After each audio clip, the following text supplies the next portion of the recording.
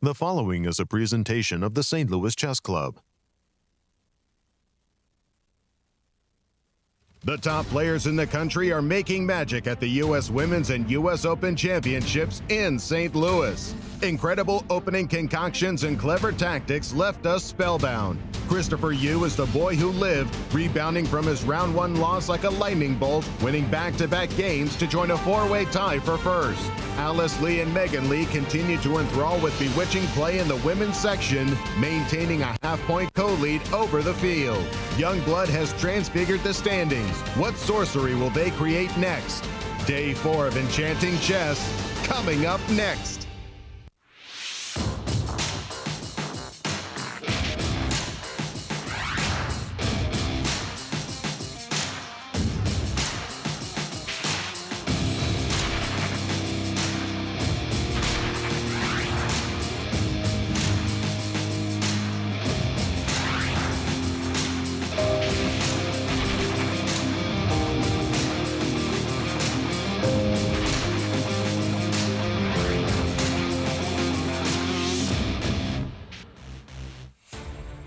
Welcome back, everybody, to Day 4 of the 2022 U.S. Chess Championships and U.S. Women's Chess Championships held here at the St. Louis Chess Club.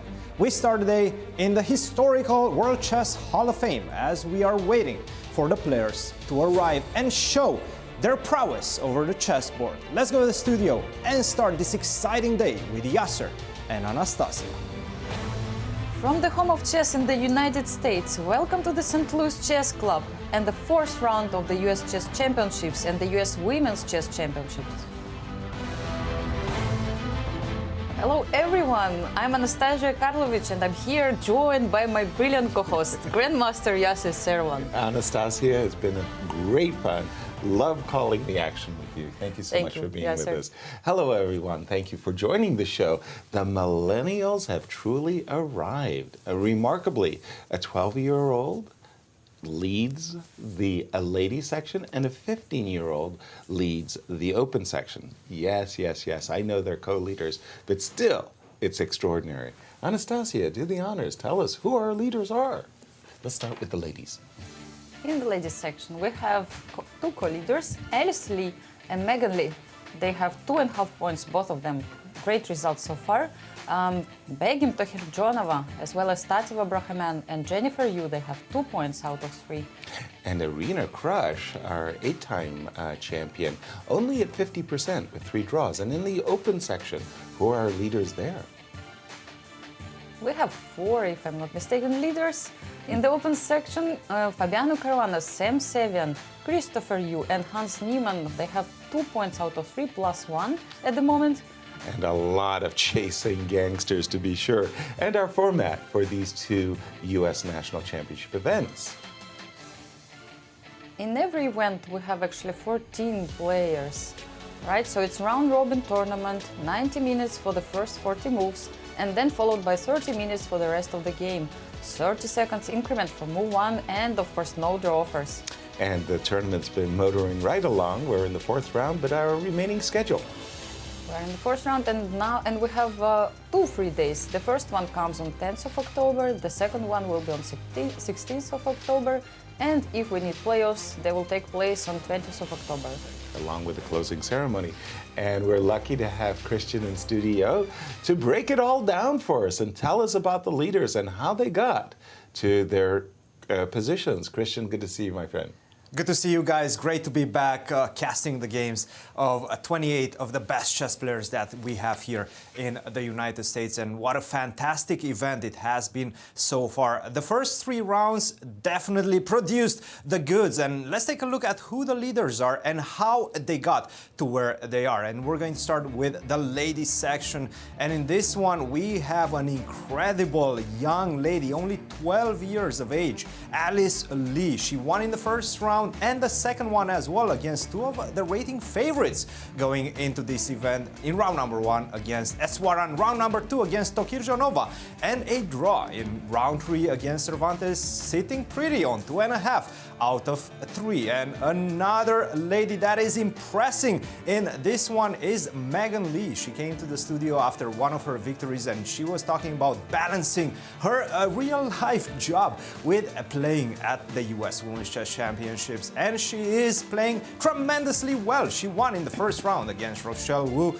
and in the second round against Nazi Paikidze. In the third round, she drew the 8-time national champion Irina Krush. And how about the open section? Well, that one is a contested field. Fabiano Caruana surged yesterday with a big victory against Darius Swiercz in the first round. Actually, a topsy-turvy game against Dominguez. With the white pieces, he forgot his opening theory and actually got himself in trouble in that one, but managed to escape with a draw in round number 2. Another escape with Ray Robson, and another co-leader in the open section is a man that, well, he's making the news nowadays. That is Grandmaster Hans Niemann. He won in the first round against the 15-year-old, a brewing rivalry with Christopher Yu. He won that one. After that, he drew against Jeffrey Xiong. He was winning in that game as well with the white pieces, and round number 3 managed to defend a very difficult endgame against Sam Shankland. And another co-leader that is impressing in this event is Sam Sevian. He won in round number 1 against the US Open, 22 US Open champion Elshan Moradiabadi. After that, in round number 2, a draw, an easy draw, a comfortable draw with the black pieces against Alexander Lenderman. And yesterday, I have to say, he was putting a lot of pressure on the newcomer Levon Aronian. And last but not least, another co-leader going into round 4 is the youngest competitor in the US Open Championship. That is Christopher Yu. He started off with a disrespectful loss against Hans Niemann in round number 1, but bounced back with an incredible victory in round number 2 against Wesley So, and round number 3 against Elshan Moradiabadi. Guys, we have so many characters and so many incredible players in this event, and so many rounds to go. Absolutely. Thank you for that, Cristian. As we see the players in the playing hall being wanded by the extra security measures that the club has installed for fair play competition. Jennifer getting wanded by Chris Bird, our international arbiter, with his latest and most fanciful wand. Next, my pick to win the tournament. Yes, exactly. And as we'll wait for them to take their place, let's go to the pairings. Anastasiya, set the table for our viewers. What can they expect from the ladies? So your pick, Jennifer, you will play with Sofia Morris-Suzuki. Jennifer looking to bounce back after that loss. Yes. And the leader, Alice Lee, one of the leaders, she's playing against Liang. And I will also keep my eyes on the game between Anna Zatonskih and Megan Lee as second leader, as well as Tati Abrahamyan, who will play against Sabina for sure. And in the open section, the pairings? And in the open section, we see really great pairings. Levon Aronian plays against Ray Robson. Wesley So will face Sam Shankland, 2 former US champions and reigning, let's say, US champion. Wesley Right. So. Yes, and then we also have a nice game between Alex Lenderman and Christopher Yu. Nice. And Hans Niemann versus Fabiano. That's sure to get everybody's attention as well. Mouth-watering matchups, to be sure. They're going to be fighting for these 3 weeks. As again, you see, nice lineup there for the security measures. One of the co-leaders, Megan Lee, being wanted by Chris Bird. Chris Bird is enjoying this one. He's laughing. He's putting the players in a good mood as well. He's not it's a nice atmosphere, actually. It's good to see players chatting and laughing before the round. I tell you, we got to go in there and wear as many electronic devices as we possibly can, and see if any one of us can get by the carefully wanding Chris Bird. And they're going to be fighting for these 3 weeks for lots of money. Let's start with the ladies. What's at stake for them, Anastasiya? So it's 160,500 prize fund, the total one. And for the first place, you'll get really great prize, 40,000, then followed by 30, 20, 15. I mean, great amount of money. All the way to the 14th prize, which gets their 3,000. Nobody's going to claim the Bobby Fischer Prize for 2022, as nobody has a perfect score. And in the open section, what's the prize money there? We have 262,000 and 60 for the first prize, 45 for second, 35 for third, and for the last one it's 5,500. Not bad at all. Very Everybody generous. will get something for sure in this event, and the total for 2 events it's more than 400,000. My goodness. And the question on everybody's mind, what is Levon wearing today? He's got the blue with the purple. Interesting. Don't like the purple. That's not matching. What do you think, For his Cristian? style is definitely quite tame. Right? Exactly. I mean, we've seen yesterday. Right? There were some very intriguing patterns on this one. This one seems to be just some flowers. Is that it? Yeah, he's kind of dressing down on this Dressing occasion. down a little bit. Yeah. Right? Now, once again, for those viewers who are looking and seeing some empty chairs, really with the 28 competitors, I'm thinking they're getting used to arriving earlier and earlier, because once that at 1 p.m. that gong, that bell sounds, they're supposed to be in their seats, but again, there's a backup, and there you see Linear Dominguez as Sam Shankland waiting. We do have Jennifer, you and Sophia at the board, because I see They have in passed English. already. Yeah, they have passed. Yeah. Sam Shankland yesterday came with a monster novelty, Cristian. Oh, yeah. He put pressure on Niemann the whole game, but he didn't cash in that big chip of a novelty. Kind of disappointing. Oh, must be. Yeah, he has white. He's an elite level player. He knew and he had that novelty in his arsenal for so long, and he unleashed it. In general, when you unleash such a new idea in such a known position, because everybody knows that position of the game, so everybody plays it at the top level as well, and to come up with such a fresh idea and not score a victory when your opponent actually immediately makes some mistakes, and it did feel like Hans was making some suspicious moves, bad moves in that game, and got himself into some trouble. But I have to say, I'm impressed with the way he handled himself. Hans Niemann, with the black pieces, decided, okay, you know what? You got me out of the opening. But I'm going to do my best to defend this very passive endgame, and this is exactly what he did, successfully so. Wow. Boy, I mean, talk about starting with a bang. I'm looking at the game of Alice Lee versus Ru Yang, and a young 12-year-old come right out of the bat and is making a big challenge. This move, A7, A6, in the Queen's Gambit declined, really being popularized by one, Magnus Carlsen. Of course, in the past, everybody would play Bishop E7 as well as Bishop B4. Those are absolutely the most standard moves, developing your pieces. What's the move A7, A6 all about? Well, it intimates that I want to capture and then play B5. I would like to see you capture, which Alice did. And the result is that although Black has kind of wasted a tempo, she ensures that her light-squared bishop will be developed. Okay, Alice said, fine, let's go. Bishop to G5, Bishop E6, defending D5. Alice said, not so fast. I'm taking your knight. Queen takes. I'm hitting your pawns. Yes. I'm hitting the pawn on D5, my ideas. Alice says her idea is to take the pawn, but equally, the second hit is against this pawn on B7. Well, Ru Yang said, my analysis is to play the move Rook A7.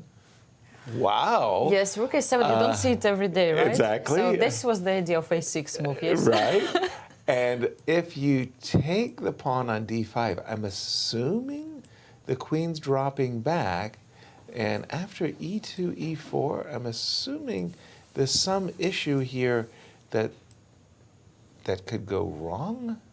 I have to play queen b6, right? Yes, because the rook is hanging. Well, my king is a little bit.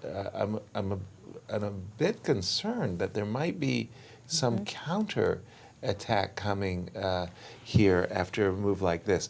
But check this out. This is what drew my attention. First, you have rook a7, but Alice went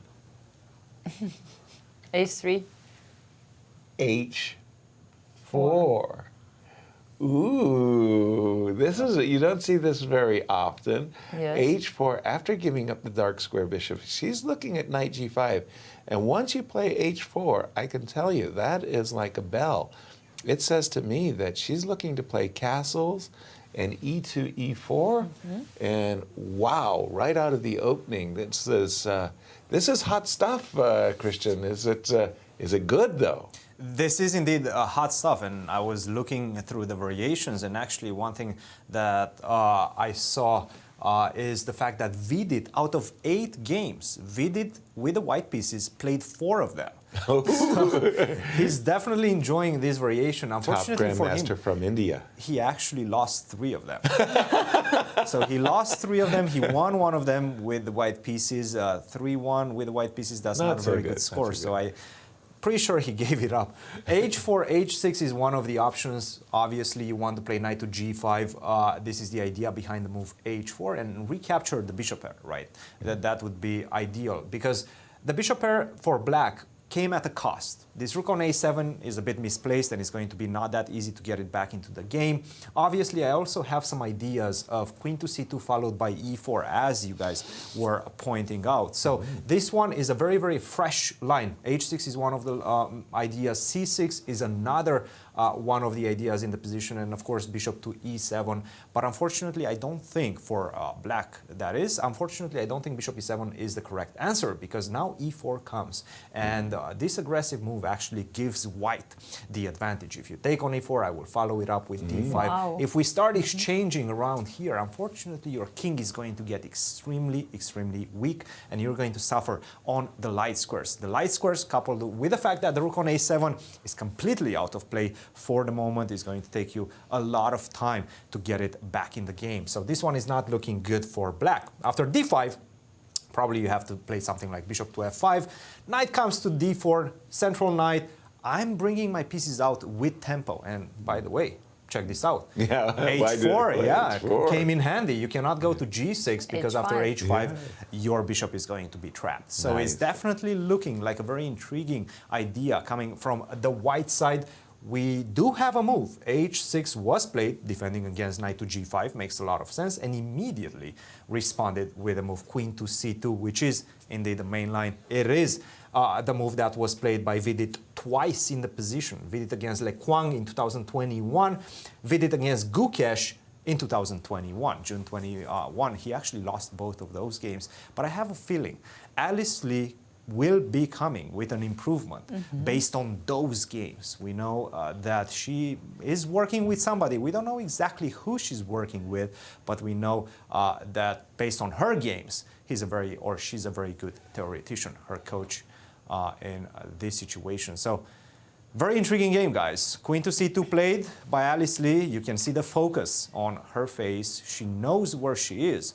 She has ideas in the position, and maybe she has surprised her young opponent.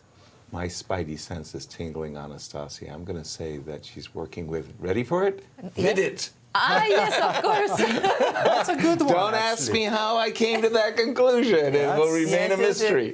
Well, speaking of Vidit, actually, He's doing very well now.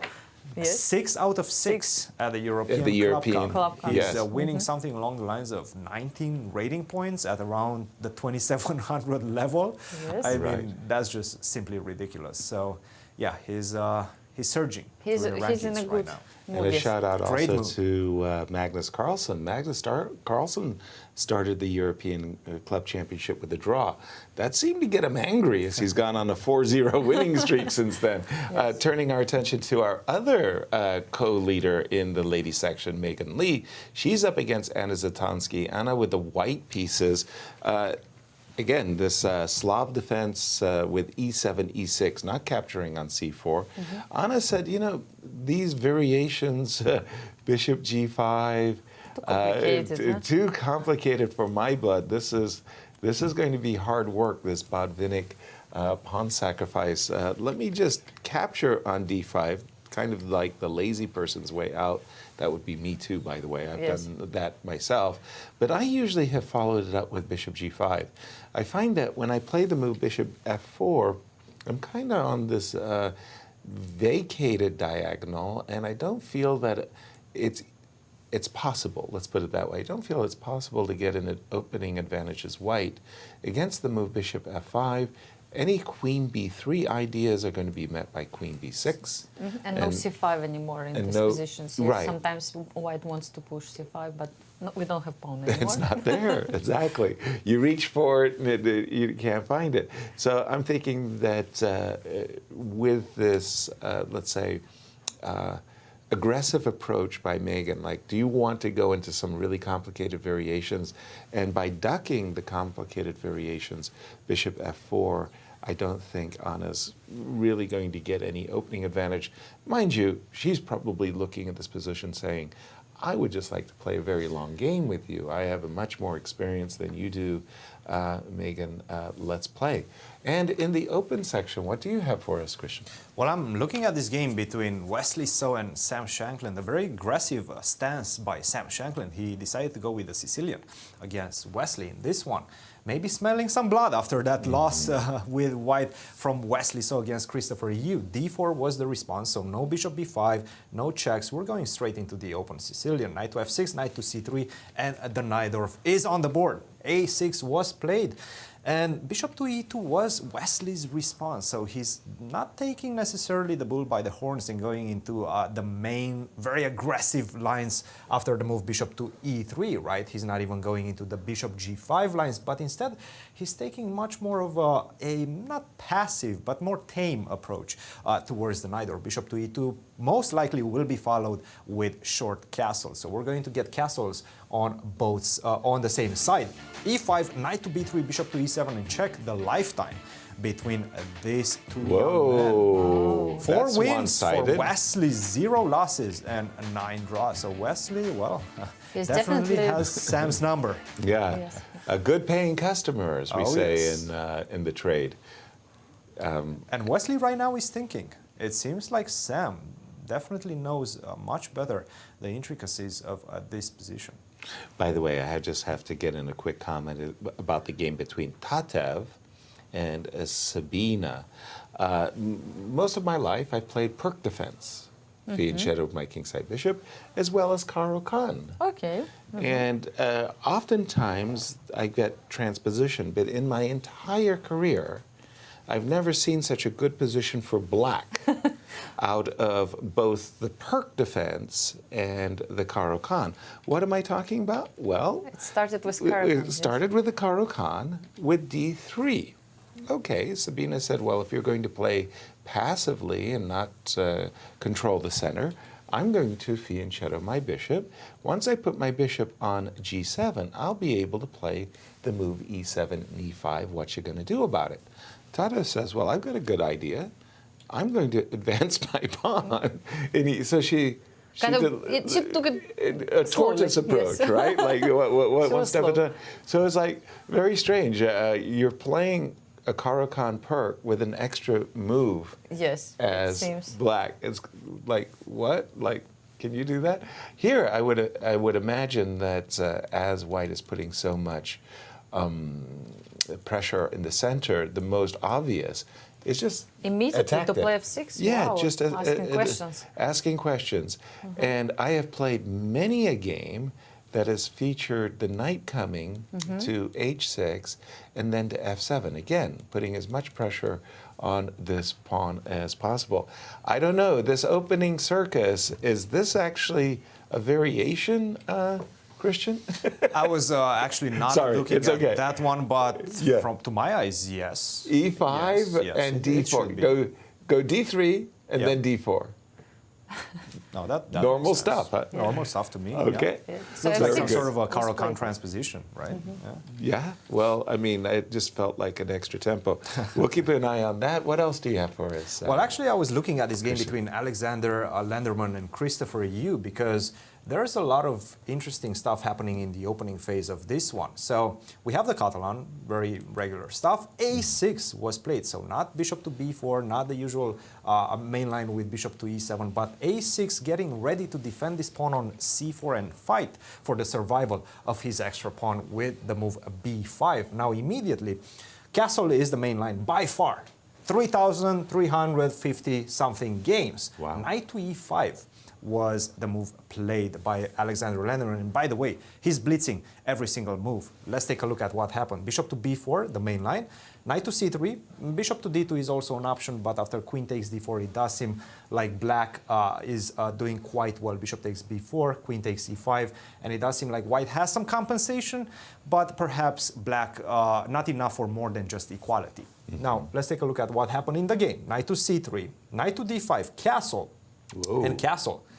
You can take a few pawns right with black. Yes. You can go knight takes c3 and start munching. Let's go. Bishop takes c3, rook to b1. Yeah, sure, I'll munch some more. 3 pawns, 3 extra pawns. But this is actually quite a well-known variation. It does seem like it's giving white the advantage after queen to a4. You have to stop that Rook with the move b5. b5 and now queen to No, a3. I thought You can take the knight, but your rook is hanging right now. And I don't even have to start by taking the rook, but I can gain some more tempis with the move bishop to f4. White is getting his pieces out, get the exchange after bishop takes a8, and it doesn't seem like this one is good enough for a black. Actually, you can even start with bishop takes e7 first. I don't have to go for the rook. Yes, you cannot actually defend that rook, which is quite funny. You can go rook a7, but that allows me to get the bishop, and you're not castling anytime soon. That's the big problem. This queen on a3 is doing a marvelous job of keeping the king in the center. So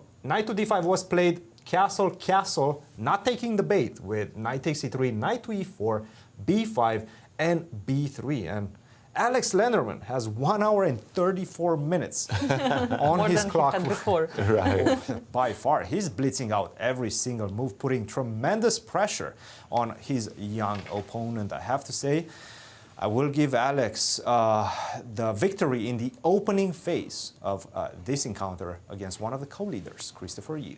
Yeah. What I paid attention to is that Cristian now learned from Begim that you should develop your pieces with threads. You know, he's trying all the time to thread something. Wait. I learned from Begim? Yesterday, we had this interview. I was trying to teach her yesterday.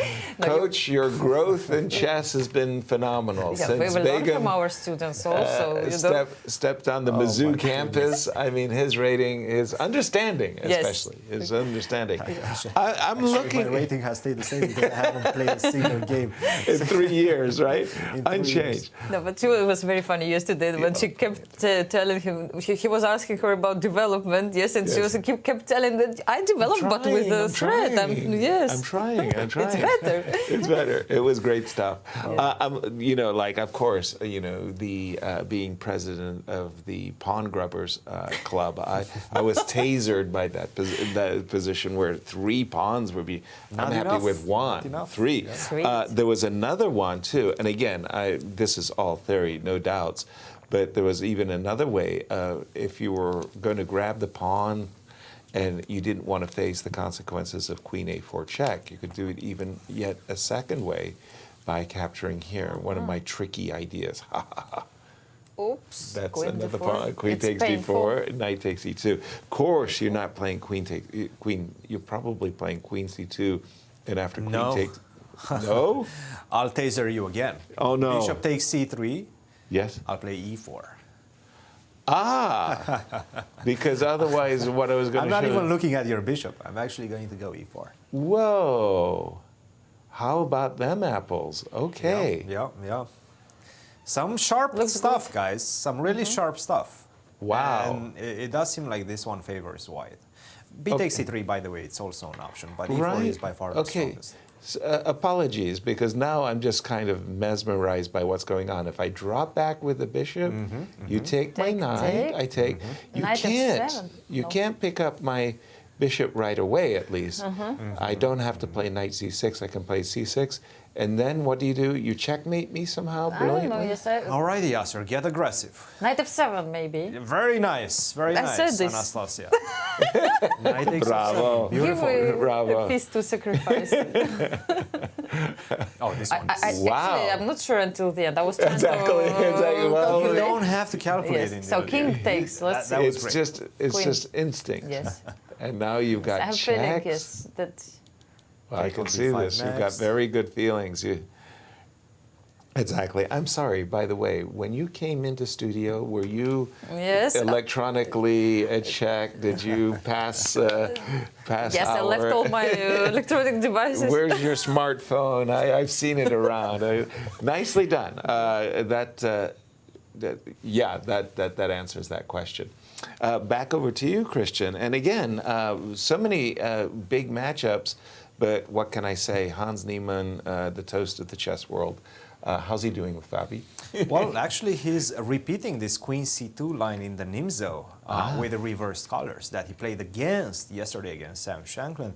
But he followed the lead of Sam Shankland. Sam, in general, once again, he's considered to be one of the top theoreticians. So if he plays some things, a lot of players will follow. Right. They will see, yeah, he's been looking at this. Maybe I should look at this as well and try to figure out what his ideas were. So this is what we're seeing from Hans in this one. But by the way, he's playing Fabiano Caruana, who is also extremely well prepared. And we have a different line. After queen to c2, castle, a3, bishop takes c3, queen takes c3, d5, bishop to g5, h6 immediately, bishop takes f6, knight to f3, queen to c4, and knight to c6. Black is immediately ready to put a lot of pressure on d4. Try to take advantage of the fact that you haven't finished your development on the king side as white. You still need a few moves. e3, bishop to d3, or bishop to e2, castle. Hans is looking relaxed. Shaved, he's shaved. Oh, very nice, yeah. He's drinking tea, most probably, he's drinking or his coffee. usual tea. Giving the death stare to Fabiano, asking him, hey. Wearing same jackets, actually. Lucky jacket. Lucky jacket. Yes, You it was checked US these Championship. files before you came to the round? It doesn't seem like it. You're actually thinking about the position quite early on, Fabiano. Right. What's up with that? Right. You tell us. Quick question for you here, Cristian. And again, I have no doubts that Fabi, who's really one of the best theoreticians in the world, this is all a theory. I mean, knight c6, to my eyes, has a very clear and compelling idea. Your bishop is terrible. Let's start there. You just don't want to play moves like bishop to d7 and rook to d8 and then move back with the bishop. The knight is interfering with the idea of c5. Clear. No time to waste. So it's all about the move e5. Well, that's what you're playing for. It's like a kind of a play on one goal, if you will. Okay, now that we know what you're up to, I'm just going to ask you, how easy is Black's position going to be as you're playing for the move e5? Let's say I just make a pass. E3? I want to start with this, actually. Queen to c3. I want you to play rook e8, because... He played queen c3. He's on the board. Oh, okay. It's also the main line. Wow, Oh, okay. that's And I'm just thinking that, okay, I play e3. I see it already. What? I was going to go e5, d5. D5, yes, so what, And knight I was d4? thinking, yes. Wow. Okay, Chris Bird. I'll call it Chris Bird. I have microphone. And you have microphone as well. Okay, very nice. And Yeah. by the way, rook e8. So he's on the board. Yes, Anastasiya called it as well. I was thinking that if I could get the knight to possibly step back to a very bad square, c7 was hanging, but I caught myself on knight d4. You caught it as well, and the whole point is, thanks to the rook being on e8, the knight is invulnerable. Very nice. Okay, sorry, Interesting. Tell us more about the position. Yes. And it does seem like Hans is probably aware also of what he should be doing from a theoretical standpoint in this position, because queen to c3 is a very important move. Right. Now, if you do go e3, the problem is, and the main difference between the queen on c3 and the rook on e8, or the queen on c4 and the rook on f8, is that black can play the move e5, d5, and now follow it up with e4. And not only that, you're attacking and targeting knight on f3, but also the pawn on b2. You cannot do that if the queen is on c3, and this is the reason why you start off with queen to c3, which was played in the game. Rook to e8, and now we're expecting, as you guys were mentioning, after e3, e5, d5, knight to d4 is a problem. Nice. You don't want to see that on the board. Actually, it is black who has tremendous advantage, already putting a lot of pressure. You can never touch this knight, because with a rook on e8, you're going to get killed on the e file. So don't do that. Please don't do that. Instead of e3, you have to prepare that. Preface it with the move rook to d1. Right. Very important move, because, for example, if you go this, knight to d4, yes, but I have a lot more attackers on d4, so I can take on d4, you take, and I can take back with the queen. You take back with the queen, I take with the rook. I don't have to touch the e-pawn, so I'm completely safe. Pawn up, this is winning pretty much for white at this point. Right. So you cannot do that. Rook to e8, Hans is thinking, he hasn't made a move yet. Rook to d1 seems to be by far the top choice in the position. There's been 17 games, 13 of them have been played with the move rook to d1. A lot of people know Topalov Dingley Ren is a very recent top-level game. Jeffrey Xiong against Hikaru Nakamura is another top-level game that was played in this one, and also one Sam Shankland versus Hikaru Nakamura. So definitely a lot of top US players have been seeing this position in their preparation and in their games, and I'm sure Hans is also one of them. Apologies to our viewer, of course. It's Fabiano is on the other side, not Elshad there. And we do have, surprisingly enough, well, no, maybe that I have to refresh my board, because maybe that's just my analysis. I think that move rook d1 is actually a very key move if Hans is going to get an advantage out of this particular variation or not. And by the way, as we're starting our broadcast, we just once again want to give a warm shout out to you, our audience. Thank you so much for joining us, and to invite you to join the discussion. Yesterday's questions that we received from the Twitter sphere were very good. Put us on high alert, so thank you for that. How can our audience reach us? Yes, easy. How? Very easy. Yes, very you just easy? First of all follow our accounts, our social media accounts.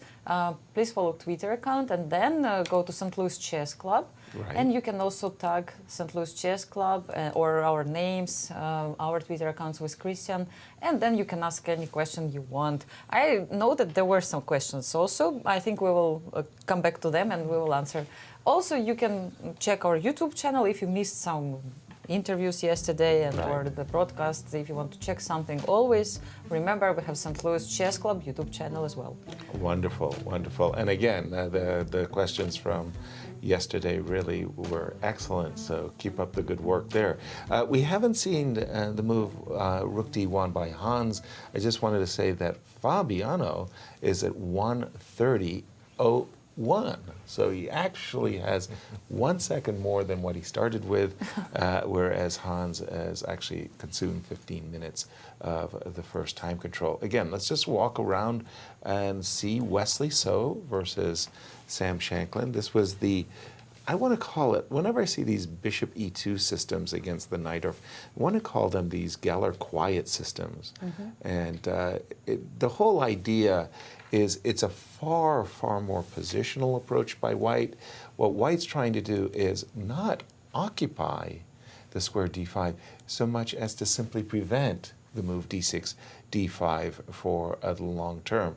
And I remember many great games being played by Anatoly Karpov on the white side of this variation. Again, Christopher Yu, this variation between Alexander Lenderman. He's been snapping out his moves against a tournament co-leader. B7, B5, B3, C3, A3. So what's going on here? Exactly. Alex is looking to artificially isolate this pawn. For example, bishop to, if the bishop were to drop back, then we can pick up that pawn without worrying too much about b5, b4, maintaining it. So, okay, we'll keep an eye there. Elshan versus Jeffrey. Oh, this is a nice Rosalimo. Ah, yes. With knight Bishop c3, b5. a4. Okay, very different approach by Elshan. Nice. I'll come back to that game. Darush versus Lanier. Don't tell me another. No, it's not a Petrov. It's like, oh, Nimzo, Rubinstein variation, knight f4. Remembering games of the great Sammy Reshevsky, a top player in the United States, he liked these knight e2, knight f4 games a lot. Okay. Queen h5 is the threat. This is immediately h5. what I can see, and d5 will be hanging as well as h7. So black has to play something. It looks a little bit scary. Yeah, the training. Look at you going for the pawns either on h5 or Queen h7. d3, maybe also. Also can queen be. d3 Yes. with a double attack against the bishop, taking a page out of Alice Lee, the queen d3. Hans, we just saw. Let's jump to Sam Sevian. And again, let's talk a little bit about Sam Sevian. This young man has been, slowly moving up the ladder. He has a great talent, very, very early in, 15 years old. He's like a generational talent, and everybody was saying, wow, he's going to be 2,700. He's made steady progress. Not the huge, earth-shattering breakthroughs, but when he comes to the U.S. Championship, he's a fierce competitor, very, very tough guy to beat, and very serious player too. I mean, he works hard on his game, and he's become a really excellent player. Yes, he needs more opportunities. Absolutely, and he played in the World Cup quite successfully, I remember a few years ago, and Yes. also the fact that he shared first place last U.S. Championship shows that his results also show his level of play as well. So he's not an easy player to play against, for sure. I mean, And it's no wonder, therefore, that he is actually tied for first. And as Christian said, coming on the show, he put a lot of pressure against the also. debutante Juan Levon Aronian. I like calling debutantes. I'm sure that's going to get Levon a snicker from Levon. What is the position that they're playing? Because to my eyes, this Maroczy bind with the pawns on c4, e4, black has some issues here. It's not so easy for black to get active counterplay, Christian. I tend to agree with you, guys, because it does seem like c5 might be the way to go for black right now. But how do you treat knight f5 after Exactly. c5? Are you going to give me your light square bishop? I'm not sure if that's a good idea. Can be because unpleasant, yes. you will have some difficulties on the light squares, specifically that d5 square once you play the move c5. Not only that, but I'm going to go b3. I have very easy moves. I'm going to go b3, followed by bishop to b2. And that knight will have to stay on f6, because if you do open up the long diagonal, you're going to have tremendous problems on the g7 square and around your king. So it doesn't seem like you have the right squares in your arsenal as black right now. You don't have a good way to maneuver your pieces to the right squares. This is why I'm worried about black's position. And you guys were talking about Sam Sevian. He's working a lot, and he's working on all facets of the games as well. I've seen him in the gym countless of times. He's working. He's definitely working on his fitness as well, and it is extremely important, especially in such a long event. 13 rounds, right? 13 rounds are very, very tense encounters because you don't have any rest days. This is not an open tournament. You're not going to play a player rated 300 rating points or 400 rating points below you that you can just cruise with. No, you're going to play killers every single round, and you have to be on your tip-top game to be able to make a dent in the standings. And this is exactly what this young man is doing right now. And this is how we learned that Cristian also goes to gym. Right, right. I see. You caught me. Yes, but enough about Cristian and his career. What about his workout schedule? You guys caught me. Yes. Nice. Easy. H7, H6. Is that a good move? Because in some ways, it's sort of like saying, I am not, like in these kinds of positions. Bishop F8, maybe. Yeah, I might be more like tempted to play Bishop F8 and fianchetto. The moment I play H6, I'm less inclined to do it. So I'm just very surprised he plays so fast. Right? He didn't spend any single minute. He actually gained a minute on his clock, a Wander Liang. So he knows maybe this. He knows what he's doing. Maybe he has prepared finally. No homework. No homework today. I don't know. I'm just seeing Queen F3, Knight F5 for Sam, and I think he's kind of cruising. Heavyweight matchup between two Olympians. Levon Aronian desperately needing to get back into the event. He's had 3 draws, has Levon. So has Ray Robson. Wins don't come easy in such a field, and we do have a kind of Queen's Gambit declined where you've given up the bishop, the dark squared bishop. So this pin, a little bit awkward, probably G7, G5 is going to be the move that's needed to cure this pin. But Ray went with C5, and I'm assuming Levon didn't want to see the move C5, C4 appear on the board. He captured. And this is intriguing because I think he's trying to set a positional threat, a positional trap, I beg your pardon. Okay, Knight takes B4. I'm going to play Queen B4. And you're going to go, what? Really, Yasser? You're going to allow me to play Knight D3 check? Okay. And you force me to take? Yes. Yes. But now you're as black, you're very proud of yourself. You've got this great bishop in the middle of the board, stopping me from castling, and then I hit you with the move Queen D4. And you go, uh-oh. If the bishop has to step back, then this double pawns on the king side are more than offset by the fact that I don't get to castle, but black's king could be Exposed, permanently damaged. We saw yesterday how close Irina Krush was to checkmating Megan Lee once she got her knight. In that case, she was black. She got the knight to the C4 square. So that's a kind of a positional trap. But of course, there's no, Ray is under no obligation to go knight D3. Knight D3.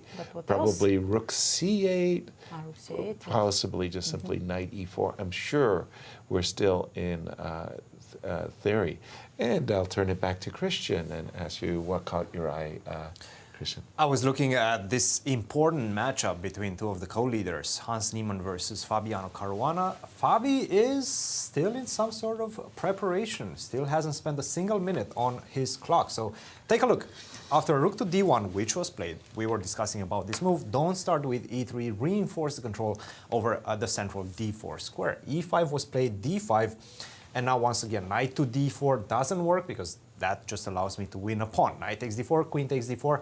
I have more attackers than you have defenders. So knight to b8 has been played 14 times already. So this is quite well known. Now, the question is, what are you going to do? And how is the position after bishop to e2? Let's say you have to hook this pawn on d5. You cannot allow the pawn on d5 to stand on the board because you're going to have huge problems on the square c7. So eliminate that pawn. Unfortunately, you're falling a little bit behind in development. Rook takes d5, knight to c6, castle, bishop to e6. This is what I'm seeing as a very normal potential development in this one.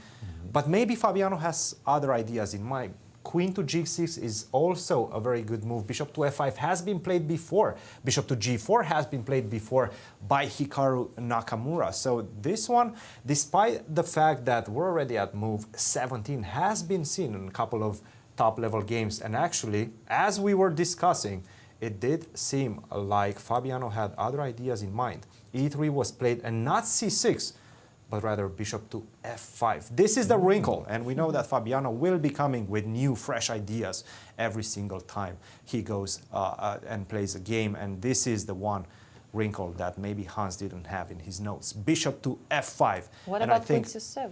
Thank you. Yes.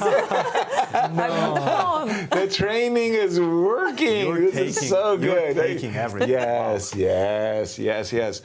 A question has been asked: is the pawn You can capturable? take it. Yes, it's definitely I capturable. learned The from question Yasser. is, Yeah, exactly. If you can take the pawn, take the pawn. Take the pawn. If you don't see a refutation, and I'm going to You got it. extend an olive branch. After queen takes e7, I'm going to go knight d7. Don't take my pawn on b7.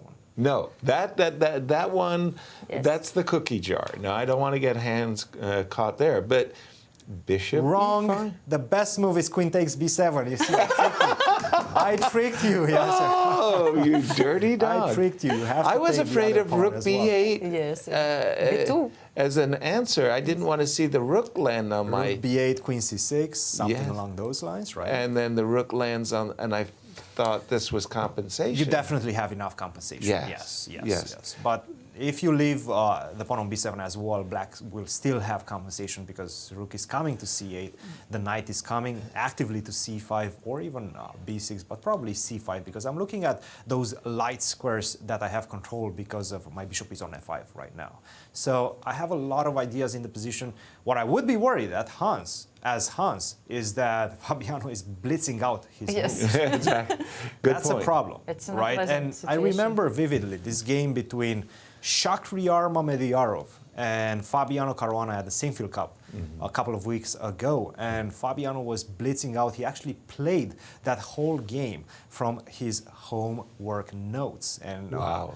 barely Shakhriyar with Yeah. incredible moves survived King that G1, game. Queen D1, Yes. Queen F1, Remember what and he giving said? back the queen. Yes. He said it's better to be, I think, with pawn down than with extra queen against your preparation of your opponent. Yes, something Yeah. like this. Like it's better not to have this extra queen. Yeah.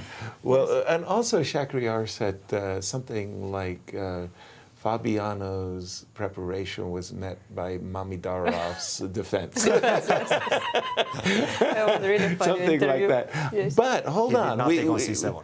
Okay, just a second. Queen take. Yeah, he played bishop e2. Knight the d7 immediately played. Yeah, the Yes. sedate move. But once again, queen takes c7, knight d7, bishop b5. Now the difference in this case is if you go rook c8, that's a bad move. Queen takes b7. Now I've actually you closed. benefit with the b5. bishop. Probably you will play rook on e8 to c8. Okay, and again I'm kind of reluctant to grab this pawn, although I didn't see a refutation. Knight And if I- c5. Yeah, Your and- queen is trapped. Knight c5. Just Yeah. that's Just the like that. refutation. Dark. Queen a5. Is this a pawn or isn't it? It's not good. It's You're not good. already in big trouble after knight c5. Knight c5. I'm in big trouble. Yeah. Well, decent trouble. Let's just put it that way. How big Decent is- How trouble. big it is, yeah? the trouble. 0 point. Whoa. Wait, what is And this? very important to be relaxed. You take off your shoes. Wait, you what? you set yourself up nice and comfy. Is he using like a yoga pose? What is he doing? Feet up Possible. underneath the chair. We're getting a bit comfortable with the players right now. Can we check again? The shoes? It's Yes, really uh-huh. awkward if Yes. you bring your slippers into the playing hall. Sam, yes. That was probably not on takes my different bingo approach. card. No, this morning. no, didn't expect that either. I'm still intrigued that bishop e2. Wow, look, I mean, Fabi. Oh, bishop e2, He- knight d7, castle, rook c8. Fabi He's is getting- blitzing out his moves. 27 seconds from the moment they started the game. So bishop e2, very Natural. natural, Yes. cautious, but knight d7, castles, rook c8.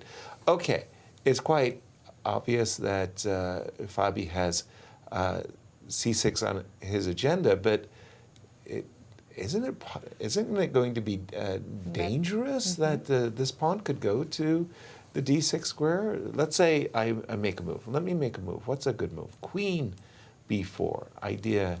Of course, to grab one more One pawn. pawn, and maybe on a good day also play e5. You got queen b6.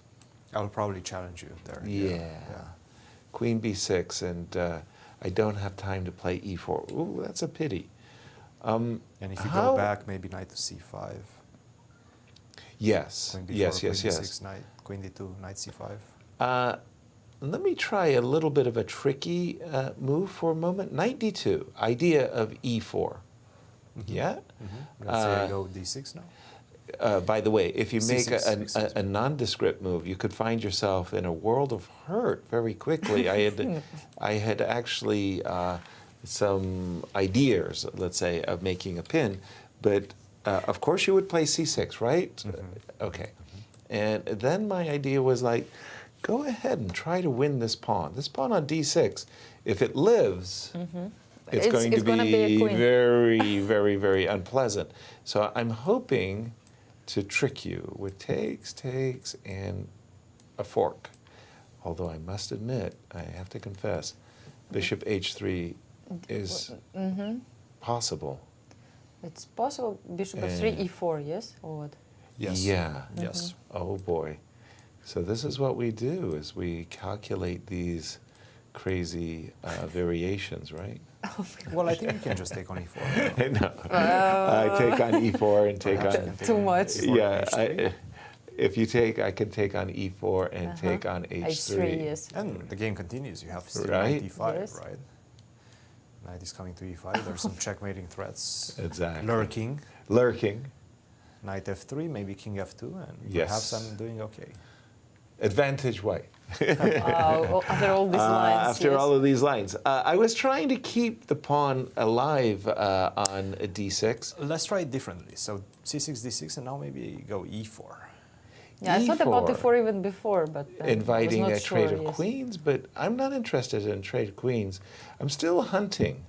Knight b2 is hanging in this case. Maybe I'm not hunting very well.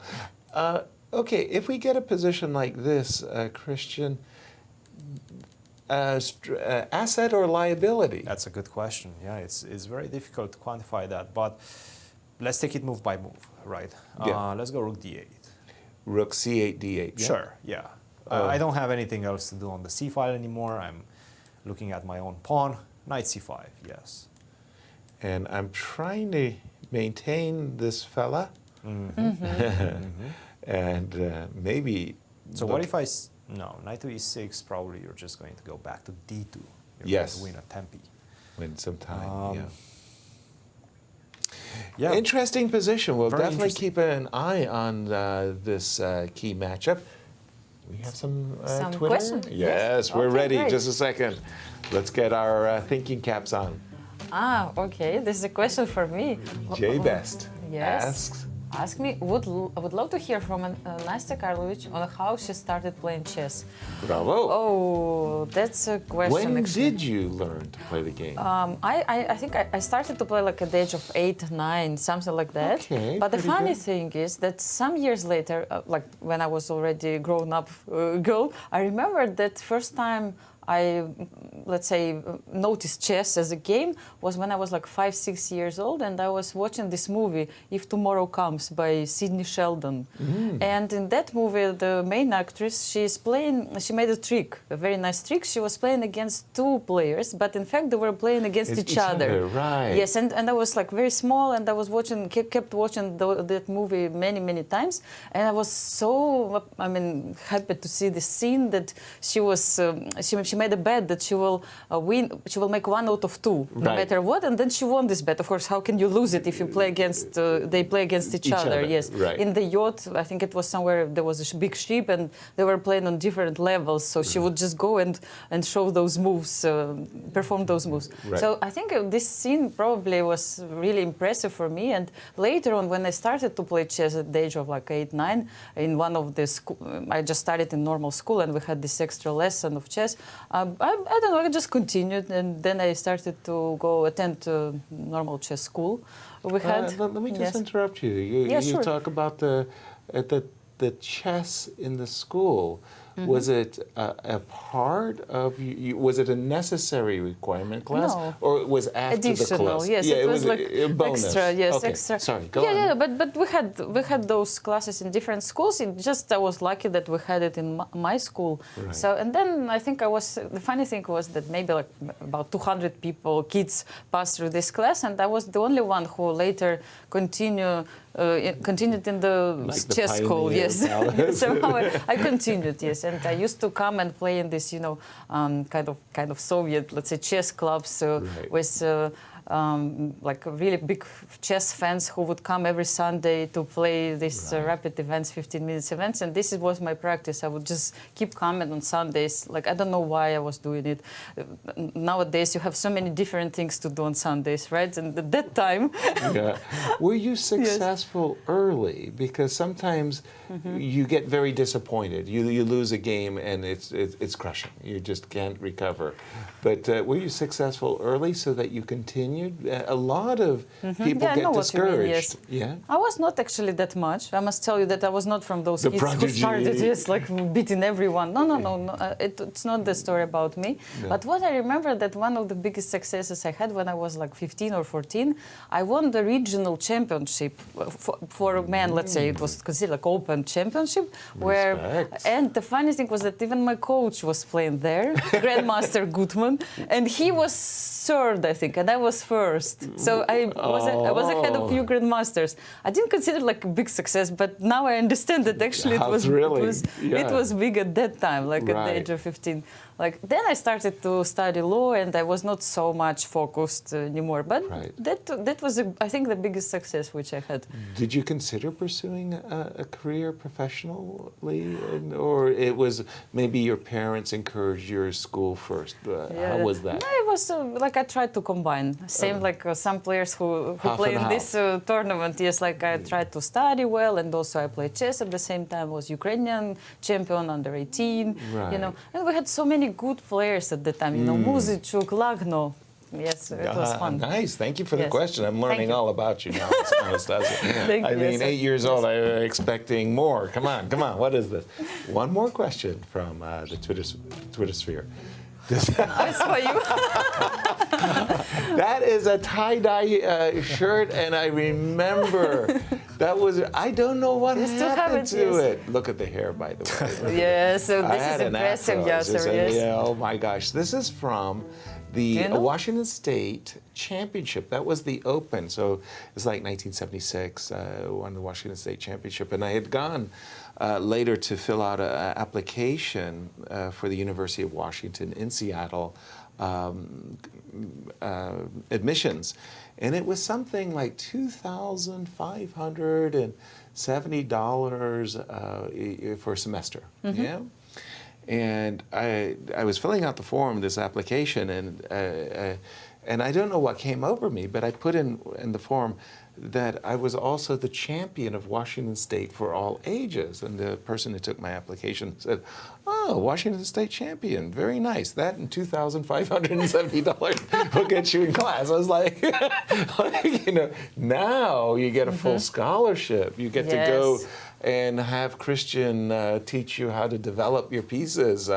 Exactly. Yes, not bad. And they pay. So was it a lucky short? Yes. So yes, Yeah, it was a good shirt. Yes. Yeah. It's similar style to Levon, no? Yeah, well, I I mean, his sartorial splendor, I'm not even close to what Levon. I don't know. I mean, I might have got. In my day, they might have tossed you out of the tournament. Yes. They expected ties. But by the way, what about your tie and Levon's short? I mean, it's I somehow think it we fits. can go. Yes. I mean, Today, this is, according to Cristian, my Cobra tie. I got my Cobra tie on. I'm ready. I'm ready to party. I mean, this is good. This is good. Sure. Cristian, we're having too much fun. What do you have for us in the Hans Niemann game? What I don't have is a Cobra tie on me. But I was actually looking at some lines in this game. Obviously, Fabiano very well prepared.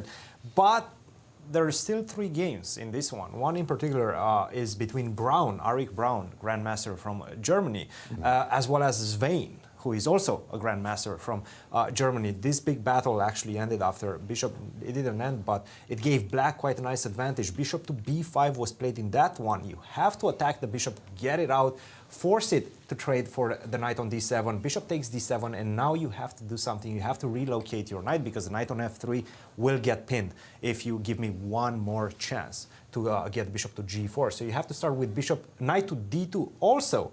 You're trying to reroute the knight. Where are you going? Probably to c5. Right. If you can go knight e4, knight to c5, and put some pressure on the b7 and a6 pawns, then your position is most likely going to be favorable. Not only that, but whenever you land with the knight on c5, whenever black plays the move c6, I will play the move d6, and the knight on c5 is going to be a great supporter of that pawn on d6, supporting it to go to d7 and get closer to promotion. You cannot allow the knight to get to c5. By the way, guys, I think we do have, as we were speaking, the novelty in this game. A4. Not bishop to b5, but the move a4.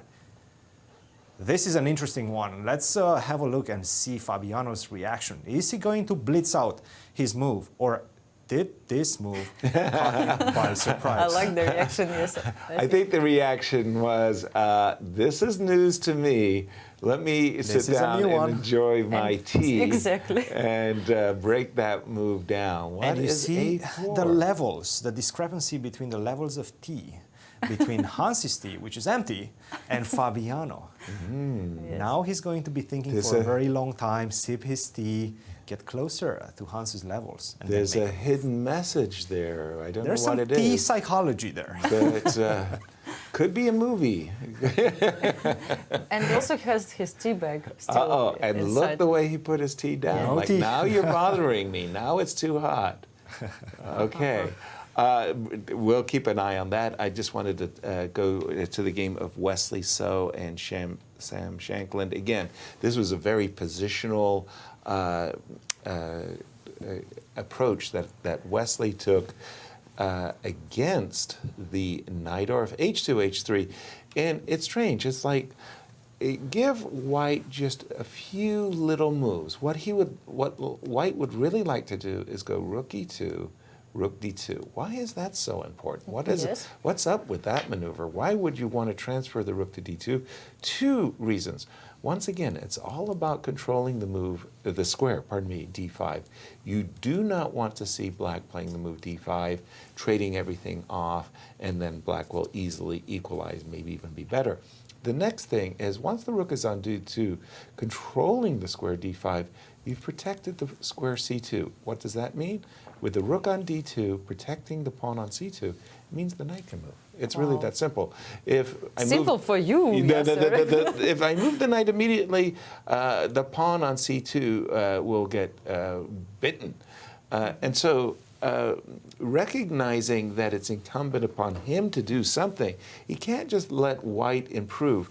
Black is, you might say, he's achieved everything. He's all developed. Like you can go down. How are you feeling? Good, good, good, good. Not so good. But good, good, good, good. So it's not like black can make some move that radically improves his position. He can move his king. White has a lot of move. So that is why we see the move b5. And now we understand why the pawn went to b5. We can go en passant, improving our structure a little bit. And we understand this knight is going to land on c4. It will be tremendous. Knight a5, stopping the knight. And remember a moment ago I said, how are you feeling? Not so good. Thank you very much. Much better, much, much better. And we see this strategical fight. Now a move like rook e2 gets met by knight c4, knight takes c4, bishop takes c4, rook to d2, and Pawn. It wasn't hanging a moment before, but now that the rook goes to b8, it is hanging. So by this very, I want to say, crafty move order for black, he's denying White the opportunity of playing rook to e2 to d2. Now Wesley has to change plans, strategy, yes. just as Sam was forced to as well. And back over to you and the game of Christopher Yu.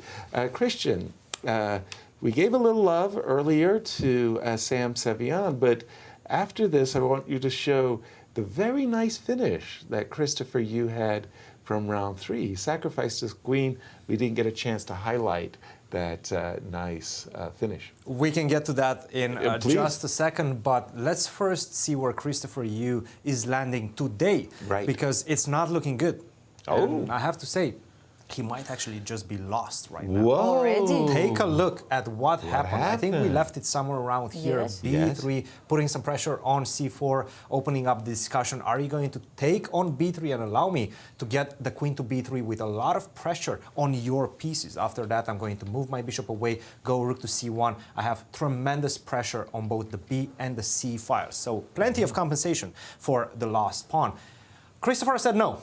I'm going to go C3, but take a look at this. And this has been played in recent games, actually a recent game between Bogdan Daniel Deac from Romania, my compatriot, and Maksudulu Parham, queen to C2. That was played in that game, 2021, September of that year, and it's definitely a new game. It's definitely a game that has been analyzed, and Alex is showing that he analyzed and improved on that game. He played the move A3. This is the novelty in the position. Bishop to E7, and now queen to E1. E1. Yes, we checked with you. Attacking his C2. pawn on I was thinking C3. And C2. what, guys, it's all about the development. What he should have done, Christopher, is just develop the piece. Bishop to B7, allow white to take on C3. You're going to lose that pawn. Right. No matter what you do, you're going to lose that pawn. Right. Don't try to save it. Use the time that's been given by white's hunt for the pawn on C3 to develop your pieces, right? Knight takes C3, knight to D7, and try to play this game. Finally, you have C5 coming in the position. It looks pretty decent for black. It's not as bad as the game continuation. He played the move B4. White says, sure, thank you. I'll take that pawn. Thank you very much. I'll open up my rook. That's an extra pawn as well. If you want to take back, I'm going to go knight to D3. I can also just simply exchange the dark square bishops with the move bishop to A3. Why is it favorable for white to exchange these bishops? C5. Because this knight is going to land on C5. Once you don't have control of that square C5 with your bishop, I'm going to land with the knight there, and then that's going to make life very difficult for your own knight as well to get out into the game and finish the development. So you're in trouble. F6 was Christopher's decision. Knight to D3, still eyeing this square. C5, it's all about that one. Knight to C6, this is what we have right now. But I'm trying to understand, what if I just simply continue taking your pawn? Right. Knight takes C3, you are up a pawn, now I'm up a pawn I as want to white. take this pawn on D4 just to check. Which one? Good for you. Yes, Knight let's takes check. D4. Knight takes D4. D4. Knight takes Central D4, pawn. yes. Let's I will see. take. Take, Yeah. okay. And now knight to F4. I'm targeting this guy. If you do go bishop to B7, whoops, you have some problems with E6. I attack your knight somehow. Queen to C3, queen to D1. Queen to D1 seems to be the best way. Knight to B5, knight to E6. Resignation time. It's painful. That's yes. death. That's Resignation time, it's game over pretty much. So you don't have that option. So C6? If that's or the case, yes, C6, of course. But your pieces are so clumsy. Actually, This knight is defending the pawn on C6. If you move it, I pick up on C6. Not only that, but I'm also going to pick up on D5 because you have to defend. In the meantime, the rook on A8, everything is falling in black's position. It's like dominoes right now. The pawns, the rook on A8 is not looking pretty. This is completely winning for white. So what to do, guys? From the starting position, one more time. Knight takes C3. Yes. Wow. This is And it's a pretty really, natural really... move, right? Then I have to take on B4. Knight takes B4, knight Which C6. Knight Which C6. knight? This knight takes on B4, completely losing. Boom. Knight takes? E4, let's go. Oh. Okay, I gotta go back, no choice. Queen C3. And I just had like the ugliest pawn structure ever, right? It's you have some big problems. Yes. I also have bishop to A3 coming, potentially Right. exchanging the bishops and then getting the knight to C5. Positional overkill. You look at the pieces. Whose Right. pieces are better? Obviously Right. white's. Whose structure is better? Obviously white's. And look at the time. How is it? the time. I mean, Alex is catching up, but he's catching up in a winning position. Right. It's more pleasant, definitely. Very, very, very nice. And we promised our viewers that the finish of yesterday's game, Elshan was the victim of Christopher Yu. Christopher Yu, by the way, 3 games, 3 decisive games. Yes. He got disrespected in the first and then he round. became very angry. And then he won 2 in a row, including a Yes. victory as black over Wesley. So, Elshan, a victory. You've got the final position, well, about to be final position on your board, Cristian. I do have the final position. It's a nice finish. It is indeed. It's a very nice, very professional finish. F5. Well, let's take it back a couple of moves. Queen to H6. Yes, you here have we to stopped. defend against Queen takes H2. You cannot allow that on the board. H4, very beautiful defense. F5, and now the killing blow. Sure, I can go Rook to C7, try to go B7, and pick up the piece. But guess what? I can pick it up in one move. Wow. Sacrifice This is the nice. queen. And actually, after Rook takes A8, B7, Yes. there's no way to stop C7. Your queen is now very far away from the action. Right. You're not going to be able to get back in time to defend against the promotion with B8. I'm going to get my own queen. I'm going to be a piece up. Not only that, but you're probably also getting checkmated. Very nice finish by Christopher in that game against Elshan. And shout out to Maurice, our good friend. He pointed out this nice queen sacrifice because we didn't catch it on the live broadcast, I believe. No, It's we great didn't. that he actually. So it means Maurice was watching. Yes, Maurice is great. watching. Are you Yes. kidding? I mean, he studies us. He's like trying to get better. You know, Yes. he's working on his game. You know, he understands. You know, Cristian, this great coach, you know, could improve him. By the way, Alex Lenderman did not play the prescribed the knight pawn, on huh? E4 takes C3. He said, you know what, that pawn, that Anastasiya, that you and I both wanted to take Yes. with relish, knight takes D4. No? No. He doesn't want I mean, E2, E3. But does that move spoil the advantage for him? It spoils Cristian? some of the advantage. I'm still finding this position extremely difficult and painful to play with the black pieces. I understand this move E3, because right now if you continue with your typical development, bishop to B7, I have both my knights ready to jump to C5. So one of them is going to go to C5. That's going to put a lot of pressure on your position. You cannot do that. So he's just waiting to see what black is going to do. I think also he created this threat B5 now. Yes, before knight D4 was possible. Now Correct. he actually protected his pawn and he wants to play B5. Oh, it's The an immediate improvement. B5, Yes, knight what- takes D4 would be a... not recommended. So E2, E3, with the idea of B5, that was why you were thinking, you better take this pawn before it's too late, right? Knight takes B4, and where does it all go from here? I assume, I assume we take. and I've got to take So with if the the bishop takes, Yes. again bishop A3 idea of which Cristian showed. I don't exactly. know if it's the best here. No, it looks good. I mean, there's no way that this pawn is going to survive. And when white does recapture it, again, we're going to be seeing a lot of black pawn weaknesses in the position, A6, E7, E6. Advantage Lenderman right out of the opening, for sure. And again, I'm just going to make a quick check. Ooh, look at these. What's going on here? We left the game Levon, Aronian versus Ray Robson. We took on C5. G5. Immediate G5. Yes. Because I had showed one line where the queen could nicely come to the D4 square and we take on And then F6. G5, knight D4. Well, things are getting hot, but I'm absolutely confident that this is all theoretically. You think it's known? I don't know if it's normal so much as it's a theoretical discussion. Yes. I mean, look at the pieces that are hanging. The bishop is hanging, the bishop is hanging, the queen is hanging, and I'm assuming after a move like queen A3, now the knight will be hanging as well. The only thing not on pre are the kings. They're not in check. Let's call it hanging help position. clear our cobwebs with the Levon Ray Robson game, because, well, I know it's a theoretical battle, but what's going on? So what was the move that you guys were recommending? Well, we just saw Queen knight A3? Knight Or- takes C5. We're Right. anticipating queen A3. Queen B5 is the move. And he Oh, queen actually B5 played it. is- okay. He played it. Yeah. This is still theory. Okay. This game has been played 3 more times. Three games. The most recent one, Companion versus Mercadal from 2021. I would assume that's a correspondence game. Okay. I have not heard about this player's queen to b5, attacking the knight on c5. Obviously, you have to defend it. You probably don't want to take on h4 because I'm going to take either the bishop on f5, either the knight on c5. I think you actually might be in some sort of danger with the black pieces in this one. So don't take on h4. Knight to e4 seems to be the best way forward. It's a game. It's a game, guys. Knight takes f5. A lot of things are hanging. I understand that.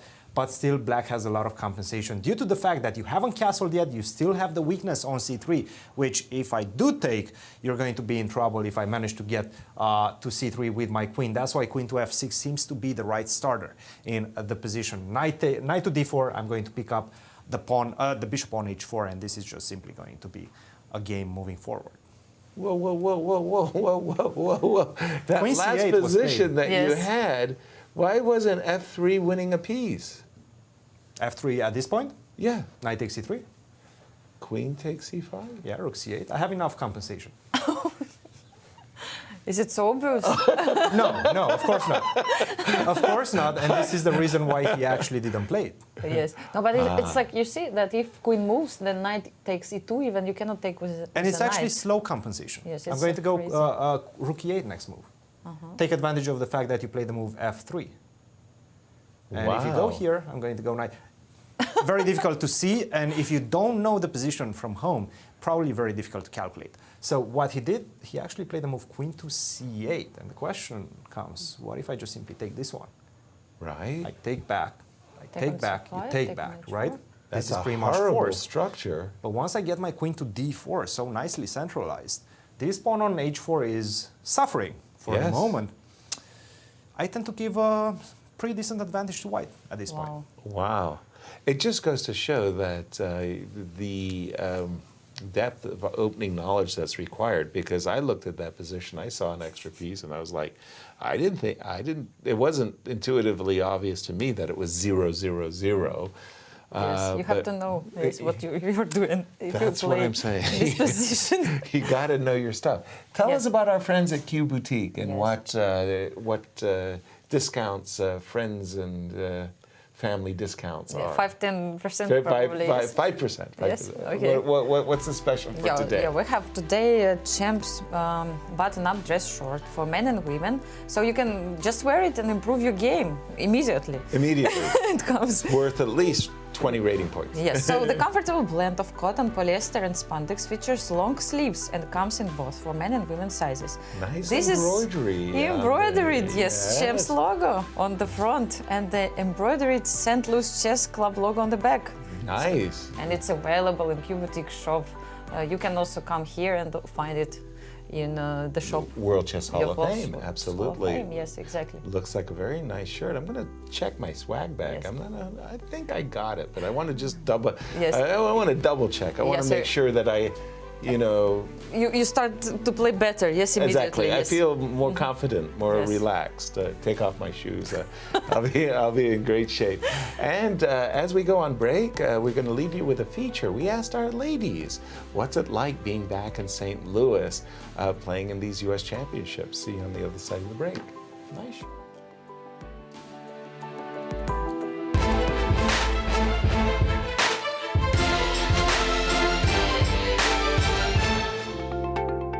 What's your favorite part about the U.S. Championships being held here in St. Louis? I always love playing in St. Louis. I always love the hospitality that Rex and Jeannie provide for the players, and I always like to come back and to see my friends, but at this tournament specifically. It's always really well organized and runs really smoothly, and the players are always really nice and fun to hang out with. I think this time in St. Louis is very beautiful. I love walking around, and fall time is one of my favorite seasons. We have a lot of trees around, so I love being in St. Louis in October. I like how we get treated in St. Louis. It feels like home, and we get a lot of respect from the club and all the employees, so it's just a nice feeling to play in a place where chess is appreciated.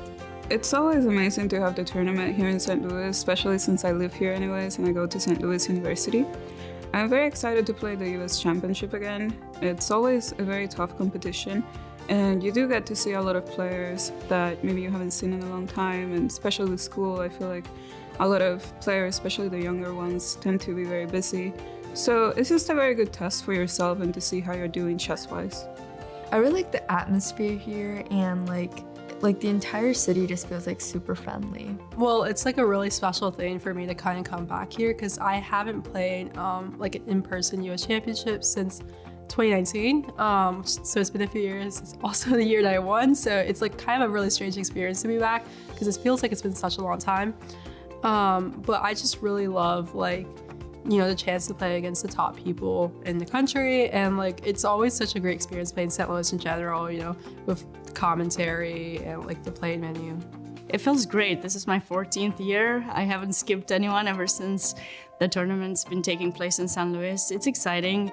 I did not expect to be invited once again because I've had these terrible years of playing and I've focused a lot on commentary and things, but it's great to be back. I'm very excited to play back over the board, and hopefully it will be a good tournament. I always joke, and so maybe if it's not St. Louis, I already would stop playing chess. It gives me motivation. It's wonderful how organizers treat people, and for me it's also important. I like playing chess together with the strongest players, and I like to compete. And this is very difficult to determine just one small part, be it in St. Louis. This is like second home, definitely for me. And I've been here many times, and I enjoy being here all the time. And this is just like favorite place to play chess. There's so much chess here.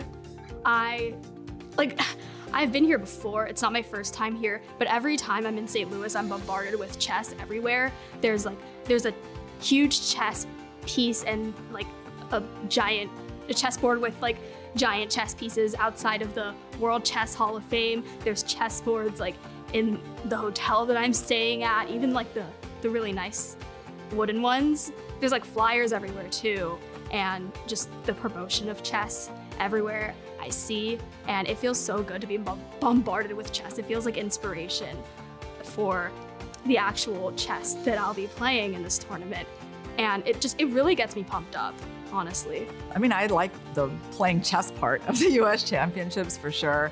I mean, like the competition. I enjoy the camaraderie as well, and like all of our evening dinners with Rex, and just seeing like all the St. Louis people again, the commentators, and my friends here. Well, I really like, obviously, all the events hosted by the St. Louis Chess Club. One thing that I'm really excited about is to be playing against all these strong players. Like, many of these players have been my idols for many years, and they still are. So it's really cool to be getting to playing against them. The people are like really nice, and yeah, like in general, the playing hall, the places, like the food around here, it's always a good experience. I think US Championship in St. Louis is my absolute favorite event. I always love coming back here. Just the chess club and people who work around at the tournament, everything is just so wonderful.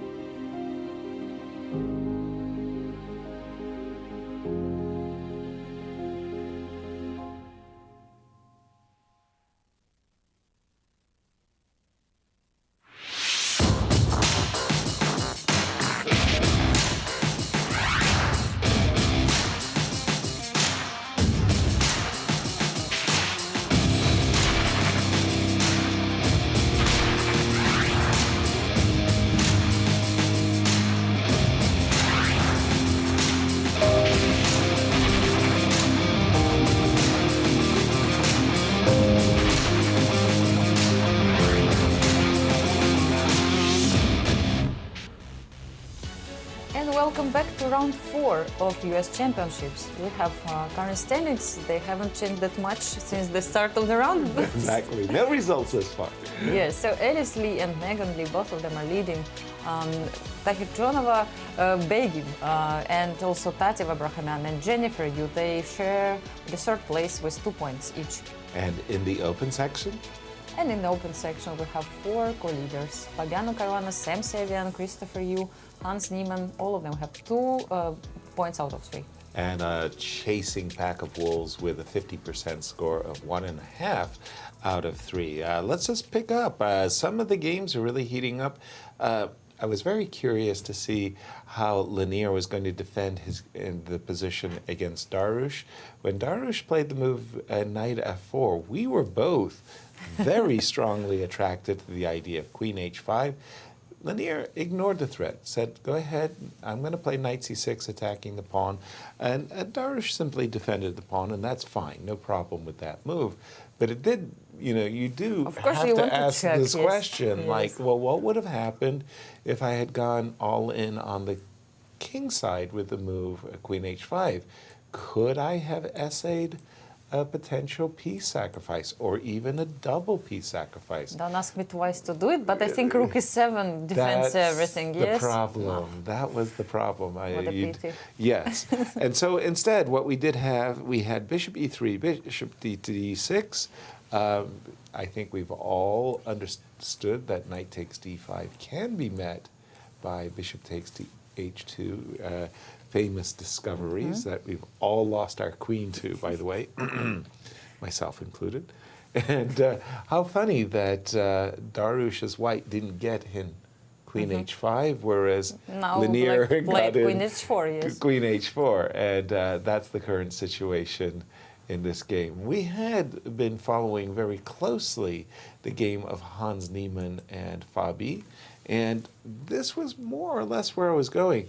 Not necessarily with the move a2, a4, but really a3, a4, pardon me, but asking the question, when you play the move c6, I want to play d6. I was trying ideas with knight d2. Hans started with a4. And unexpected. Maybe he was intimating, okay, maybe I want to rush the pawn up the board.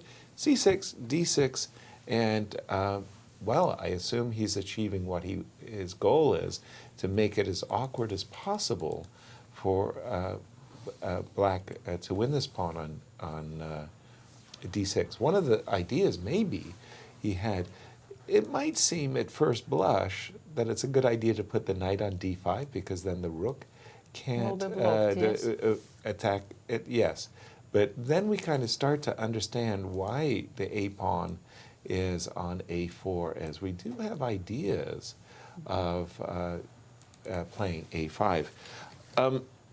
Interesting. What happened in terms of the time, by the way? Because Fabi was playing super fast until a4. Until he decided to drink some tea. Yes. Tea break? Yes, tea break. And after tea break, I think they He played c6? c6. I cannot see so close. It's 41 minutes for 41 Hans and 1 hour and 11 minutes and counting right now for Fabian. Half an hour difference, so right? Something like a 15-minute think on c6? Yes. Something like, okay, so c6 came after more or less a 15-minute think, and then came probably very quickly, because you played a4 not to capture. A 15-minute think. D6 came after another 15-minute think. Another for 15. Hans. Yes. And I posed the question before: asset or liability? What says the engine?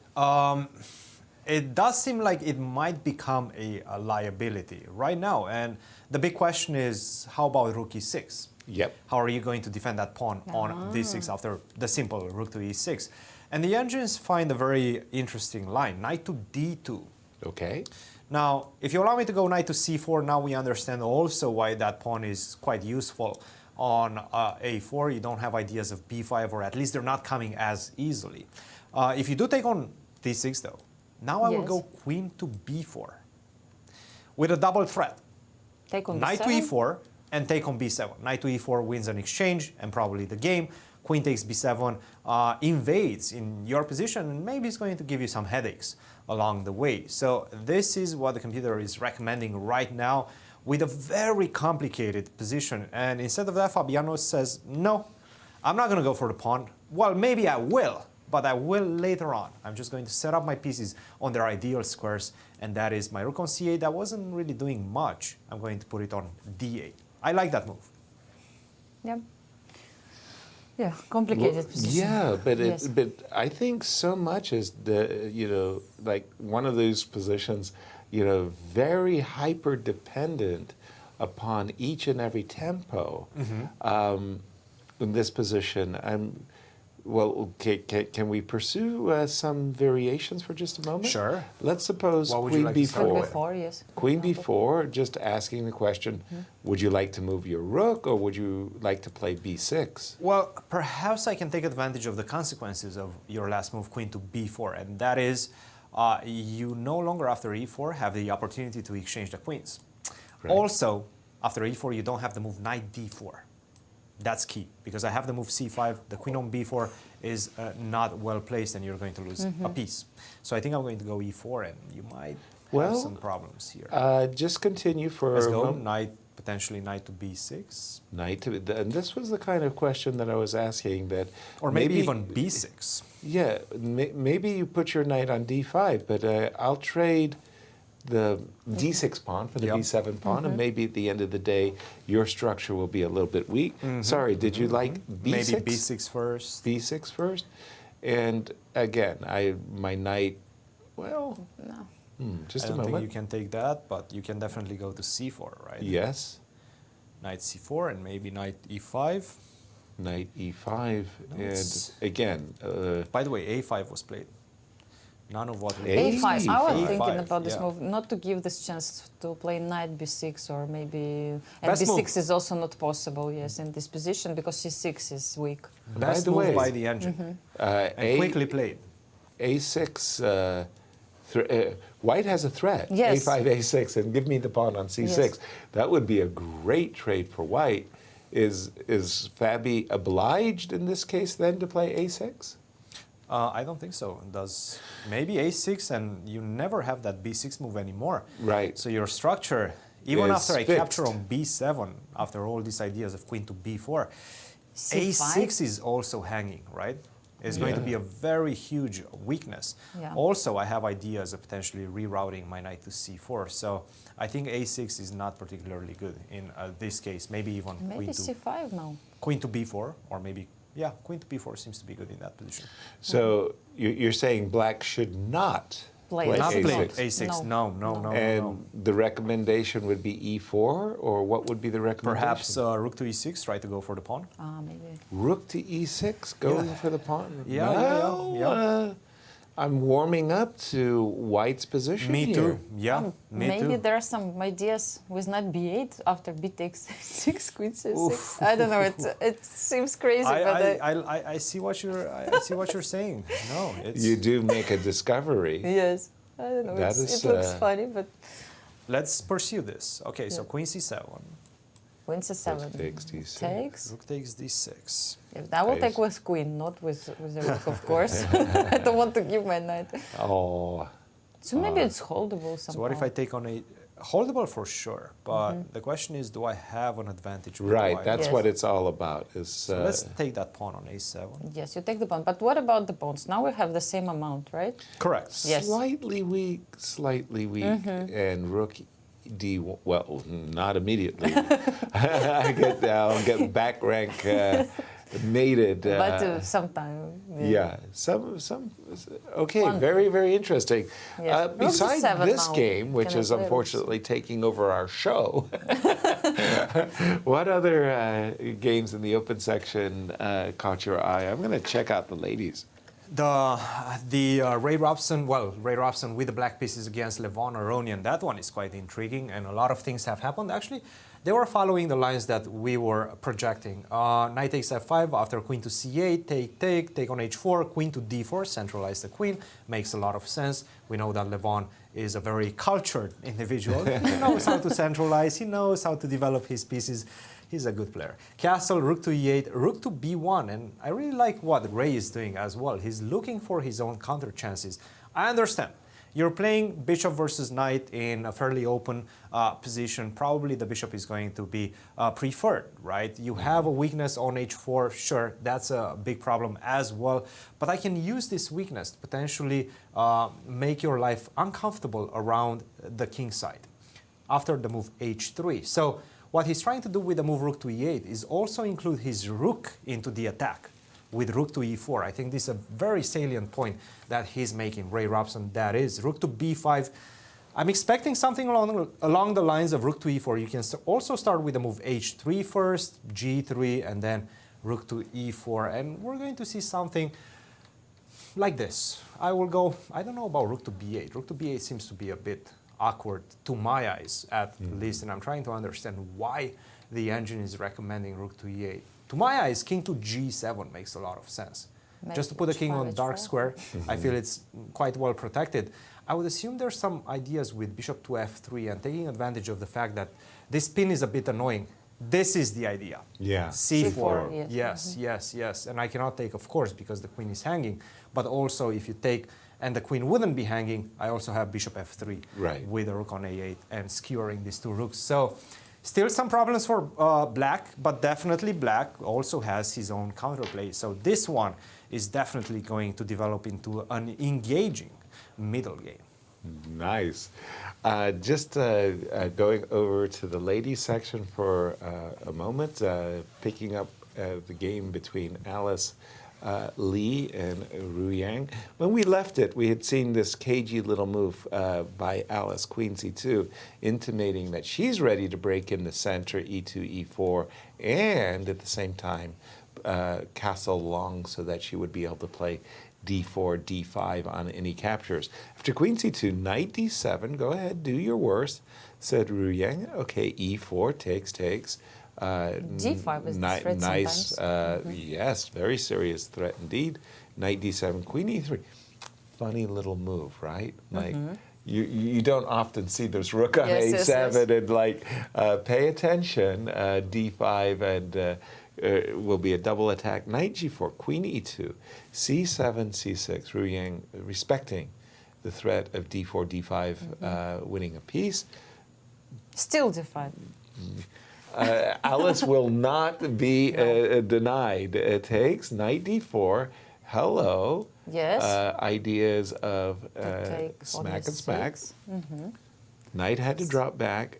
Ooh, look at this. We don't even recapture our pawn right away, but Alice says, you know what? I'm going to castle, and I am going to... Is she going to play f4? That's the question. No. Okay, so...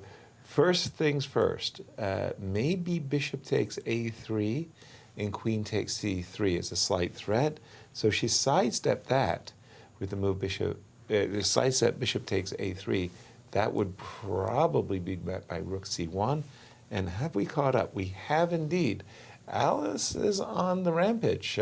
She sacrificed a pawn, and she's looking at, on two occasions, she could have recaptured the pawn with knight takes e6, followed by queen takes e6. She eschewed it both times. And now the question is, what would happen after bishop e7? Yeah, that's a good question. Because if black will manage to castle, then it's fine. And then they will play g5, and rook on e7 is not so bad anymore. You play rook c7 next moves. Exactly. So you have to be fast. You have to do something with white if you want to prove that you have any kind of advantage here. Agreed wholeheartedly. Or maybe you have to create maybe some kind of attack with f3, g4, g5. You're right. Using the fact that black still needs to finish his development, and now g4 immediately. Exactly. Yes. Looks maybe promising. Intriguing pawn sacrifice by one of our co-leaders. Let's go to the other co-leader. Megan Lee is with the black pieces against Anna Zatonskih. I'm seeing a lot of Queen's Gambit declines, Carlsbad structures in the games of the ladies. We're just also Arena Krush. Yeah, everybody plays the Queen's Gambit decline. These days. And again, the very standard fare, I want to say, for these variations. Usually you throw in a move like a7, a5, just to be sure that there's no minority attack. Then it's all about rook e8 and fighting for the control over the e4 square. All right, let's just see, just a second. There was a game, yes, this was the other one I mentioned. I like Irina's space. She's got space on the king side. Again ending. Yeah, and again ending. b4, rook c1, rook c3. She could get an advantage. On the other hand, if Shritha is fast enough to play knight e4 and c5, she will equalize the game. I wanted to go to the game of Tatev and Sabina because I felt that Tatev's victory yesterday, for me, Tatev's a very streaky player. She can put together a number of wins, and equally, when things go wrong, she can start losing all of them. It's a tumble. Yes, it's a tumble. Yes. This was the Caro-Kann / Perk / I don't know what you even call it. F6, C4. Okay. Wow. She's trying to Let's go. Play dynamic chess. Right. She certainly achieved that with Queen b3. And now it looks like just a French defense, some kind of a Tarish French defense where Black has already gotten in her central break with f6. Should be decent for Black, I want to say. But I would prefer to play it with White. Why?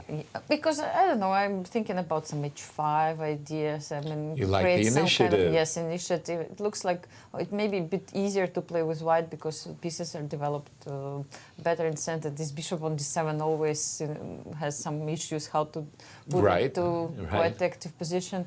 So I prefer to play it, but I never played French with Black. So maybe if I had a chance to play, and I know that you are on the other side. Enjoy torturous play, and like how you could defend for 6.5 hours. Then you would respect and appreciate how truly bad Black's position is. Right? I had enough problems with my openings. I didn't want to play French. Also. For me, like you say, I'm kind of a bit on the other side. If I never really. Was disturbed by playing queenless middle game French defenses. I always felt that in the French defense, when you're White, you've got a space edge, whether it be in the center or the king side, the queens actually help White. The queens lend themselves to attacking possibilities.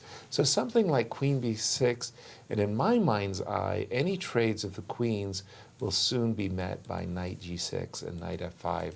And I kind of think the worst is behind me type of thing. So we'll keep an eye on that one, and we'll turn it over to Cristian and see what he's been keeping his eye on. I've been looking at some of the key games in the ladies section. This is a big one, the one between the 8-time national champion Irina Krush versus Ashrita Eswaran. And I have to say, I really like what Irina is doing in this endgame. She's hitting all the right notes. She's taking a lot of space on the queen side, a lot of space on the king side as well, putting a lot of pressure on her opponent's pieces. And at the right moment, what she will probably have to do is transition from this side to potentially the c file with the rook on a3, or put that in the back of your mind, or play the move a5, and after that open up the a file and invade with the rook via the a file. Now let's take a look at what happened in the game. Knight to f8, and now we see the move b4. As I was mentioning, maybe a5, open up the discussion around surrounding the a file as well. I think would have been the preferable option. She did not do that. She played the move b4. This gives Black a golden opportunity to play the move c5. What Black needs to do is to activate her pieces and try to exchange as many pawns on the queen side as possible. Not only that, but if you do play a move such as b5, at least not only that I can take and create your own weakness, I can also play the move c4 and create my own passed pawn. So this is an option as well. I'm not really sure how to feel about this move b4, specifically due to the fact that Black has this option of playing c5 and putting a lot of pressure on White's structure. Still, you look at the position, you see a lot of space. Irina still has the advantage in this one. And what's happening in another big game between Nazi Paikidze versus Gulrukbegim Tokhirjonova? Let's take a look. f4, knight to b6, knight to e3. This was some sort of a Grunfeld with an early expansion by Black. a5, a4 Grunfeld with the move g3.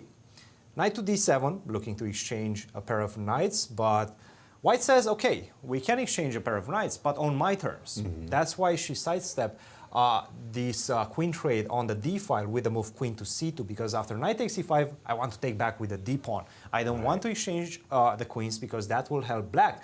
And what I want to do is play against the bishop on g7.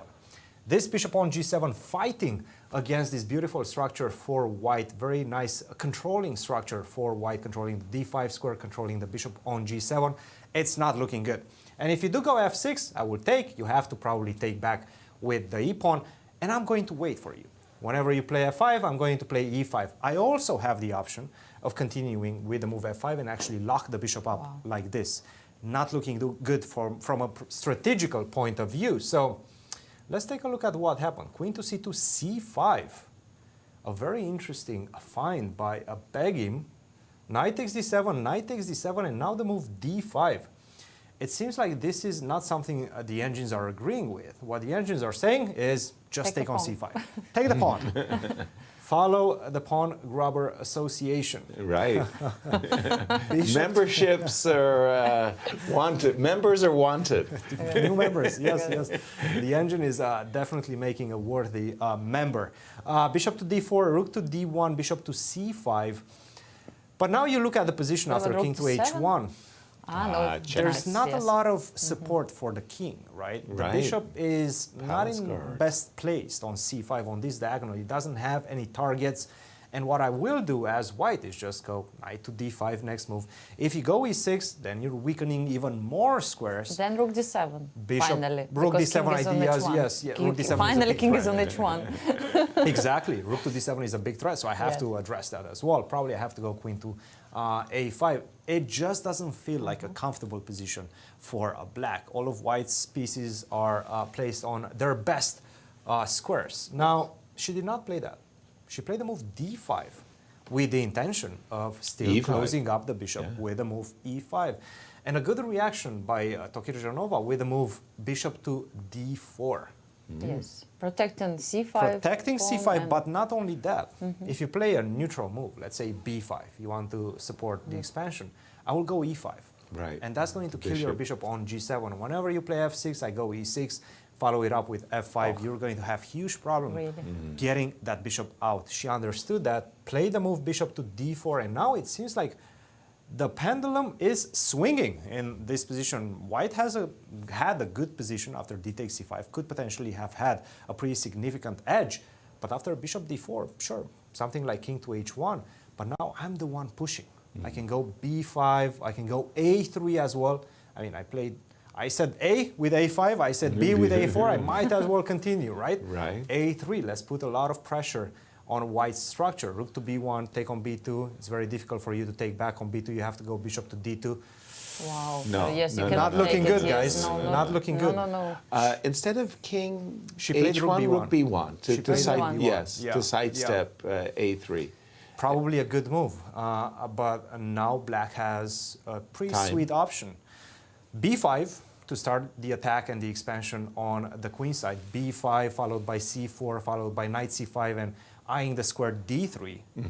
That looks good, but also something like knight F6 and starting to look on the other side of the board.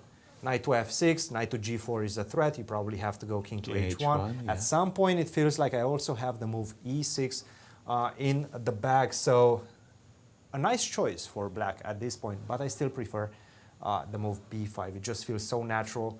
If you allow me to get the pawn to c4 and then knight to c5 and on d3, that's not going to be looking good for your situation as white. So definitely still a lot to play for and an intriguing middle game in this one as well. All right, thank you for that. I'd like to turn our attention to the game between Jennifer Yu and Sophie Morris for just a moment, because all my life I have been playing the Botvinnik triangle system as both white and black, and I think that Sophie has played a very, very instructional moment right here. I think she's outplayed Jennifer Yu thanks to the following sequence of moves. Jennifer's last move, knight to d5, introduced the idea that she she would like to get rid of this knight. There's a big problem. Pawn takes, and oops, we lose a piece. So Jennifer plays the move knight d5, and now it's like, if it's my turn as as white, I want to play knight takes d4, and eventually this bishop will end up looking pretty terrible if it's just defending this pawn on d4. But Sophie played it very, very well. She took on e2, got rid of that knight, and brought the other knight. Now, in Sophie's mind, she has a very clear idea. She wants to play knight d4, put the queen back on d2, and then play e6, boot out this knight, go away, and she will have a wonderful outpost, and white will not. Well, Jennifer got a little bit skittish. She said, wait a minute, I'm better, mix things up. I'll play the move e5. But that has a very severe consequence. The consequence is this pawn could, number one, become very weak. Not that I want to take it right away, because that would result in a trade. I'm threatening this, knight takes, and queen takes, and white is starting to make some threats at just the moment that black isn't ready to deal with them. Instead, after e5, Sophia could just say, you're not threatening to do anything. I'll play the move b7, b6. Now do your worst. Do you want to take? Well, if you do, then look at this. Very, very nice, gorgeous bishop. And black will complete her development nicely with bishop b7. I think the position is preferable, not great, but certainly preferable for Sophie. And for Jennifer, who's just coming off a loss, she started with 2 wins. Everything was going really nice. Suddenly, the U.S. Championship isn't... Yes, please. I think maybe something like such moves like g4, maybe here to maintain some pressure, and f5. I can see you got up this morning with very aggressive, very aggressive. Yes. I don't know, maybe... I will take. Now you'll take, yes. I will take. And I have no time to play f5 because knight d4 comes, yes? I don't like it. Yes. Actually, yes. So it's really hard to compete with you, Yasser. I mean, no, you'll do your best. Take, if you take, and then the question is, I'm not really eager. I want to put it like that. I'm not really that eager to take this because pawn. I will take bishop c5, right? Exactly. But I do want you to kind of enjoy the fact that you play g4 and there's no f5, which you really wanted to kill me with. And, again, I'm just going to play it very slowly as black. Fortunately, you don't have any, squares. Fortunately for you today, yes. Exactly. I'll put up my fortress guards and so on.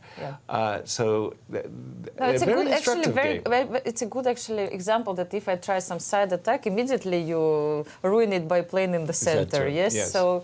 I had nothing after that. D takes c5. In the game of Hans Niemann and Fabiano, we see this white pawn on d6. Yes. In Echo, we see between Rochelle and Talia that after e6, also. And then, once again, the big question, is it an asset or is it a liability with this move e5? Talia says, I've got tricks in mind for you. Don't even think about taking this pawn. I have a discovery and I will recapture. By the way, that's a white king in the center of the board. You don't want the position to open up when your king is still in the center. Bishop dropped back to c2, defending the pawn on d6, and now in kind of a Grunfeld fashion style. Oops. Whoa. f4. That's suddenly got very interesting. Talia's whole idea was that any f3, bishop h6, and then suddenly the knight will drop in on e3. But f4... Very brave move. I like it very much, if it works. And of course, there's a reason why the bishop's on c3. You can't... The highly desirable e takes is going to cost the queen. Wow, very, very, very, very double-edged stuff. Now, if you want to really up the ante, how about this one? Oops. You're trying to remove my bishop from c3 now. Exactly, yes? exactly. Okay, and again, this hard. is all happening when the king is still in the center. If the king waltzes to the king side, be careful. You will be walking into queen h4. If the king waltzes to the queen side, well, there is knight f2, and also be very careful. There is b5, b4. This one, very, very, very double-edged. The ladies are on a narrow tightrope. This is one this is one of those games where you have this tightrope, but it will only support one player.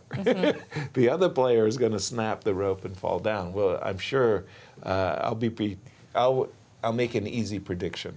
Actually, I'll predict a decisive result in this game. Oh, yes. Oh, yes. I'm thinking somebody's going to win this one after the move b7, b5.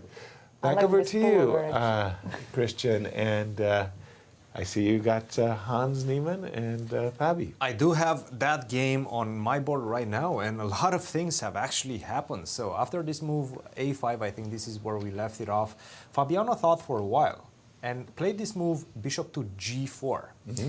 And immediately, almost immediately, responded by this move h3, attacking the bishop on g4. But my question is, what if I continue with what I probably wanted to do after the move bishop to g4, and that's just eliminate the knight, right? Simplify the position.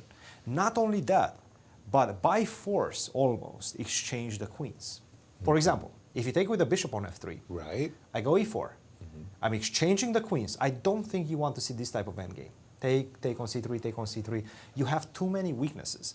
And I actually don't have any big weaknesses. The pawn on b7, while you attack it, I'm going to simply defend it with knight to c5. There is no way to attack this knight. b5 is covered. You cannot get the rook to b5 because the pawn on c6 is covering that one. d5 is covered as well. So the knight on c5 is going to be untouchable. Right. And that's going to be a beautiful knight. Not only that it defends the pawn on b7, but also opens up the action of my rook, and that's creating a lot of pressure on your liability, in this case, the pawn on d6, as we enter this endgame. So, to my eyes, bishop f3 strategically might already be extremely problematic. So, most likely, after bishop takes f3, you have to recapture with the g-pawn. But this one is looking dangerous. I don't think you wanted to see this on the board, I don't think so, no. That wasn't what... Is it so bad that you have to do it? It is. It is. Yes? It truly is. If you take with a bishop e4, this is a very difficult endgame.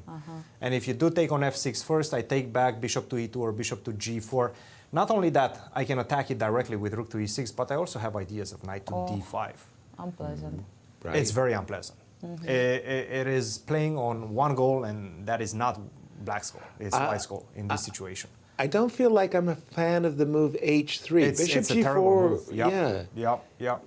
No, it's all about tempis right now and tempos. He was supposed to immediately attack the pawn on b7 and the bishop on g4, take advantage of the placement of the bishop on g4 with the move queen to b4. And this makes a lot of sense. The queen on b4 is perfectly placed. You get out of dodge of this queen trade, which we've seen definitely favors a black. You're attacking the weakness on b7 that you spend so much time to set it on b7 and cement it on b7 with this idea of a4, a5, right? So you've been doing all the right things, hitting all the right notes, but the last move, h3, I have to say it's very, very bad. Thank you for that, Cristian. Turning to the game of Alice Lee for a moment against Liang. Bishop c5, not bishop takes a3 was played, not bishop e7 either.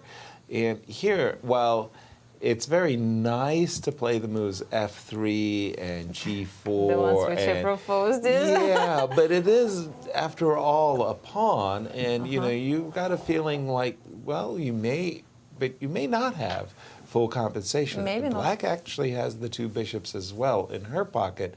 Maybe it's time to just, you know, take it.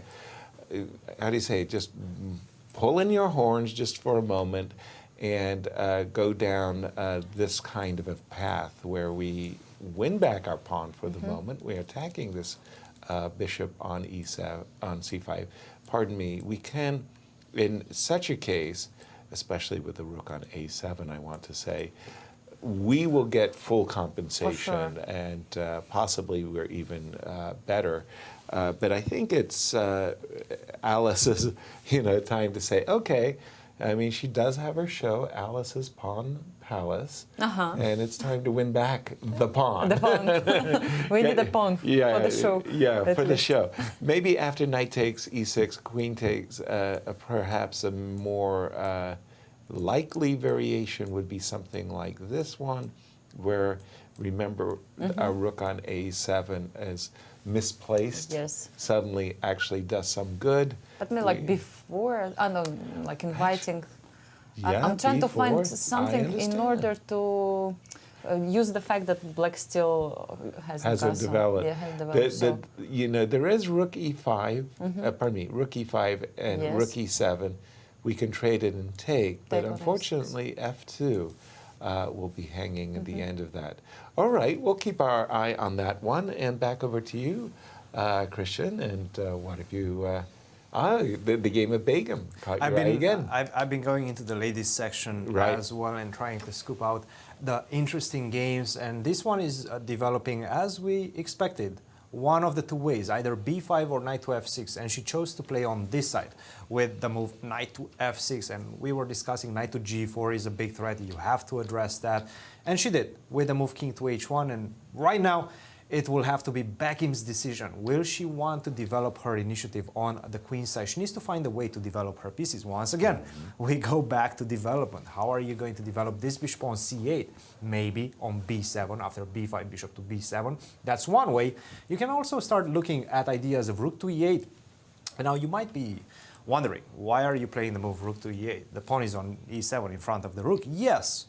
But an interesting idea is not only to play the move e6, because in a lot of cases it doesn't work, unfortunately, e6. And I will show that in just a second why it doesn't work. For example, if you play in this position, e6, there's d6. You cannot take on d6 e5. Because of e5, right? So after d6, you have to stop e5. If I get e5. 5 pawns connected after the move e5, not connected 4, connected 5, that's not a good idea. You cannot allow that on the board. You have to play e5. We could actually be seeing this position. Definitely an interesting sequence that Begim could be considering at this point. She might be looking at potentially preparing that with a move rook to e8, saying that, sure, I mean, show me your better moves. How do you improve your position as white? Maybe bishop to d2, but then I go e6 and then follow it up with e5. Now, once you take, I have the option of taking back with the rook and looking at your e4 pawn. So it's definitely looking like black is favored at this point. Very tense middle game. Any bad move, and the pendulum could swing, because if I manage to get the center going as white, e4, follow it up with d6, you might be in trouble. So black has to do something, and she has to do it quickly. Right. Thank you for that, Cristian. Boy, that's a really, really double-edged sharp game, and I didn't know what the final verdict was going to be, but we have a question from our Twitter audience. Thank you for participating, and One has a tweet. As a tweet, a lot of chess champions have written chess books. Tal is my #1 chess author. Who are the best and worst world champions, not based on chess skill, but on chess authorship? Yeah. Wow.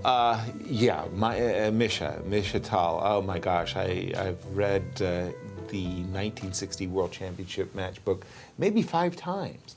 And it was an extraordinary experience for me because I read it as a class player, and wow, that was such a good book. I learned so much. I read it as an expert, and I thought to myself, I've never read this book before. I'm seeing it with new eyes, with a greater understanding. I read it as an IM and as a GM and as a candidate. And each time that book spoke to me something different. Some psychology, some training, some thoughts about calculation, and it's an extraordinary book. Michael Tal, for me, is the best chess author. I like the books of Garry Kasparov. Yes, I just thought that... He's been really, really good. For me, I thought Steinitz was kind of unreadable. I didn't like Steinitz. And Alekhine was marvelous. He was some fantastical, mythological figure, making these extraordinary combinations and sharing it. How about yourself? What about Botvinnik, actually? I was wondering. A lot of his Soviet writings never got translated. We do have Botvinnik's best games and stuff like that, but I actually preferred Smyslov to Botvinnik, funnily enough. I thought Smyslov's writings were really quite enjoyable. Smyslov almost always wrote about every game with the better ending. Yes, and with the better ending. He was looking for the better ending. How about you? What did you like? I'm still expecting a book from Magnus Carlsen, you know, to read, but I think he never published anything. Books have been written about him. Yes. Yeah, for sure, many of them, but not from him. But Vishanand just came out with a book. Yes, I cannot say that I read the whole book, but some chapters, yes, really impressive. I like his writings. Yes. I like his annotative style. Christian, jump in. Anand's book was great. I read it immediately after it came out, and I devoured it. I think it took me like a couple of days to finish it. It was very, very good. A lot of stories in that book as well. Alekhine was one of the ones that I was studying when I was a kid. Actually, it was one of the only books that I was able to study on my own. Right. I don't know why. I just found it intriguing. I think it was my 300 best games or something along those lines. And of course, Gary's books are really good. Gary Kasparov, a bit more recent. But yes, more recent, Gary and Anand. I'm waiting to, as Anastasia was mentioning as well, for Magnus to publish something. I don't think it's going to happen anytime soon, until maybe after he finishes his playing career. But yeah, Gary Kasparov and Alekhine for me. Actually, guessing from my style, you can also understand that I read some books of Mikhail Tal. He was also one of my favorite players, always. And like I think I really liked the way, of course, he was delivering all these attacks, and this is really instructive for the players who want to become a little bit more aggressive. Right. For me, it was the fact that not only was he so likable and approachable, it was his writings were so down to earth. And this is one wonderful story of this passage. So he was white, and he was facing a structure of e6, f7, g6, h6. Had like a knight on e5 and a knight on h5, and he could sacrifice a knight on f7, and he could sacrifice a knight on g7. He could also sacrifice a bishop on h6. And while he was thinking of what piece to sacrifice, he began to recite to himself some poetry. Yeah, I know this one in Russian, actually, this poetry. You'll have to tell me how it goes. About the hippopotamus. Yes. The hippopotamus is caught in a swamp and can't get out. So Tal starts thinking about, well, how could you get this 2,000-pound animal out of the mud? And he imagines some cranes and putting underneath and lifting the hippo, and suddenly he woke up, he had 5 minutes on his clock. He had been thinking 40 minutes about how to rescue the hippo. And he fantastically, he went knight takes f7, knight takes g7, bishop takes h6, and won brilliantly. Yes. And then he wrote in his book, now you can imagine how pleased I was to read the next day in Soviet Sport, how after a well-calculated combination, Michael Tal has won brilliantly. And I just thought this was the most funnest thing. Yes. And the world champions didn't write like Michael Tal. They wrote like, this was a very important game. Idea came to my I must win to get the first place, and I had a genius idea, and then I played it. Nothing about the hippo in their writings. Yes. Yeah. I remember it probably from the same book that he had this lucky pencil. He would write the games. What does it mean? I mean, for all chess players, more or less superstitious, for sure. And they also had my lucky pens. And he had the lucky pencil, and then he lost it, and he was really disappointed. You know, like he had to start the tournament from the beginning. Right. Anyway, like I mean, that's exactly what also caught my attention. His sense of humor in these books. It was marvelous. Just want to turn our attention to the Levon versus Ray Robson game for just a moment. I mean, from my point of view, I'm tasered by what I see as all kinds of pawn weaknesses in Ray's position. I'm not sure that Ray's position is terrible, terrible, terrible. But I'm just looking at it and I'm thinking to myself, okay, the last move was rook on e4. Pardon me, c4, okay, taking advantage of this pin, taking advantage of this pin. Ray stepped back with the rook, rook on e4 back, and I'm sitting there going, okay, I mean, this pawn, yeah, at the moment, it's a problem, but it's also a real liability. It's on a light square, and it's very easy to imagine in any kind of endgame it could be easily captured. But I'm sitting there saying, this pawn is weak. These pawns are weak. H3 is weak. Unless black has some immediately good attacking ideas, I'm just going to round this guy up. And even, you know, it's like the funnest thing, even, you know, a situation where you've won an exchange. I've got this great pawn structure. Not the only thing, of course, bishop f3. If you want, you can also play this type of thing. It captures. But I like Levon's position very much. Anastasiya, jump in. Yes, I just didn't get it. Like rook came to e4 and then it came back. Did it capture something? Like, it won a tempo. Yes, he won a tempo. Yes, here also. He won a tempo that queen went to d1, and then let's say he decided to go back after c4. And then he decided to go back. Okay, I mean, interesting. Right. Well, yeah, I mean, again, black is, strategically speaking, burned a lot of bridges with this whole pawn structure, and he needs to hope that he hits home with some kind of shot, because, you know, his structure is really, really broken. That he did, guys. Yeah. And actually, with not his last move, but the previous one, when he played the move rook to d8. That was not the good move? That was not a good move. He had a very cool idea. Rook to c8. It's obvious what white wants to do. Yes, c4. He wants to play c4, right? So the way to counter that is with the move rook to c8, getting ready to meet c4 with a6. And you've showed this idea, Yasser. You've already seen this idea. It makes a lot of sense. Yes. You take on b6, I take on c4, and now with the rook behind the pawn. Yes. Not only that, with the rook on d8, you cannot take with the pawn on c4. So imagine the same circumstance, but with the rook from c8 to d8, you cannot take on c4. Rook and to that's d8, why, c4. A6 doesn't work. It works, but you have to play rook takes e3, in fact.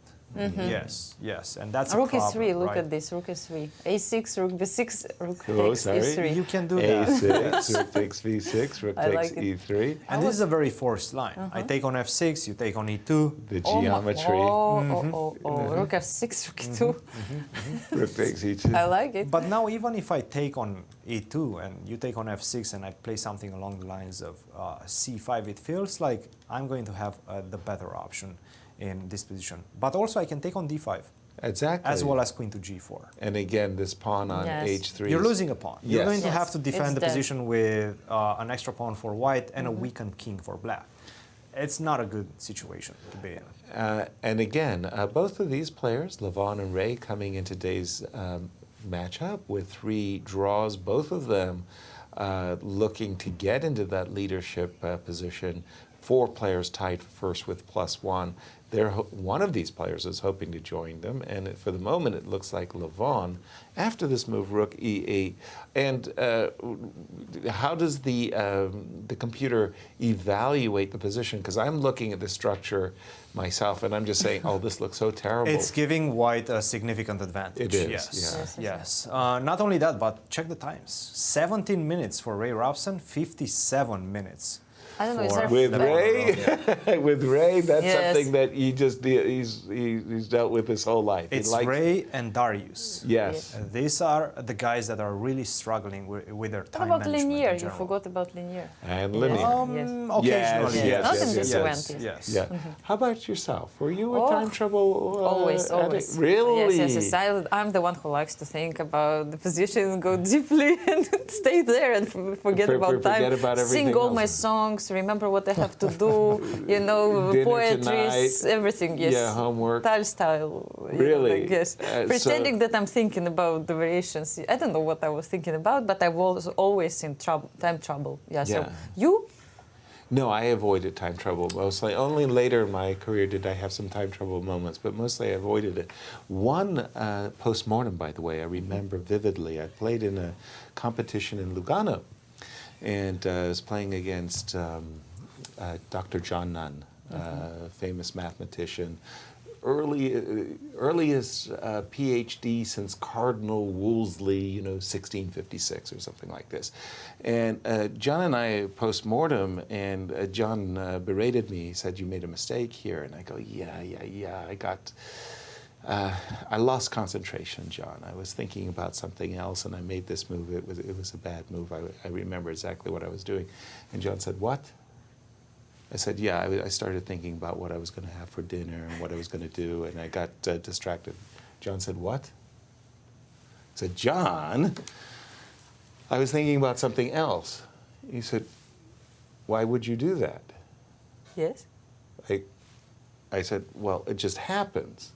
I've not trained my mind to only think about chess." He said, "Really?" I was like, am I talking to an alien? But John, when he played chess, yes, he focused on the board to the exclusion of everything else, and I was in awe. I was in shock that he could do that.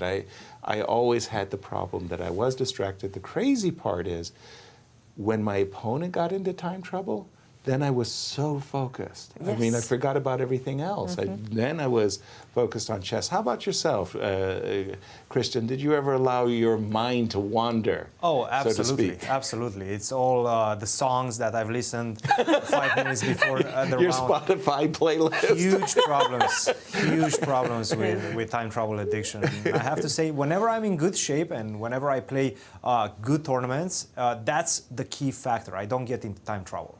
And I know very quickly, round 1, round 2, if I don't see myself entering those dangerous time trouble situations, I know I'm going to have a good competition ahead of myself. It's so important to avoid that. You cannot play in time trouble. Your opponent will find some tricks along the way and will make you pay for it. So try to avoid it as much as possible.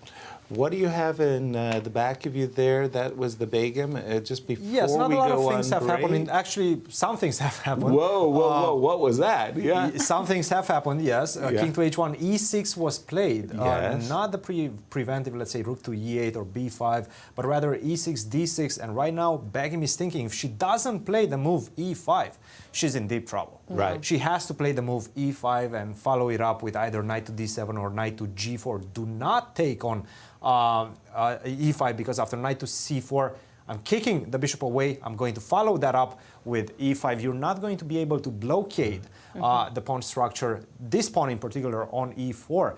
And once I manage to play the move e5, open up the light square bishop, is not, oh my goodness, she played knight to d7, allowing to get a connected 5. Wow. Not a good idea. Not a good idea by Begim, and I would assume that Nazi is going to follow it up quickly with the move e5. I understand. She must be thinking about f6. F6, exactly, f6. But what if I go b4? What? In this position. B4 is a move, but what about knight c4? That's a move as well. That's more human. That's more human, yes. That's more human, and then bishop to e3. I can also take on e5. Probably f6 is going to happen after e5. This is what we're expecting in the position. 20 minutes for Begim, 43 minutes for Nazi. So definitely Nazi Paikidze is building up a very nice time advantage on the clock. And we see Chris Bird walking and throwing the set. Once again, to our viewers, for me, I always thought of the chess sets as works of art. These chess sets are made by the House of Staunton, and in the Sinquefield Cup, you could own a piece of history. I don't know if that's true about these U.S. Championship sets, but they're specifically designed for the St. Louis Chess Club. The knights are gorgeous. They're hand-carved. You play with these triple-weighted DGT-enabled chess pieces, and you think, okay, this is a professional set. This is a chess set for professionals. I urge you to look at go to the House of Staunton website, check it out, and a big shout. Q Boutique as well. They're really beautiful. We're going to take a break, and we're going to see you on the other side of the break as no results in this round for all the games. All the games are in play. This is great. See you on the other side.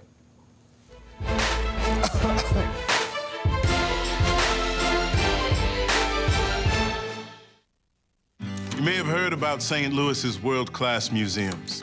Art, history, science, even magic. But you may not know we have an entire museum dedicated to play, with a 10-story slide and a Ferris wheel on top. Don't let all this family fun slide by you.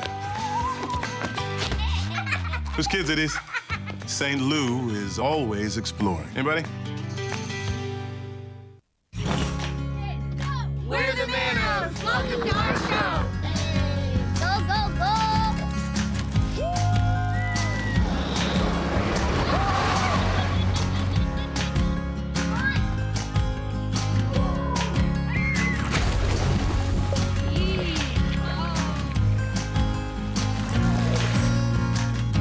That's our show. Now go plan yours at visitmo.com.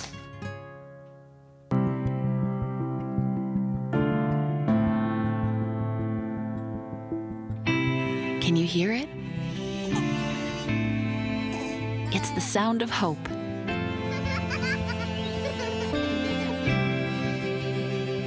And health. And strength. It's the sound of compassion. Of open doors. Where people and machines are in tune and miracles occur. It's the sound of personalized healthcare and active communities. It sounds like life, and it's what you hear when you really listen. Listening to you, caring for you, we are Ascension.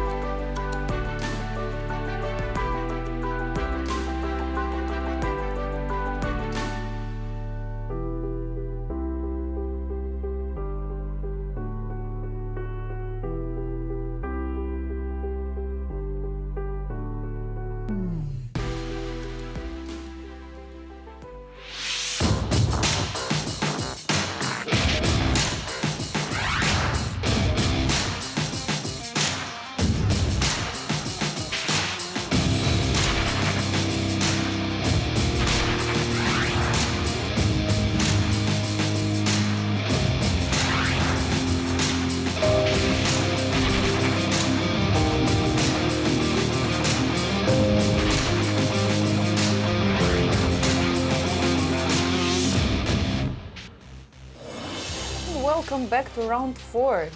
We have no really changes in our standings, Yasser. Why is it happening? No results. No results so far. So we still have Alice Lee and Megan Lee leading with 2.5 points, followed by Begim Tokhirjonova with Tatia Abrahamyan, Jennifer Yu, who have 2 points out of 3, and then Irina Krush for 8-time US champion. She has 1.5 points. A lot of people with 50%. And in the open section, again, no results in the open section either. So the same scores as the players came in. Yes, so 4 players tie for the first place: Fabiano Caruana, Sam Sevian, Christopher Yu, and Hans Niemann. They actually have a game between leaders. We have it in the 4th round. Fabiano Caruana faces Hans Niemann at this moment. And there was a result, actually. Oh, there was? We did get a result, a draw between Swiercz and Dominguez. That was drawn. Yes, that was a draw. All right, jump right into it.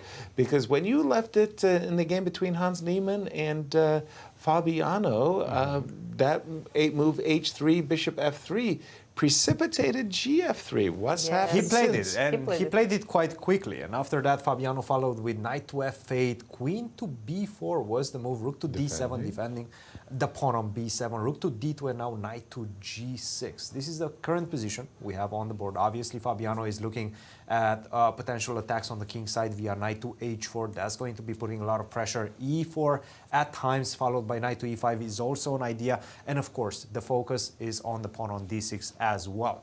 Rook to D8 or rook to E6 with a lot of pressure on the pawn on D6. So White has to do something. White needs to find ideas in the position and needs to find targets in the position as well.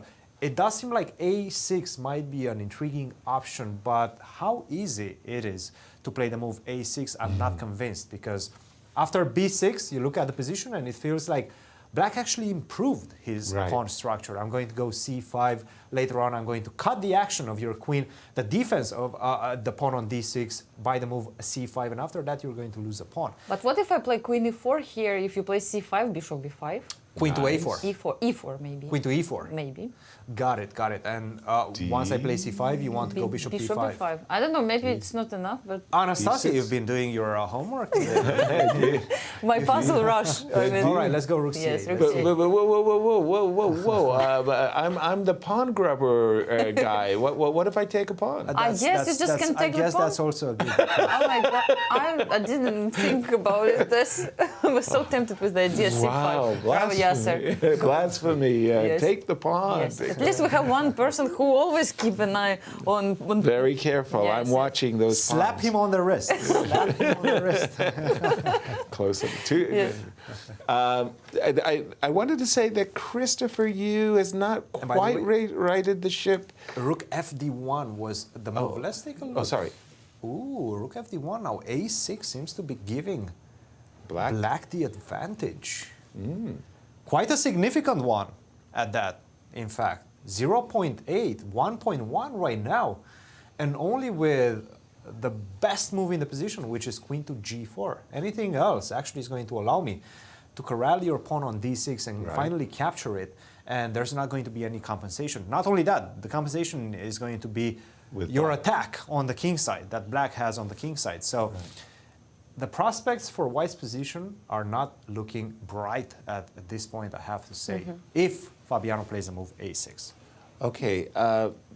By the way, we do have rook D1. Again, if we do see A6, I'm looking at this bishop on E2, and I'm going, oh my gosh, please allow me to play the move bishop on E2 to G4 so I can hit that rook, break the blockade. But how do you do that? Yeah, exactly. Now, I want to essay a pawn sacrifice with the move F4, takes on F4. I'm really exposing my king here, so to speak. I don't think you can sacrifice a rook with F takes E3 because of bishop takes D7 and take the rook. So I'm assuming you have to drop back, and maybe this is just... What I can do is take advantage of the pin, go queen to G5, and then follow it up with F5. That might actually be very problematic. He did not play that, by the way. He played knight H4. No He A6 didn't play on the board. A6, knight H4. So what is the difference now? He threatens pawn on F3. He threatens to give checkmate maybe sometimes after E4. Okay, knight H4. Just, But what if yeah. queen to G4? I guess that has to be I asked. mean, I'm looking at that move, Queen G5, and I'm saying, no, I don't want to deal with that. Okay, I like Queen G4. Rook D8. Rook D8 Rook is D8. probably the move, right? And somebody whispered in my ear that it's a good idea to play A6. A6, let's take on A6. You just take? Okay.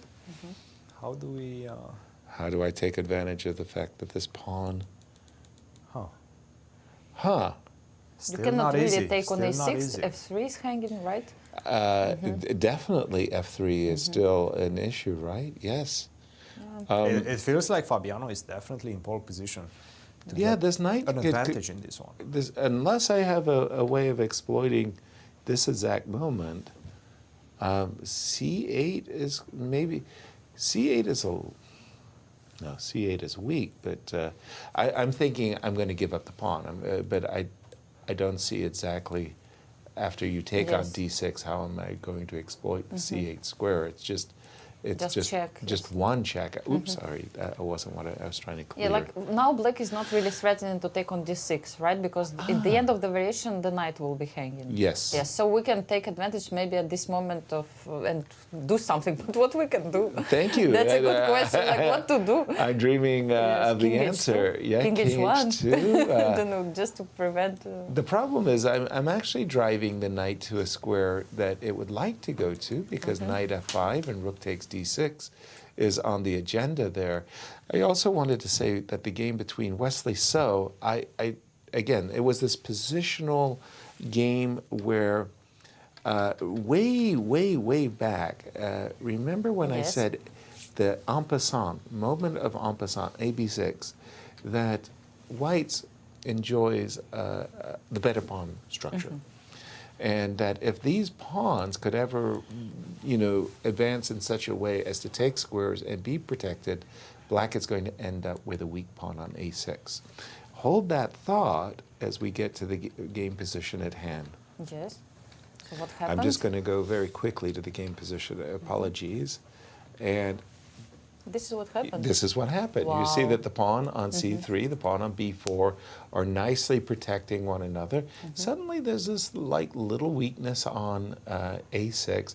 And we can imagine that after bishop E3, bishop takes, knight takes, it's been like a slow, snowstorm where, very, very quietly incremental advantages are adding up, and I like Wesley's position.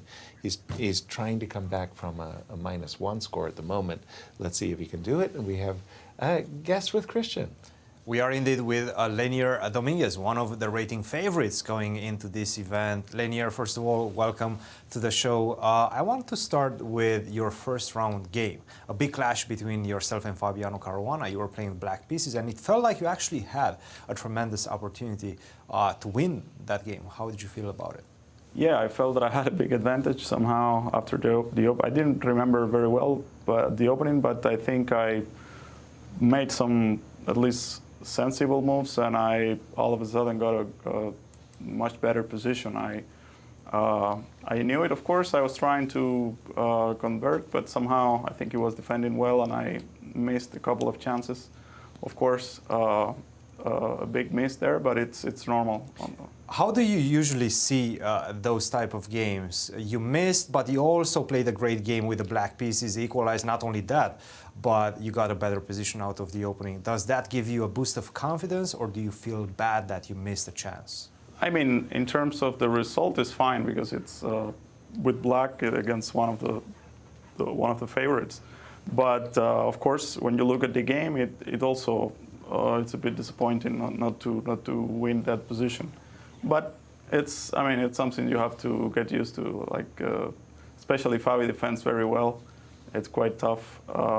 It's difficult to beat him. So I think nothing out of the ordinary. Absolutely, and you came with a very interesting idea against Ray Robson. But let's talk about today's game. Did you feel any pressure coming from Darius out of the opening? Not too much. I mean, I had prepared this idea with Rook E8, which is very interesting in this line. with the idea to drop the bishop back to f8 in case of a3, because I think normally they play knight c6 instead of rook e8, and then a3, knight c6, bishop d6, and something like rook e1. And it's a complicated position, but rook e8, the point is to be able to play bishop f8 in case of a3, and then in the future, black can play g6, bishop g7 in some positions, playing against the isolated pawn. So, but he went for the most solid option, which is to take on d5, and then after ed, position is very symmetrical, and it's very hard to really hope for more than a draw. I think there were some interesting lines, like after this queen h4 move. Yeah, g3. I mean, rook e1 is also possible, but then I take on f4. And yeah, queen f4, queen takes, and then bishop d7. It's very drawish because there is, yeah, pawn on d4 is hanging, and if bishop e3, there is knight b4. And black is doing well. Yeah, bishop e1, rook c8, and black is at some point not you're worse. going to exchange this knight for the bishop. Right. Black is too active here. Yeah. So g3, queen g4. Here, I think, yeah, queen d5 was maybe an option, but then I thought takes on f4, bishop takes, bishop e6. And it could be risky for white because the g3 made the light squares on the king side too weak, and black can have some chances there. Rook d8, bishop d5, maybe right. At some point you have some problems on the long diagonal. Yeah, white has two bishops, but black is too active, and my pieces are really well placed here. Maybe you even have to be careful, as the engine is pointing out. Yeah, I think queen e4, f5, and then somehow I'll take on d4 or put the bishop on d5, and looks excellent for black. Absolutely. So I was hoping for something like this, but after queen takes g4 and knight takes d5, yeah, it's very. Yeah, I wasn't sure about bishop e5, but I thought that that's a beautiful move. Yeah, probably the very correct one. Initially, I thought that maybe he can try bishop takes h7, but it looks too risky for white. Yeah, takes knight e5, bishop takes h7, but with such squares on the king side, yeah, rook d2, of course. Bishop h3, knight f3. Yeah, this gets scary. Of course, yeah. I mean, after b3, there's no like a win or something. At least I didn't see, but the position is so great that I probably don't need to win right away to have a great time here with black. So. And your assessment was correct, because actually the engine is saying that after g5 or f6 yeah, and then g5. I thought rook e6, but yeah, it's basically the same. Like my position is really it's really excellent here. Favorable. I'm running no risk at all. So yeah, bishop e2 essentially kills the game, because now it's just by force a drawish endgame. So yeah. Lanier, you have built up quite an experience at the US Chess Championships, but now this time is different.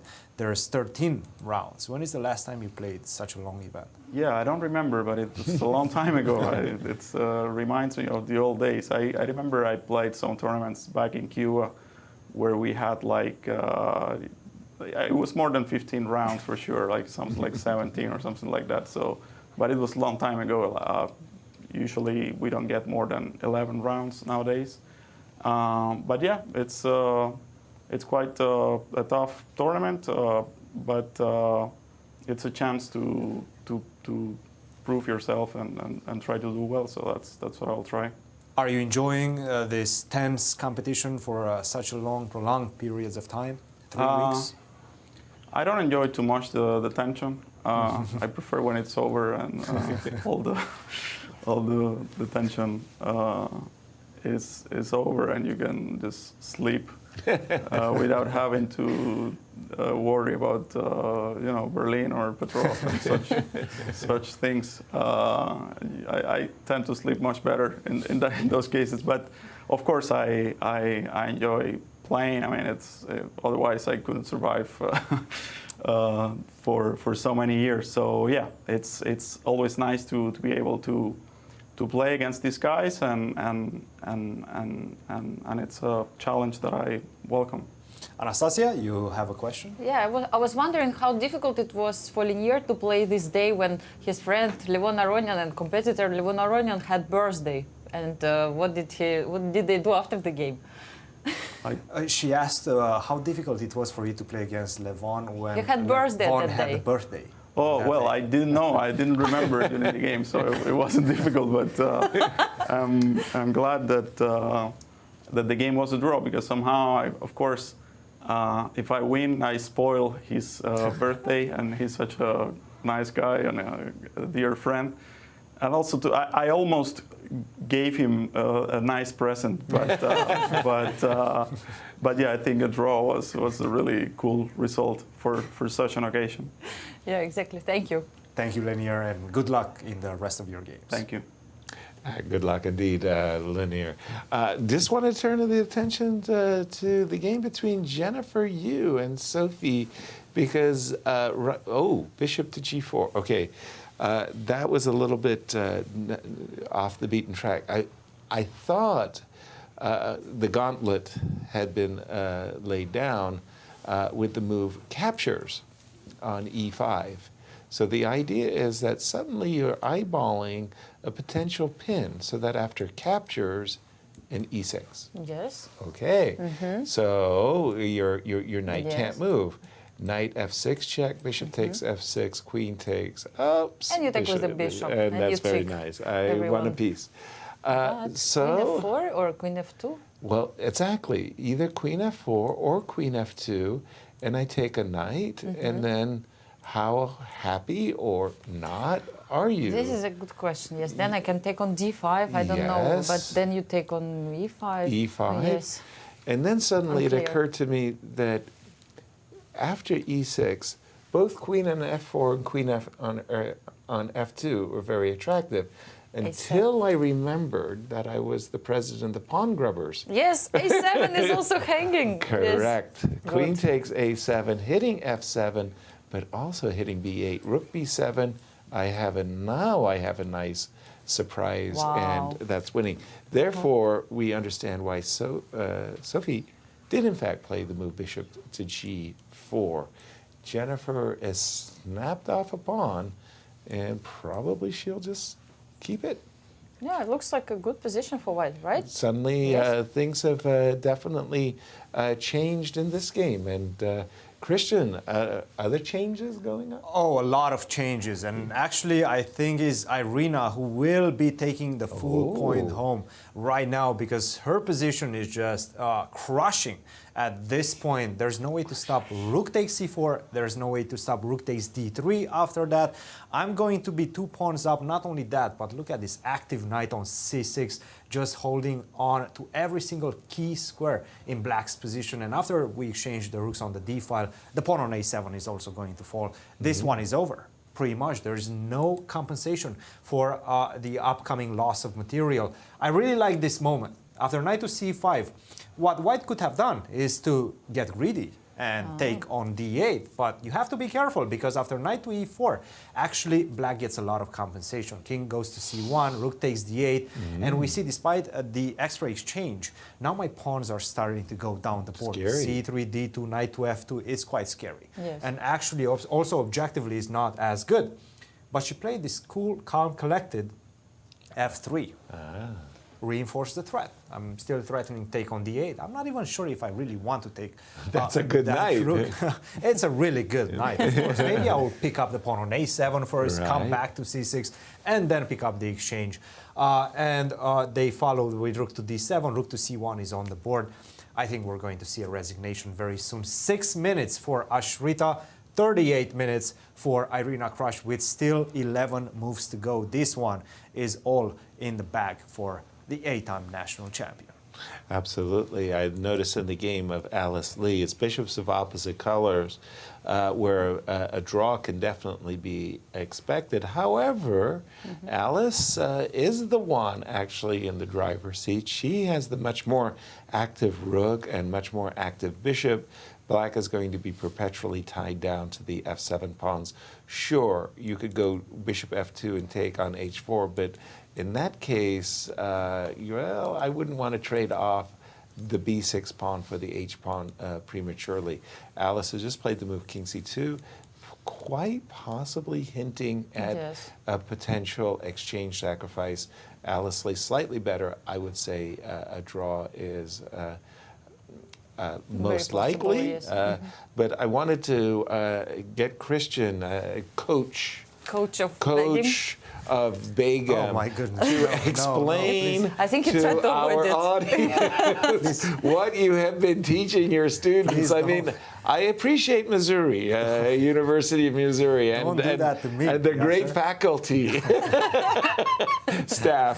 But did you explain about pawn chains? Oh my goodness! 5 connected pawns like this with this guy inside your position like that. This pawn d6. I mean, this is not looking pretty. At the same time, right? I do have a nice blockading knight on d7. It's on the You should be 7th rank, optimistic. extremely passive.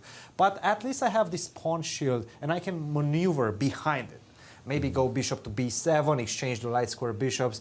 That's going to make your king a bit weaker, and then you're going to have to find a way to destabilize this structure, because in the meantime, I am going to focus on your weaknesses, specifically the pawn on a2. Once we exchange the bishops on b7, I will be able to go queen b6, maybe get the other rook into play via a8. It's still a game.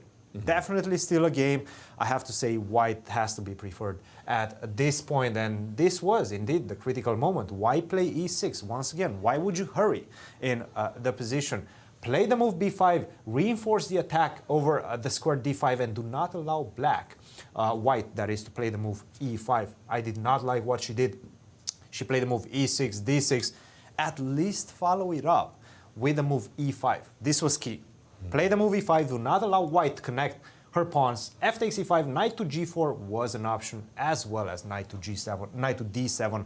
The simple knight to d7, I'm going to pick up the pawn on e5, not allow you to connect your pawns, and then you're going to have to deal with the liability, the pawn on d6, that I am going to viciously attack. So this would have been a much better solution for Begim. She did not do that. Knight to d7. This is the current position that we have on the board.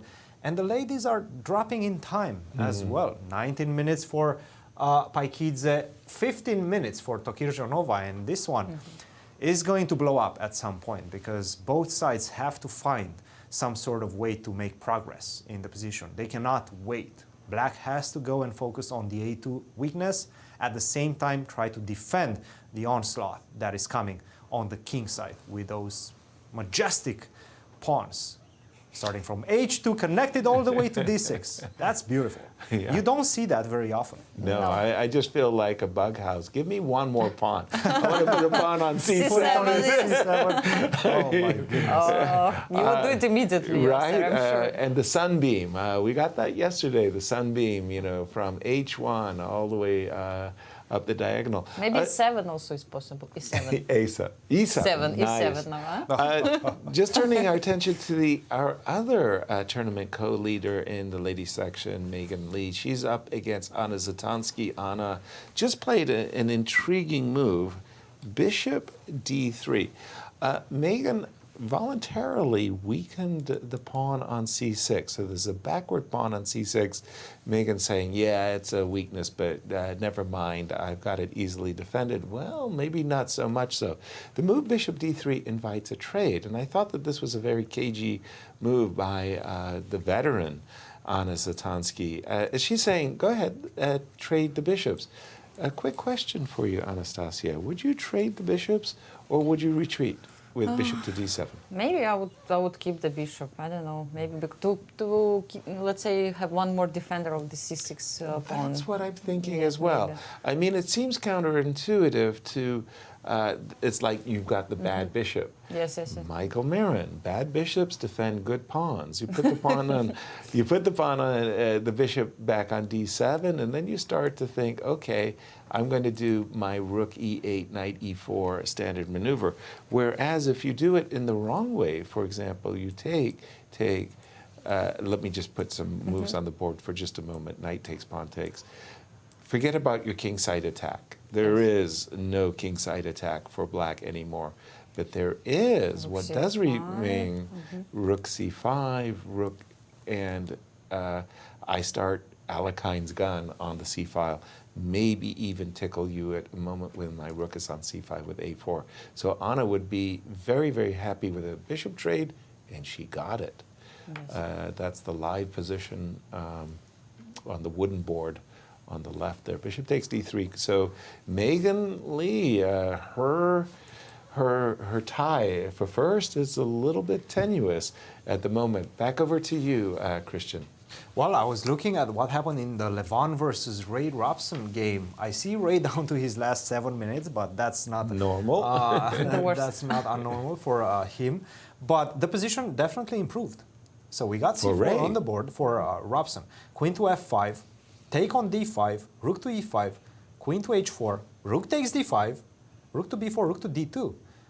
Well, I'm not sure about this last move, which was just played. Rook to d2? This second, rook to d2 came on the board. But how do you deal with rook to f4? What is he calculating? Queen g5 is Queen to forced? g5, but then I just pick this guy up. Isn't e2 hang? You do hang on e2, but I can take on f6. Take and Queen check. g4. Oh, Wow. that's nice. That's a pawn up. Well, that's a very Rook beautiful to g5, pawn. I take on e2, I think and that's a he missed beautiful it. pawn. I think he No, just no, missed no, it. no. Perhaps he missed this. No. Continue the line. Rook, Okay. Queen g5, queen h3, Yes. rook e2, rook f6. Yes. Pause for just a second here. I can't make a suicidal rook. You have to think about. Rook is I don't rook think so. h6. You can take on e3, but I Yeah. take on h6, you get checkmated. That's the problem. That's for sure. Yeah, no, that's That's terrible. the problem. Wow. Not only that, but I can also. Oh, yeah. That protects the rook. Right. And you cannot take on a2 because, once again, rook takes h6 is a big problem. Right. Uh-oh. Guys, I mean, if Levon sees, and I would assume he's going to start calculating, rook to f4 is the most forced line in the position. Exactly. There's no alternatives. It's not like you can go queen to g6. I take on f6. That's attacks a tempo. The queen. That's a tempo. Can you go queen to c2? Probably not. I would assume you're getting checkmated. Rook to g4 and so on. Queen f7 check also in that variation. Queen g5 is forced. Yeah. But by far. Queen takes h3. You have to take this pawn. Rook takes e2, maybe not forced, but if you don't do it, then I just play bishop to c4, bishop to b3.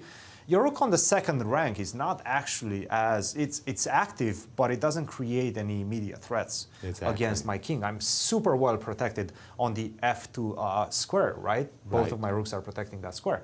So a transition of the bishop from e2 to b3, that's going to laser eye the pawn on f7. You're never going to be able to move your knight away. So, I mean, I'm looking at the position. I'm seeing a clear advantage for Levon after rook to f4. All right, thank you for that. Take a look, please, Cristian, at the game between Wesley So and Sam Shankland, because this has really kind of reached a critical moment, right? Yeah. And I mean, again, D5. I was mentioning that you want to maintain your control over the square d5 so that this move doesn't come. Now, in the meantime, the doubled rooks mean I'm winning the pawn on a6, but Sam said the move d5. By the way, just to mention in passing, there is a lurking bishop there. Now, okay. So you cannot take on d5, just d4 finishes the game. So just absolutely, that discovered check. End of story. There goes the queen. But this pawn on d5 is actually in a pin. You're not threatening to capture. I'll take the rook. Thank you for asking. Yes. So let's go down the primrose path. Rook takes a6.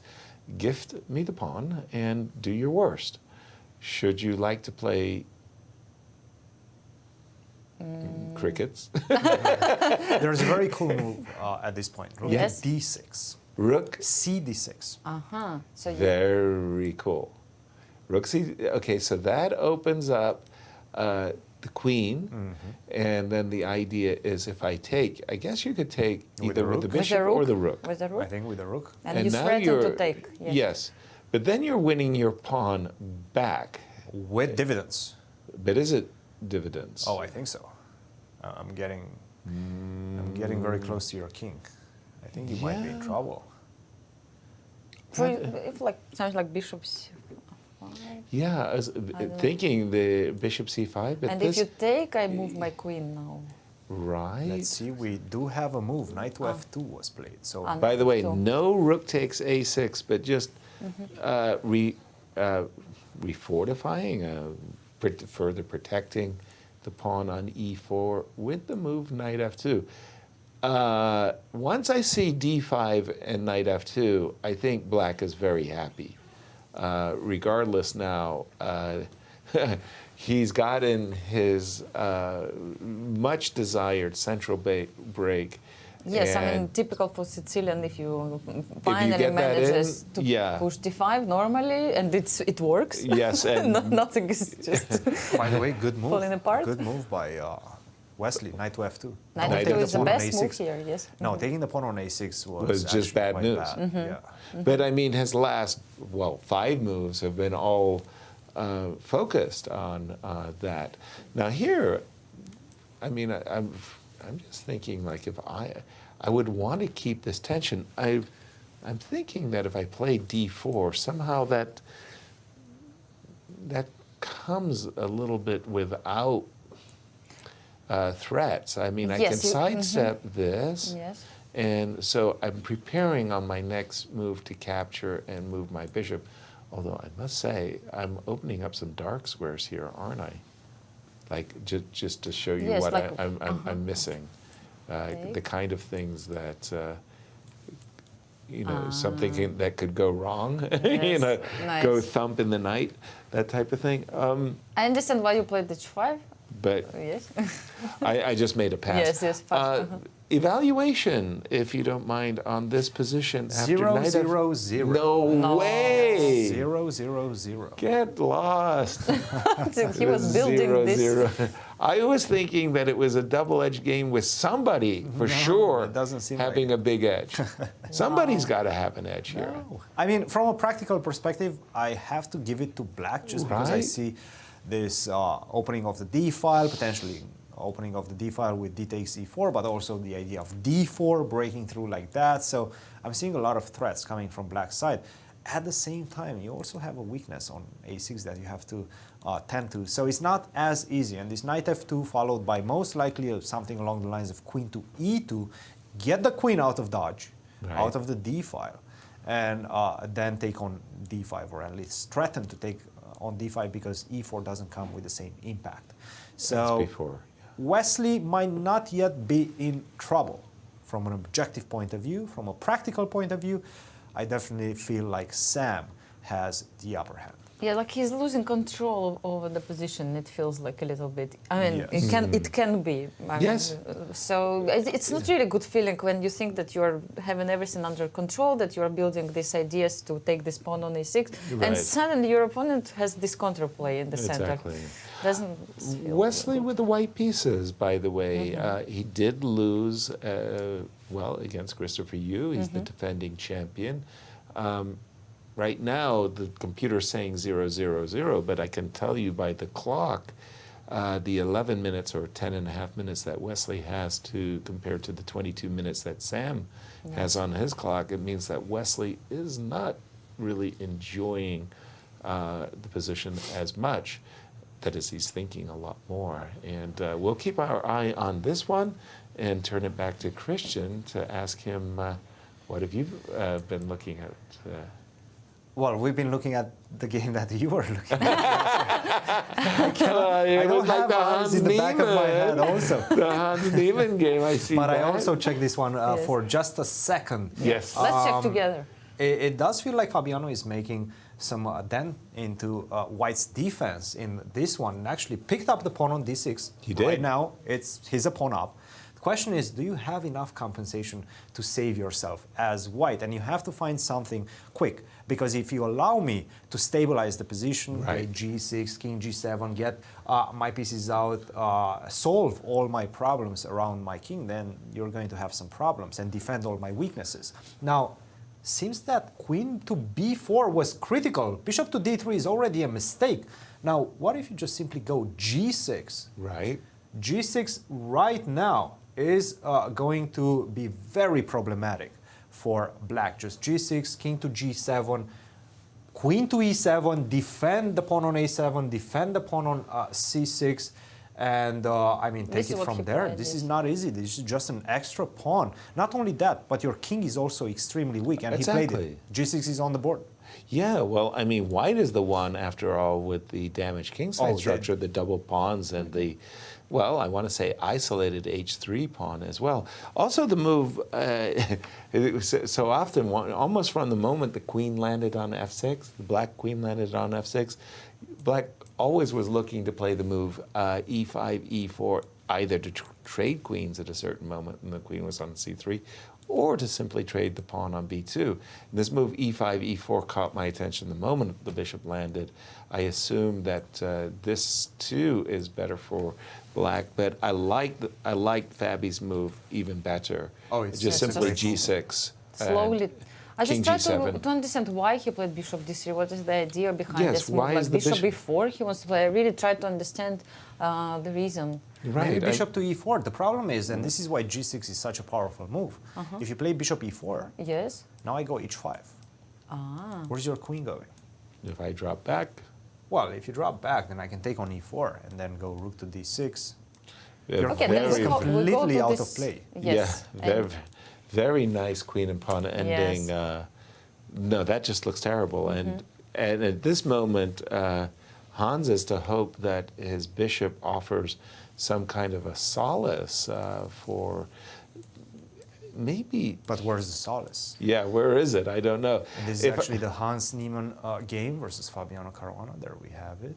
Right.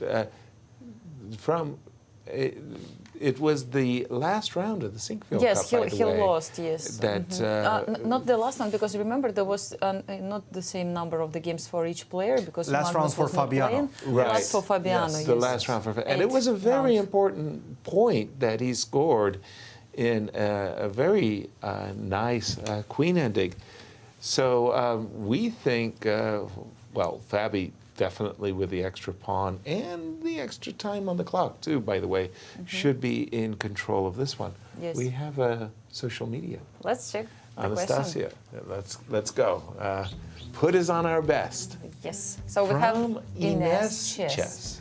How do you learn chess the fastest? By watching, playing, or reading?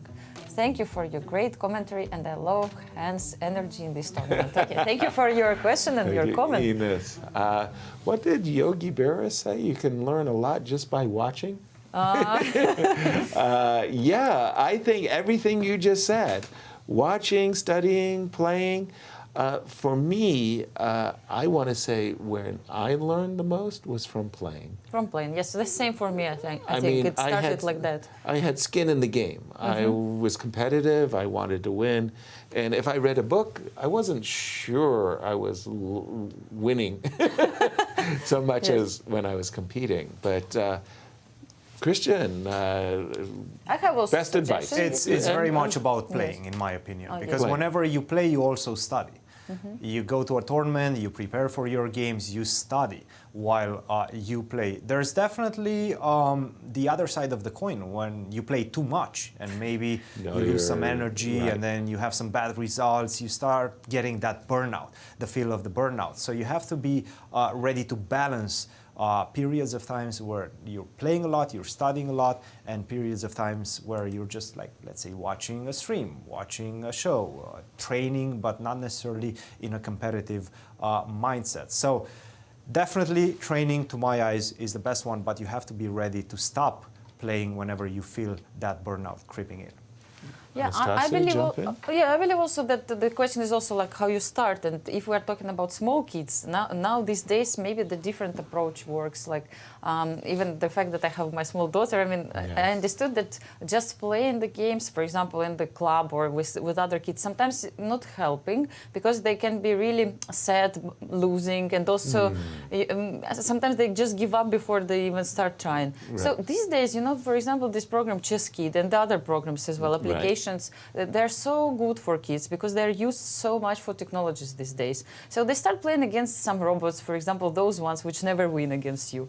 Right. And by playing them, feeling very confident that you always win your games, you somehow learn the moves. You learn Right. how to play, and you What stay are at the the game. squares? Yeah. And Yeah. it's also nice. It's in this kind of program, you know, these robots, they're reacting. Like you make a good move, the robot is crying.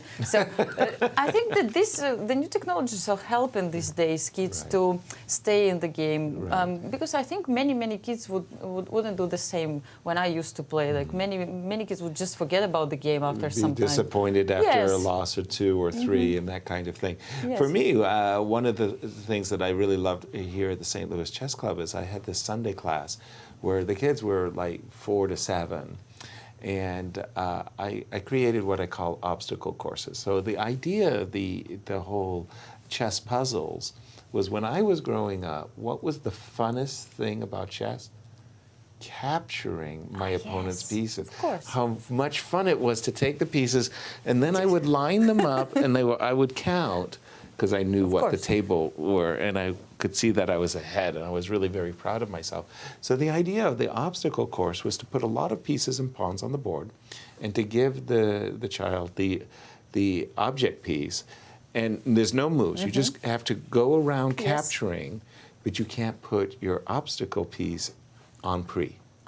So the moment you put it on pre, and then to count up. So I had these kids coming up, and they were getting 17 points and 19 points and 23 points, and they loved it. I did too. I just really enjoyed watching kids. Happily eating. And then they had those eureka moments. They go, oh, I could do this. It's so nice. But definitely everything you said, but for me, it was playing. That was really when I felt I learned the most. Picking up with Wesley So versus Sam Shankland, we did see the move, knight f2, rook c8, and then Wesley said, okay, once again, the pawn on d5 is taboo. I don't want to lose my queen to a discover check. I'll play the move bishop c5. I'll cut the action down the c file. And if this bishop remains on this square, well, one day I'm just going to take this pawn on a6. As I was speaking, the move bishop d6 was played by Sam Shankland. And crazily enough, what can I say? Triple zeros by the computer was shown. What happened to the game of It's not triple zeros anymore. Oh, sorry. No, not anymore. All right. Not anymore. What happened? Bishop d6 is a bad move. What if I just take on d6? No, actually, rook to c8 seems to have been a bad move. What if I just take on d6 now?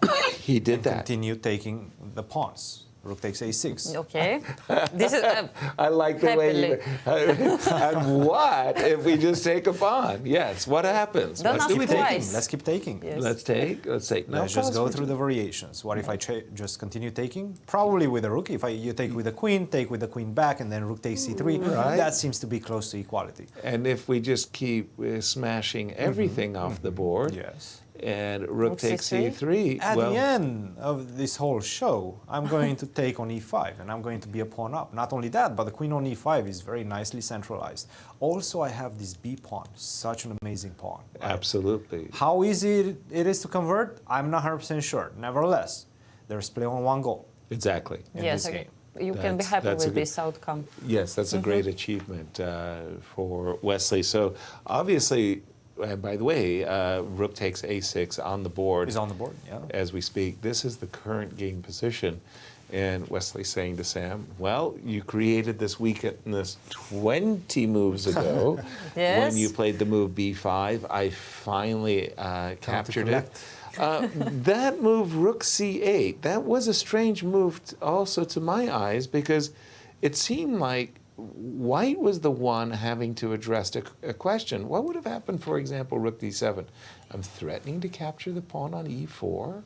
Again, you don't have time to play probably rook a6. Right? And it was something like, yes, exactly. Rook takes a6, takes on e4. And then, you have to move your queen. And remember the majorities, what do you prefer, the center or the... We prefer the center. Exactly. So the move rook c8 was just wrong on a number of accounts. That the rook was actually doing good job on the d file, and bishop c5, the bishop on e3 wasn't that great. I think he missed this move bishop c5. Yeah. And by the way, after rook to d8, I think rook takes Oh my f6 gosh. might actually work in the Shades of Arena Krush versus Megam. I mean, we've been seeing these exchange sacrifices a lot, but rook takes f6. Yes. You don't have to ask a top grandmaster twice about such. They will not hesitate. There's such sacrifices. Just go and get them. Are you sure it all works immediately like this? No, but it's but a heroic feeling. Yes. Okay. It is backed by a very concrete calculation, though. So you go knight g4, king g7. Knight g4, king g7. Sure. And how do you continue now? Okay, pause, because I see I've got a rook a7. That's one. If I've got my queen on e3. But it's probably better, in fact, to go queen to d2. Keep contact with the pawn on d5. So now queen it's a d2. double threat almost. Queen d2 or queen e3. In either case, you have to play rook h8. There's just no... Yes, of course. But if my queen was on e3, yes, I get my rook to a7, but if my queen is on d2... You take the pawn. Yes? That's probably even better. Yes, but this is what you want, Yasser, I'm sure. No, Anastasiya, I can see you are a I'm learning. great commentator. You're making it happen. Rook takes f6. That looks like a win here, Cristian. It is. It's completely winning. It's +4 by the engines. +4? Right now. Okay, This is so a golden opportunity That's a for lot. Wesley to get back in this tournament after losing that difficult game against Christopher Yu. Get back to 50% with a victory in this one. Yeah, defending champion really needs, everybody's at this 50% score outside looking in. 4 players tied for first. Let's take a look at some of our tournament leaders. Sam Sevian, what is he doing against a wonder Liang? We liked Sam's opening a great deal. Has he achieved an advantage? You know, the first thing I look at, Has he achieved a disadvantage? I was about to say, why isn't black better here? I'm almost looking at bishop takes h3. Well, I think he could have done that. No, you cannot, I think. Not right now, but he could have done that a move ago. Oh, by the way, just we left it maybe a second too soon because we did see. Oops, no. We did see rook takes f6. Rook takes f6, yes. And Sam, with his embroideried shirt, you can see on the back there the St. Louis logo, is in trouble. Yes, and he knows it. The shirt didn't help. Yasser. The shirt didn't help. Knight g4 on the board, and Sam realizing that move, rook d8, really is a bad one. He seems to be getting very close to making a move, but he was reaching for his clock, reaching for his king. It's easy to miss this move. I mean, rook f6. Okay, but I mean, king to g7, queen to d2, and those 3 connected passed pawns. I mean, that's just one too many. Yeah. Push on the king side. And they're going to be easily supported by the knight coming back to e3. Wow. You still have to keep contact with that h6 square, otherwise you get checkmated. So you have some resources king set g7, up. of course. Yes, king g7. So I wonder if Wesley will play immediately queen d2. I'm sure he calculated everything. I think he will. I'm seeing that, by the way, a number of times by Wesley. Jadub. He's making quite a number of jadubs. In general, I'm not a big fan of the jadubing. You know, like when you're capturing something, sure, you can touch my pieces. But you know, all this jadubing he's done. Can be annoying. You mean? It can be annoying. Yes, for your opponent. A little bit off-putting. And king g7. It's funny because again, this move queen e3, rook h8, rook down to a7. It's also very compelling. You know, you're on your horse. You're charging. But pawn is a pawn. Pawn is a pawn. Yeah, I mean, it just feels like you know you need a follow-up in the absence of the follow-up. That's why move queen d2, again, as prescribed by Cristian, is so very sensible. You have 3 connected pawns Yes. moving forward. Exactly, right? Life is very good. And is time a factor, by the way? I think Wesley actually has more time. It is, but there's only 3 moves to go. Okay. Yes. They're Nothing at move bad. 37 right now. 7 minutes for Wesley. I think he has all the time in the world to make 3 good moves. Yes, and Exactly. also look, in this position, even white can move knight probably to e3, then on f5, g4. I don't know. That's the key painful. square. So the prime squares f6, e6, d6, and c6. But in this position with those double pawns, the f5 square, as again we saw in Arena Krush's game, is so many checkmating patterns abound. Again, I just want to check in on Sam Sevian. We were about to say Sam was slightly worse. No, yes, no. So perhaps let's go down a couple of moves. King takes previous. Right, back. So let's go back before bishop f5. I think he had that opportunity. No. Go all the way Yes, bishop close f5. to where we are when he played bishop f5. Maybe bishop takes h3 was a move, right? Right, that was my question. And how do we assess this endgame? Rook So takes h3, queen rook- takes Queen c1, takes. bishop takes c1, rook a1. Yes. Right. Now I only have the Knight move knight e2, e2. bishop b2. Knight e2, bishop b2, it's forced. Should I take a pawn? I think you have to, I'm right? losing. Yeah, rook and rook is not saving a piece, so rook Bishop takes. b2 goes back. Well, it can only be better for black, right? But Right. but Question at is, least okay, rook but I'm h3 actually you winning have. a pawn. No, he missed that. Rook f1 just wins a pawn. very nice. Yes. King g3 or f3, both of those moves are about to be met by rook b1. Yes. That wins a pawn. That very wins a pawn. nice. Just a simple pawn. I think he calculated all the way until king to h2, and he said, okay, Draw. rook is coming back to h3, this is a draw, right? Right. But so then rook f1 just wins a pawn. yeah, so a wonder missed a combination here, and the current position is probably slightly better for black, I want to say. I mean, this bishop is actually one day, on a very good day, he gets to tickle all of the structure. And rook e7. to e7. Oh, Look at this, using the fact that there is the spin. Yes, rook e7. yes. Okay. Did a wanderer miss that move? It looks like his reaction was like, What? like he didn't expect it. Yes, Hey, wait a something minute, like what's that? Yeah. Who That was not invited supposed to be you? allowed.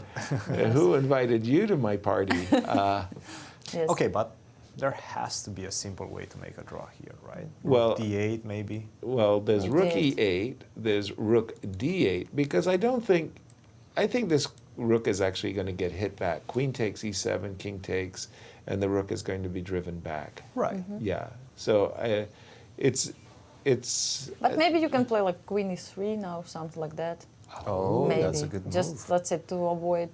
King f8. Well done. Yes. Yes, king f8. I was king thinking about queen h6, but then the rook is hanging. And it appears that Jeffrey and Elshan are repeating, and a draw expected in this game. By the way, although we didn't pay too much attention to it, I had it on my back burner, and I thought Elshan was pretty much had a comfortable game, and Yes. Jeffrey was the one, more or less, that was pressing. Now Jeffrey's saying, "Where's the arbiter? Come on, guys, yes. come on. I mean, leave the a snacks draw. alone for just a little while, you know." No, I think Jeffrey was. They're checking if the repetition happened under a because lot of there are pressure. no draw offers. Let me Exactly. remind to our viewers, you cannot offer draw. You can only repeat the position 3 times or make a perpetual check. Or Or stalemate. stalemate, it's important. Or 50 moves. Yeah. Okay.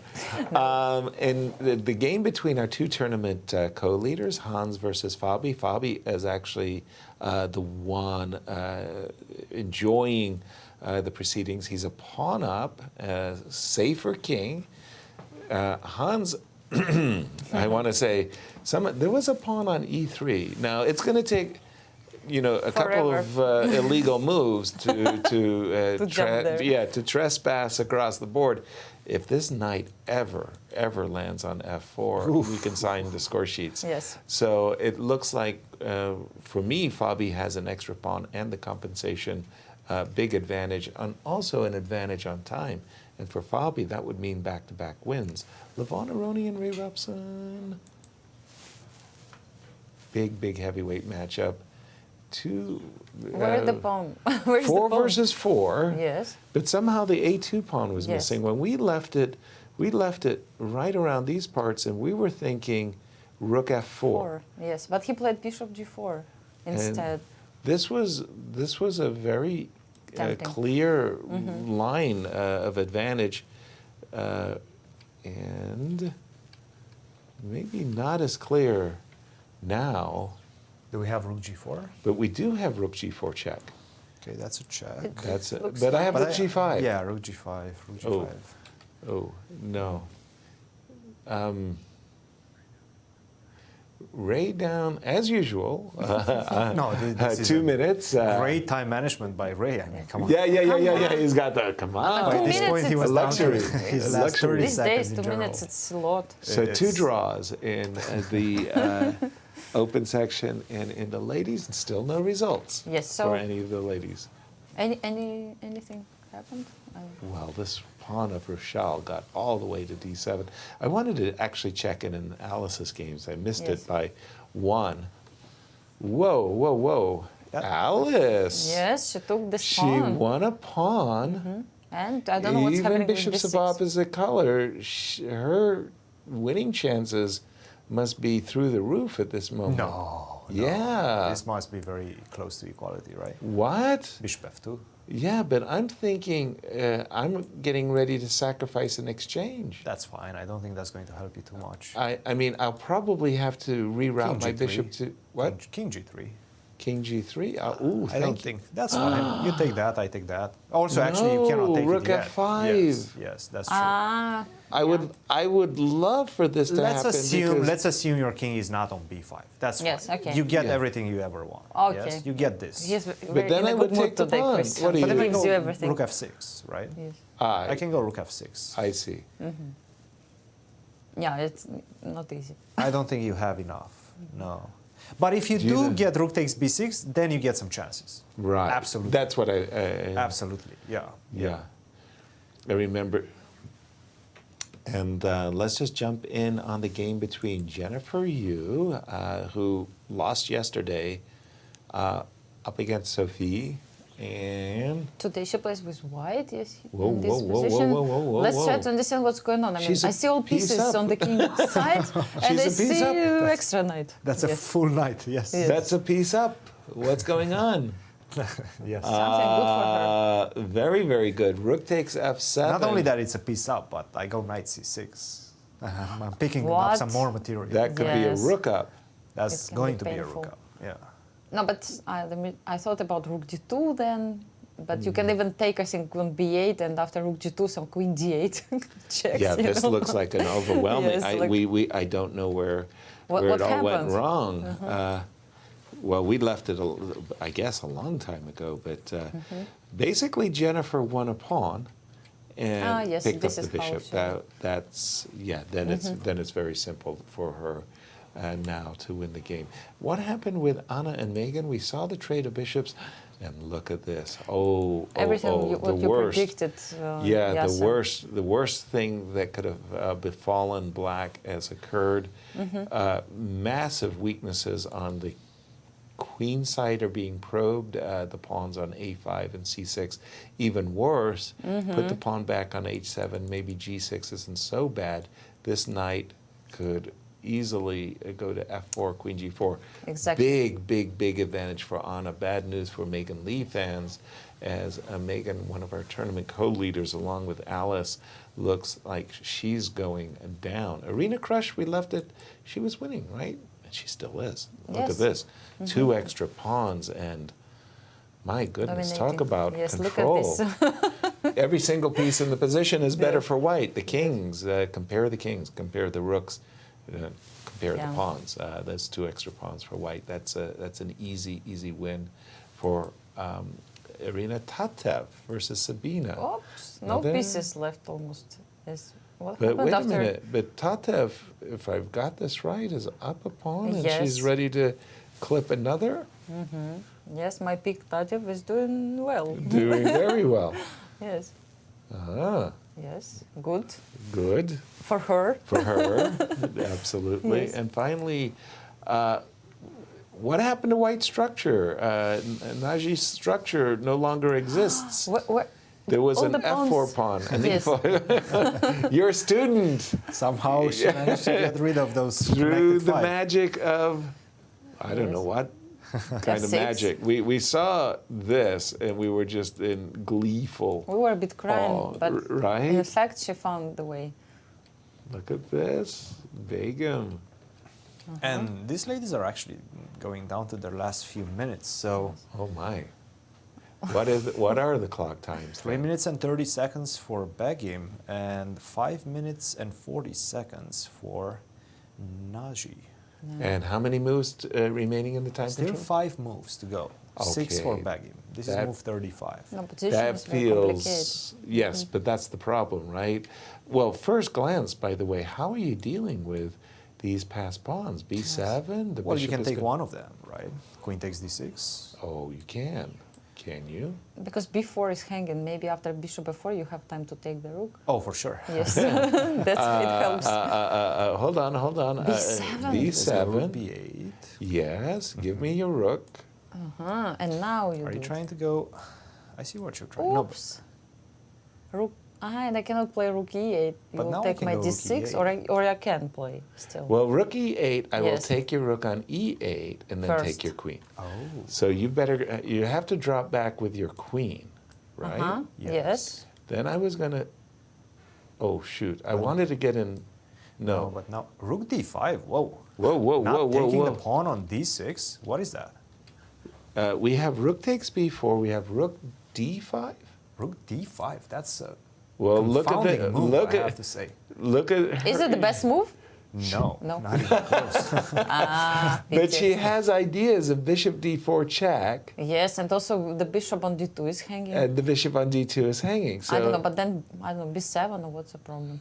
yeah, b7, bishop d4 check. Do you want to put No, your I don't king? want. No. Bishop c3, should I deal with that this way? Bishop Oh to my gosh, c3. But the it's position tricky. is tricky, right? You have to Right. play the only moves. Maybe computer Very says accurate. that it's winning for white, but try to find all the best moves. It's still Oh, there so it is. easy. No. I was about to say there it was b7, bishop d4. Because if you move your rook, I have this nasty move, rook d6. Rook b6. Do you? I hope so. Nasty move. Yes, Nasty move. it is. Because if you take my rook, I was going to take your rook. I've saved fine. my bishop.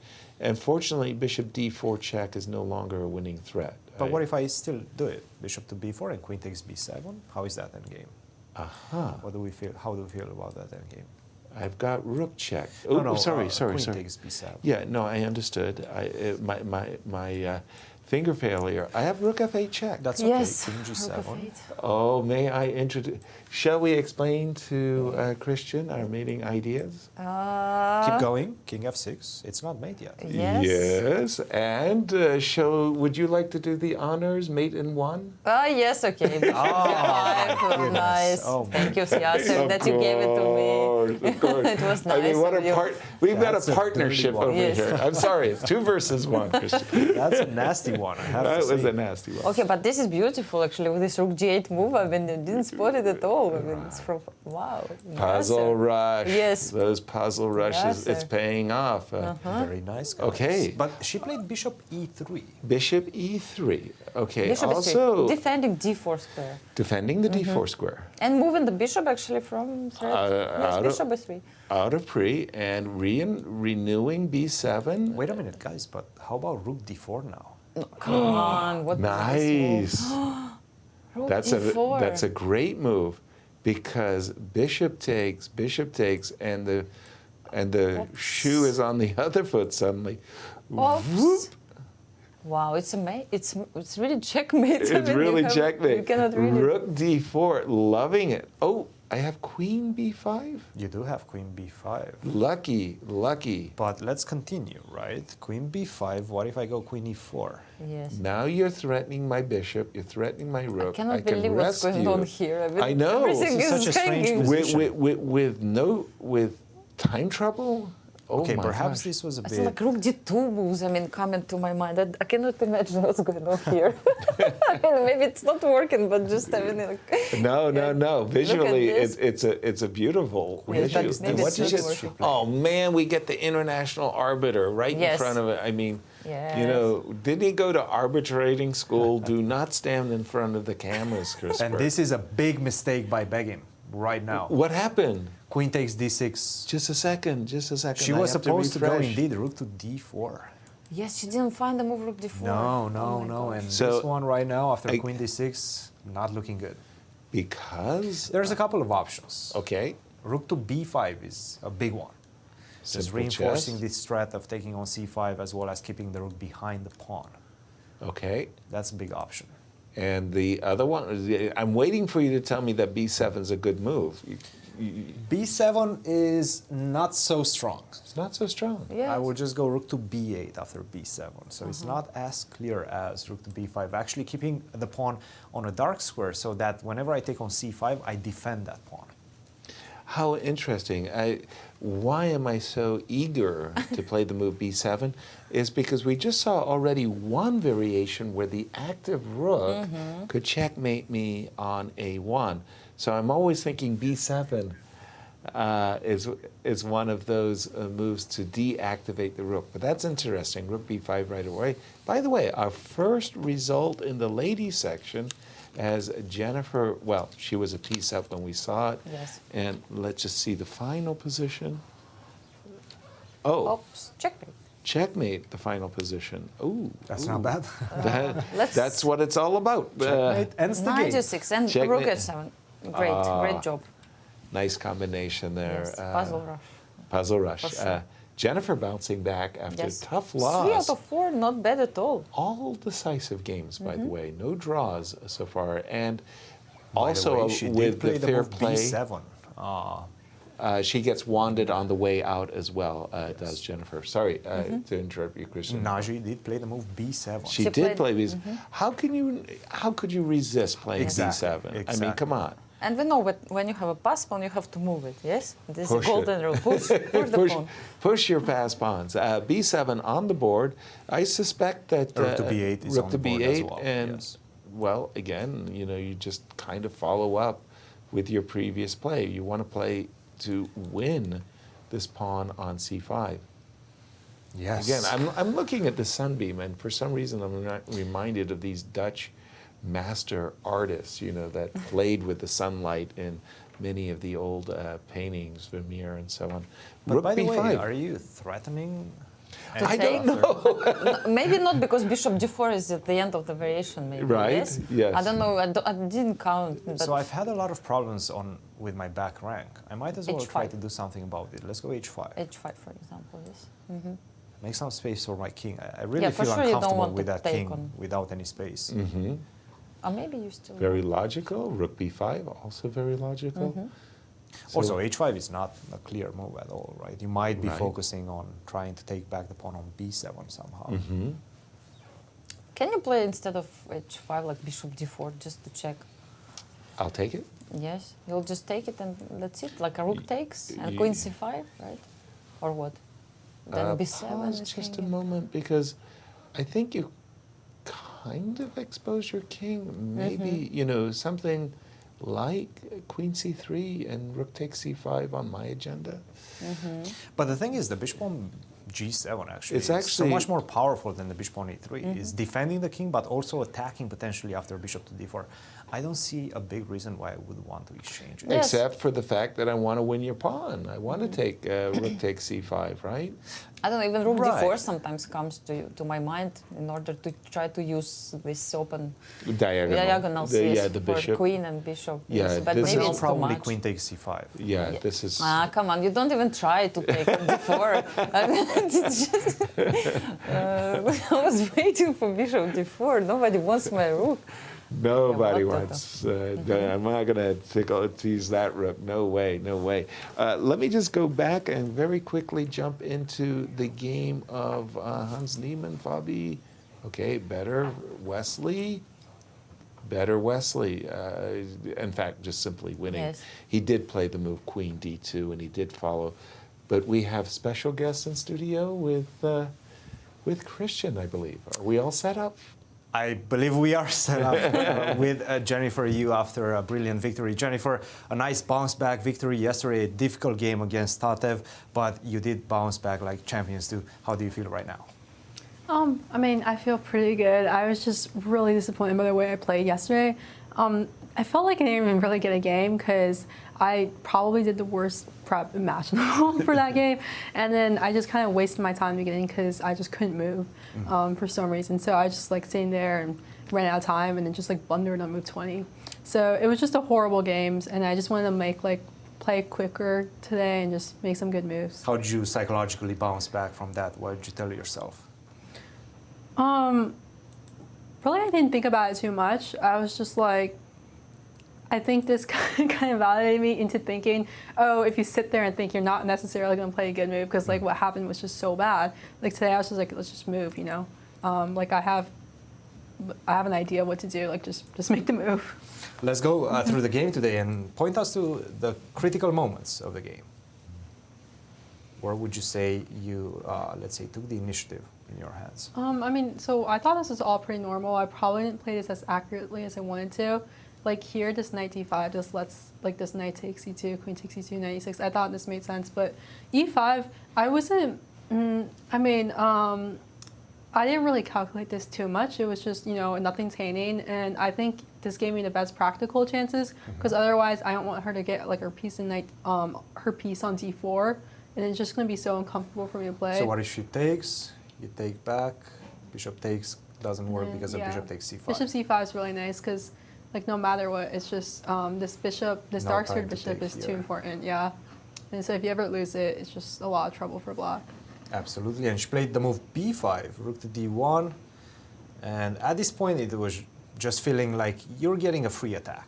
Yeah. There's nothing happening on the queen side. She's very far from opening it, and you're just destroying her on the king side. Did you feel the same way? Yeah, I think knight d4 here she might have missed after bishop takes e4, c takes, queen takes e4, d takes e4. I think she missed like either after this d takes e5, that takes e5, the bishop taking, or maybe, I don't know, maybe you can't take on e5 directly. After rook to e1, take, and the bishop hanging on g4. And also I think it just kind of works out for me because you really want to get e6 to work at some point. Of course, well, not here, but work. like before bishop g4, but I have queen a7. And then it's really nice because then there's like rook b7, knight f6 stuff. At what point? Like here, take, e6, just like doesn't work. Queen takes a7. And then, okay, I think this is kind of complicated. Sorry to interrupt. Irina Krush, the 8-time national champion, did win her game against Ashrita Eswaran. Takes the first victory in the US Women's Championship. Okay, let's continue. Queen to a7. And then so I was learning rook b7, knight f6. And then, okay, here, and then it just doesn't quite work out because you want to take and bishop takes e5, but I have d4, like just in time. Very nice. Otherwise, it was a little... Otherwise, bishop d4 might be problematic, of course. Very nice. Nicely calculated. She played bishop to g4. She was trying to open you up on this side, but at this point, there was no turning back for her. Very nice victory for you. Are you going to do some homework tonight, or what's the plan? Oh yeah, I have a big deadline tonight. Actually, now that you say it, a few hours before midnight, gotta turn that in. But yeah, it's same thing every day. Jennifer, good luck with your homework, and good luck in the rest of your games. Thank you. You don't turn in a pumpkin if you don't turn in your homework by midnight, right? I mean, Halloween is coming up. Something's happening at midnight. Just looking at Alice Lee. Alice is enjoying an extra pawn Cristian felt that the bishops of opposite color overrides that, and a draw is most likely. But definitely, Alice is enjoying. Still, yes. Yeah, again, our 12-year-old co-leader at this moment. But let's jump back to the open section. We have 2 victories in the ladies, and jumping to the game of Wesley So versus Sam Shankland, we left it. It was 3 connected pass pawns, and it became 4. No. No? Now it became 4. 3 connected pass pawns for sure. What can be better than 3 connected pass pawns? 4. Or 5. Or 5. That is Begum. We've seen that in this round. Rook at c4. It's still not. Well, it is pretty much playing 1 goal. My gosh, this is way too big a preponderance. Guys, what? Take a look at the Ray Robson game. Uh-oh. That blew up and in Ray Robson's favor. Oh. Really? Look at that endgame right now. 1, 2, 3, 4. But it was strange because there was a 4 pawns like this versus 2. That's okay. Somebody got traded. And look at these guys. The connected passers. Yes. You have to keep the bishop on the long diagonal, defend the pawn on d5. In the meantime, I'm just going to push up my pawns. This is not looking good for Levon. Really? Well, he has just played the move king f1, and his basic idea, as far as I can understand it, defensively speaking, is he wants to rush his king in such a way that the king will. Obviously, the ideal square at the moment would be the b5 square. It's not getting to b5, but if it got to b4 or b3 as a blockader, it would be fine. And I see a knight landed on e5. As I understand it, this rook, unfortunately, is simply too strong, and the rook on a7 or a6 holding up the pawn. So the move knight e5, which comes with a gain of tempo against the bishop, I think is a prelude to playing rook to d7 and maybe rook to b7. But let's see, is Ray? No, I can't believe that this would be. No, shouldn't be bad for white. No, maybe not anymore, right? But what if instead of knight to e5, I would have played the move a4, just push the pawns? a4, logical. So then you rook a7, b5, yes, simply. So, but you have to do something with those pawns, right? Okay, so king, b5. b5. King, I'm angling to blockade. Let's go b4. And king. So wherever you put your pawn, I'm trying to put my king. So let's go knight b6. Knight b6 now. Was the idea to take on d5 sometimes also? Yes, why not? But now I go b3 and pick up the pawn on d5. Okay, fair. Rook c6. No, I don't. Do I want? Am I losing? Am I losing? Oh, this must be lost. Yes, if king comes. I take on c6. Yeah. Let's say I take, even though actually, no, sorry. No, that is not the correct move. I should go king e5. King e5. You want to exchange on your turn. Yeah, absolutely. Again, this is what I learned these days. Exactly. Exchange on your turn. Okay, I don't know. But then I take on d5, right? You want to go rook c5. But then I go king d4. This is not looking good, Yasser. Nope. I'll tell you that much. No me gusta. So probably maybe knight e5 was a wrong move. Bishop e4, and is time a factor? Yes. I mean, they put the in font of 2. Yes. Time not is 12, not a factor not 10, right not 8. Not a factor because they passed 40 moves. Oh, they passed 40. Okay, Yes. so half an hour. Very good. Actually, knight e5 was 41st move. Even. Yes. Okay, so Ray could have actually studied that position, maybe missed an opportunity there. And we have a guest with Cristian. We are indeed with the 8-time national champion, Irina Krush. Irina, first of all, congratulations. It felt like you were getting so close each and every game to that victory, but it was just so elusive. Did you feel that way as well? Oh, yeah. I mean, it was pretty depressing to go 3 games without a decisive result. And this is my first time earning the right to see you guys in the studio, so I'm pretty happy about that. And of course, the way the tournament started, I don't think I've ever had a U.S. championship start like that without 3 games without a win. It was quite disappointing. I mean, I was definitely so close. I had good positions in all the games, and I mean, against Sabina, it was like almost there, and then such a promising position against Megan Lee after the exchange sack, and even that kind of escaped me when she found the draw in the king and pawn endgame. Even with Tatev in the first round, you had a better position, maybe a bit worse after that, and it finally ended in a draw. Is it something about the length of the event that makes players, let's say, play a bit more conservative? Well, the thing is, I'm not playing very conservatively. I'm just actually, like even yesterday, I had like a pretty safe option to trade queens out of the opening, and I was like, well, that's perfectly fine from a chess point of view, but I chose to keep the queens on the board, keep my king in the center, and obviously a lot more risky. So I wouldn't say that I'm actually playing particularly conservatively, but I just didn't capitalize on those advantages I had. And yeah, I mean, it feels really good to get that win, to play like a pretty clean game. Let's go through the game actually and take us through the opening phase. Yeah, so well, she always plays the Nimzo, so this opening is not a huge surprise, although it might be one of our first Nimzos against each other. Like, I don't think I've ever played into the Nimzo against her. Sorry to interrupt. I do think we have a result. Wesley So has won his game against Sam Shankland. Let's continue. Yeah. So Wesley, is that another person who's getting a win for the first time today? It is. Defending champion. Yeah. And, okay, so she played this b6 line.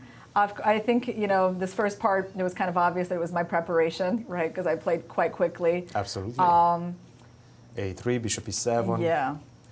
Knight to f4, and we don't want to go too much into the details of the opening phase. Queen to g4. Yeah. Queen to d7, I mean, yeah, that's kind of the idea that black will eventually have to do. So the position looks very aggressive, right, when white starts pushing these pawns.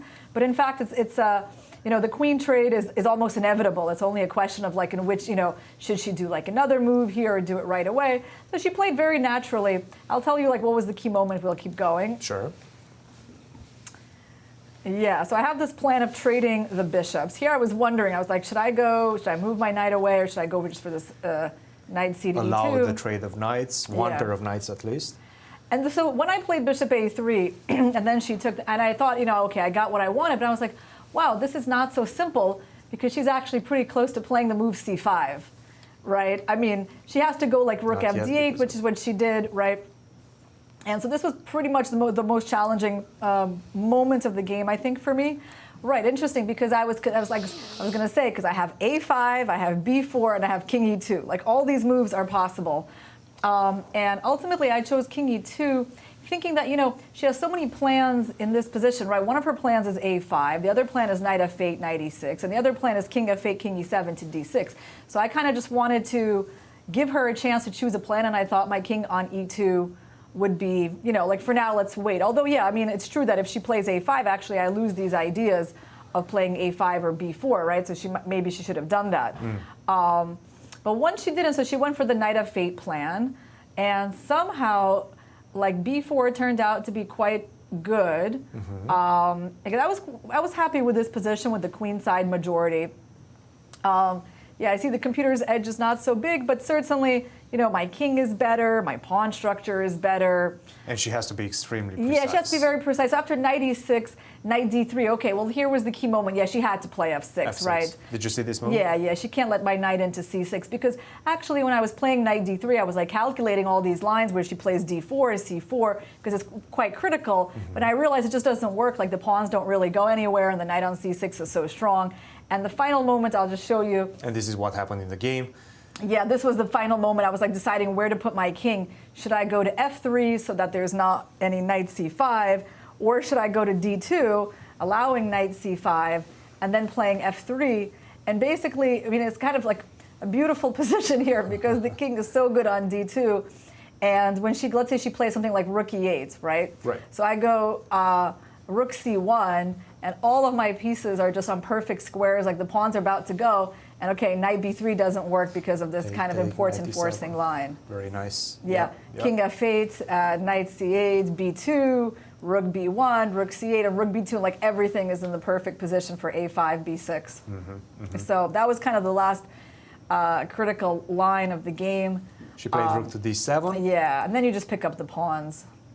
And this was smooth sailing for you, Irina. Irina, congratulations, a big victory for you. How are you feeling about the tournament? How are you feeling about your chances? Much better. You know, I really just needed to win a game just to get that taste of victory and just to get that confidence. And I also feel like in general I'm playing, you know, better game after game. So the first game was a bit shaky, definitely against Tatev. But you know, I feel like as long as you keep playing well, like eventually you should get the points. So this was an important game for me. Guys? Wonderful. Congratulations, Irina. Definitely the sun shines a little bit brighter after victory. Ice cream tastes much better as well. The results, and they're coming in hot and heavy. Let's start with the ladies. How many results so far? Anastasiya. We have 2 results, and both of them are decisive, which is great, yes? We've been seeing whitewashes. We've been seeing in the previous rounds an excessive number of wins by white. And yes. Today the same. Here, same trend we have. So Jennifer, you won against Morris-Suzuki. And in the open? Yes, and in the open section we have a few results as well. So Wesley So delivered the point. I mean, he had a victory against Sam Shankland. Very and nice. Then 2 draws. Darius Swiercz with Liang Dominguez and Elshan against Jeffrey. Exactly, with lots of very important games still going on. Tournament leader Sam Sevian, Hans Niemann, Fabi still at play. Christopher Yu as well. And we have our defending U.S. champion, Wesley So, with Cristian. Wesley, finally a victory for you comes in round 4. Yesterday it felt like you were a bit upset about the whole situation, but now finally you broke through. How does that feel? Yeah, I mean, who wouldn't be upset losing to a 15-year-old? Huh? But as I said, now at least I know who I'm playing, and no longer playing a teenager. But I was wrong yesterday. I still have to play Hans Niemann. He's only 19. Well, I guess I've known Sam for many years now. He was the U.S. champion in 2018. I played a lot of games with him. I've sparred a lot of games with him. And you've sparred as well with him. You've trained with him. Yeah, I think I visited his place in San Francisco once in 2015 before the U.S. championship. And also we were working 2014 before in Europe, preparation for the Tromsø Olympiad. And then after that, we played here and there, like online practice. We were teammates in the online Olympiad in 2020 and also in many Olympiads. So you know him quite well. How do you generally approach this type of games when you know your opponent well, you know his repertoire, you know his tendencies as well? Well, I don't really know his repertoire, but I just, it's a nice feeling when you know someone well. When I've studied his games, I kind of know his likes and dislikes, what he's capable of and whatnot. So just, you know, he's been around for many years.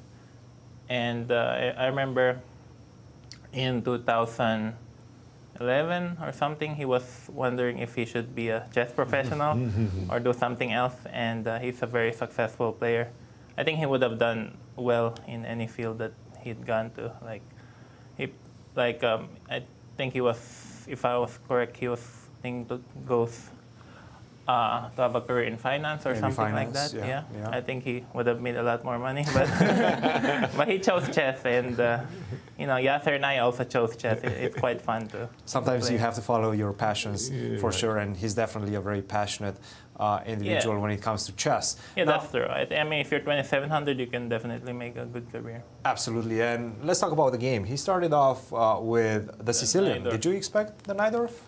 Were you expecting him to play the Berlin, something a bit more tame? Yeah. Or it's hard to predict, I mean, it's in a given day. He played the Najdorf many times last year, but been playing. It's very hard to predict. He also play the French or Caruana, but anyway, just you cannot spot any pattern in his opening play. Well, he generally plays similar openings in the same tournament, but I think no one has played.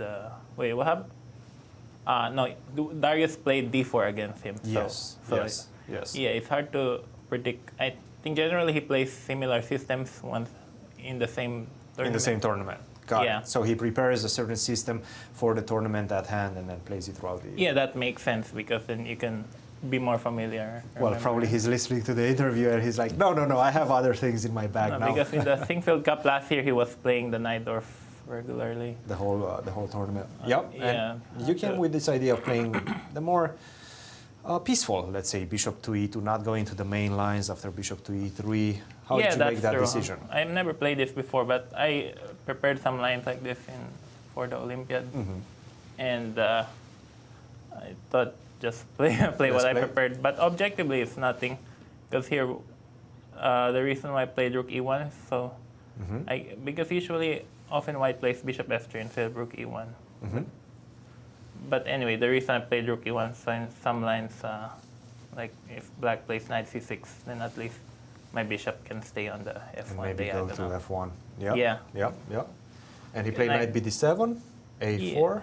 Yeah, I mean here, okay, it's quite confusing what to do. If I play bishop f3, I think it's correct. h6. h3, b5. Yeah, b5. Yeah, it's hard to, like instead of b5, black could play waiting moves like queen d8 and stuff, and no one really knows what to do. Huh? But it does seem like you guys are following some top-level games as well. I see Bruzon, I see Vichy Anand, Ganguly, a lot, Lenier as well. So this has been played before. Yeah, bishop c1 is such a weird move. Huh?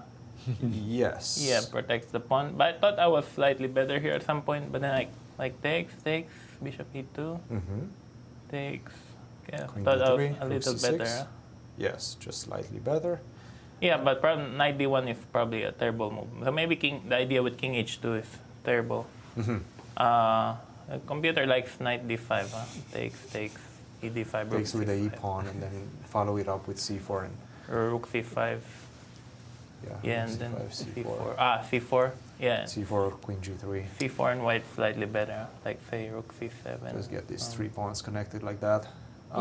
Yeah, knight d1 is too passive. I didn't like black has some d5 ideas. I probably even d5 works here. So. And you were also spending a lot of time up to this point, falling behind 20 minutes on the clock. Was time ever the concerning factor for you during this game? Yes, for every game in this tournament. Just too low on clock. I mean, it's a bad sign that means you're not in good form when you spend too much time. But as I said yesterday, it's quite confusing also having different time controls because like FIDE tournaments I think it's an hour 40. Takes some time to adjust from one to the other. Yeah, I think here we have one of the shortest time controls, which is 90 plus 30. But obviously I have to speed up and but 91's not a good move. Like I thought. Seems like it. And then you guys got to this position. Yeah, he could play d5 too. Yeah, bishop to c5, b4, f3, rook to d8, bishop e3. And this moment, when he played the move d5, were you getting concerned at all? How did you assess the position at this point? Well, I wasn't sure. I mean, I wanted to try to play for a win, but obviously I'm risking stuff. Yeah, it's a scary position for white because after rook takes a6, I assume he has rook c8. Rook cd6 seems to be the right move. Yeah, and probably white can equalize. So I played knight f2, obviously not. But rook d8 is a serious error by Sam. It is. Yeah, he missed bishop c5, it seems like. Yeah, I don't know what he missed, but queen c7 is much simpler, and black can never lose. Or maybe he can. But I was very surprised by rook d8 because I think Sam was playing well until then. And I think after bishop c5, you're definitely gaining a pretty serious edge. Yeah, I mean, I'm a pawn up, and after rook, he just missed rook takes. Yeah, and then it's just winning. And once you guys got to this position, it was a smooth conversion, I would say. So instead of, if we go back on move 38, after queen d2, rook h8, I spent all my time figuring out whether e d5 or knight e3. I think d5 was correct. Yeah, getting 3 pawns is not, in one side, it's no question that you should just play it. Wesley, congratulations. An important victory to get back to 50% for you and start anew. Yeah, considering tomorrow is my birthday and I really don't want to play. Yeah. An early happy birthday for you. Yeah, I'm sure we'll 29. wish that to you as well tomorrow. Yeah, last year I also played a game, the US Championship, for my birthday against And how did you Fabi. do? I drew. I was winning, but it's not so bad. I wasn't. How do you usually approach those games on your birthday? Yeah, I don't like. Is there anything different to them? No, not really. I just don't. I think it's not a good idea to play in your birthday. I played several tournaments before on my birthday, and I'll just give my best. But it's clearly not ideal. I don't know what Yasser thinks if it's played. And after your birthday is actually the rest day. Are you going to party at home tomorrow night after the game, or? Yeah, that's the plan. I have a birthday cake and. Birthday cake. Yeah, yeah, and actually we celebrate my birthday in Minnesota already before this tournament. I had my presents and stuff. It's because right after this is one tournament after another, but yeah. But it's nice. It's fun. Wesley, congratulations. We'll see you tomorrow. Thank you. Yeah. Quick question for you, Wesley. It's one of those things that you match up very, very well with Sam Shankland. You have a marvelous score. You've won 4, 8 draws today. You've got your 5th victory against no losses. Can you explain why the matchup is so favorable for you? I don't really know. I can't really explain. Maybe I just know him so well. I played him many games. Yeah, I didn't even realize. But I think also Sam is an expert in the opening, but I try to avoid his preparation mostly when we play. I think I just know his style very well. Like he's an excellent player, but he's also very how do you call it? He's very streaky. Like he can play really well or he can play really badly at some point. So I guess I kind of know how to push his buttons better than others. And when he gets slow on time or when he gets too ambitious, and then he makes some oversights, that's when you pounce. All right. Congratulations. Congratulations, Wesley. Happy birthday. No presents from us. Yeah, I think every birthday after 21 is pretty much the same, but it's right. I guess That was get the drink. And stuff. Very good. Good luck for the rest of the tournament. More results. Sam Sevian drew with a wonder Liang. Sam came in as one of our tournament co-leaders. That game between Fabi and Hans is looming very large. These are 2 players tied for first coming into today's round. And, when we left it some time ago, Fabi was the one nursing an extra pawn in. What happened in that? Seems like with this move, well, somewhere around here, Knight C8, F4. Wow. Wow, that was a move that came out of the blue. Takes, and, well, for the moment, 1, 2, 3, 4, 1, 2, 3, 4, 5. Still that extra pawn in Fabi's pocket. E4 is hanging, F4 is hanging. Feels like definitely Fabi is in great position to take clear. Is also hanging. Yes, yes, it's sad. It is very, very sad. Yes. But this is a passer too. Great position, but maybe not as great as Convincing? it was a few moves ago, right? Well, right here, this is actually a key moment. I'm a little bit surprised by the move knight to c8, to be honest. I was thinking, okay, if I play rook e7, you go rook c6. And I do believe that was actually move 40. Rook c7, and I suppose you go b5. Oh, I take a pawn. I just like take a pawn. Invite you. Like, this is actually a position I would rather embrace as black. The knight is doing a great blockade of the pawn. This is a passer. These are passers. And maybe on just a good day, I can come over and collect. Wow. So I thought that Fabi was cruising. Is he still cruising, Cristian? Oh, absolutely not. No. Absolutely not? not. Actually, not at all. Right now, Hans is very, very close to equalizing.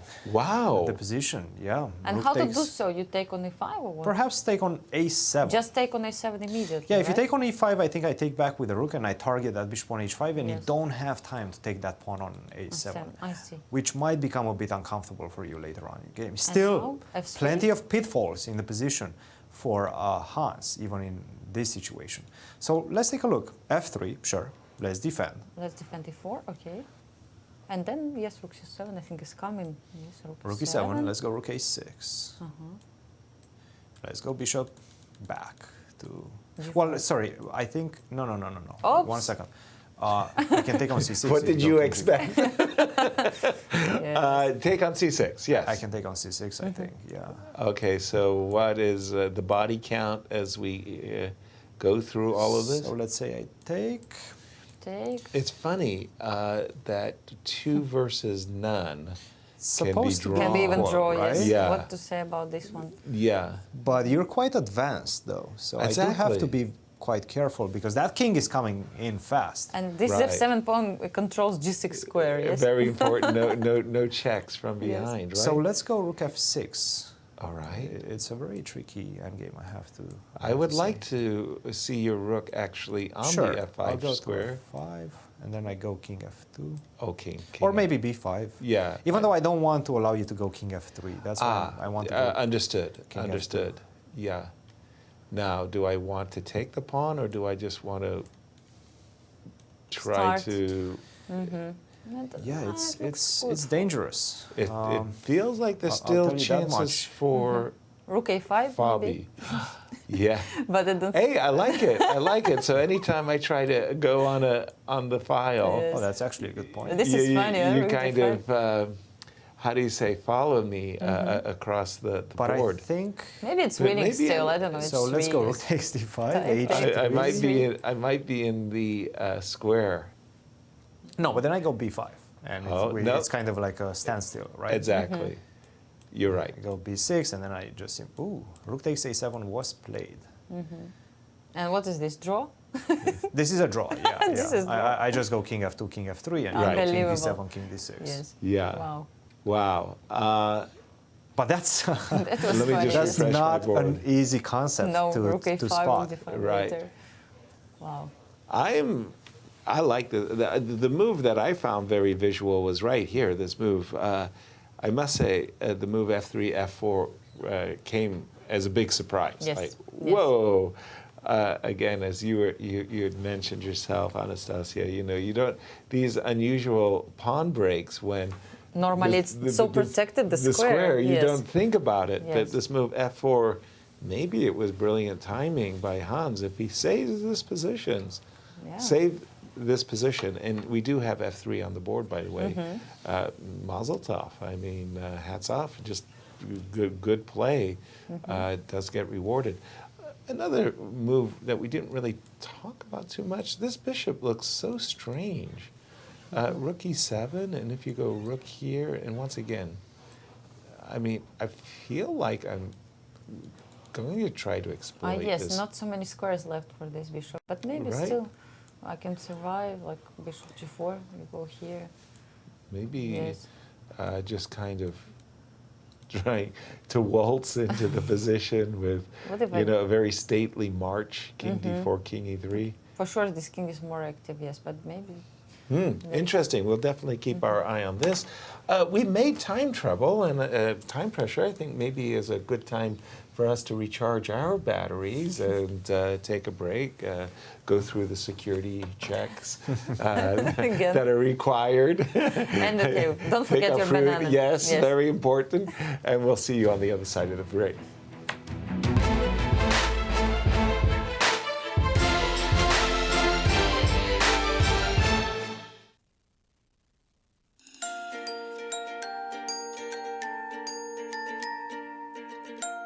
Welcome to the chess capital of the United States. The St. Louis Chess Campus, in the heart of the vibrant Central West End, has established itself as a premier global destination for chess and is comprised of 2 unique nonprofit institutions. The Chess Club and Scholastic Center of St. Louis is recognized as the top chess facility in the world and plays host to all major tournaments, including the U.S. Chess Championships and the Sinkfield Cup, one of the strongest chess tournaments globally. Tournaments are broadcast online to more than 150 countries, led by an expert commentary team of grandmasters. The Chess Club is an educational organization committed to promoting the game of chess, with a specific focus on bringing the benefits of chess to children throughout the St. Louis area. Research shows children who play chess exhibit improved analytical skills and increased confidence. The Chess Club is highly engaged with the local community, bringing scholastic chess programs to more than 100 schools, providing hundreds of classes each week. Directly across the street from the Chess Club is the World Chess Hall of Fame. This one-of-a-kind cultural institution invites visitors to experience chess in imaginative ways and is home to the U.S. and World Chess Halls of Fame.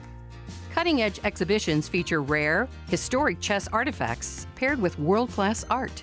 Innovative programming explores the intersection of chess, art, and culture. Visitors can enjoy interactive programs designed around the exhibitions and monthly music in the galleries. The World Chess Hall of Fame is nothing you expect and everything you love. 3 different galleries and a premier gift shop highlight the culture, history, and creativity behind the game. Come visit, play chess, leave enriched. To learn more about the St. Louis Chess Campus, visit stlchesscampus.org.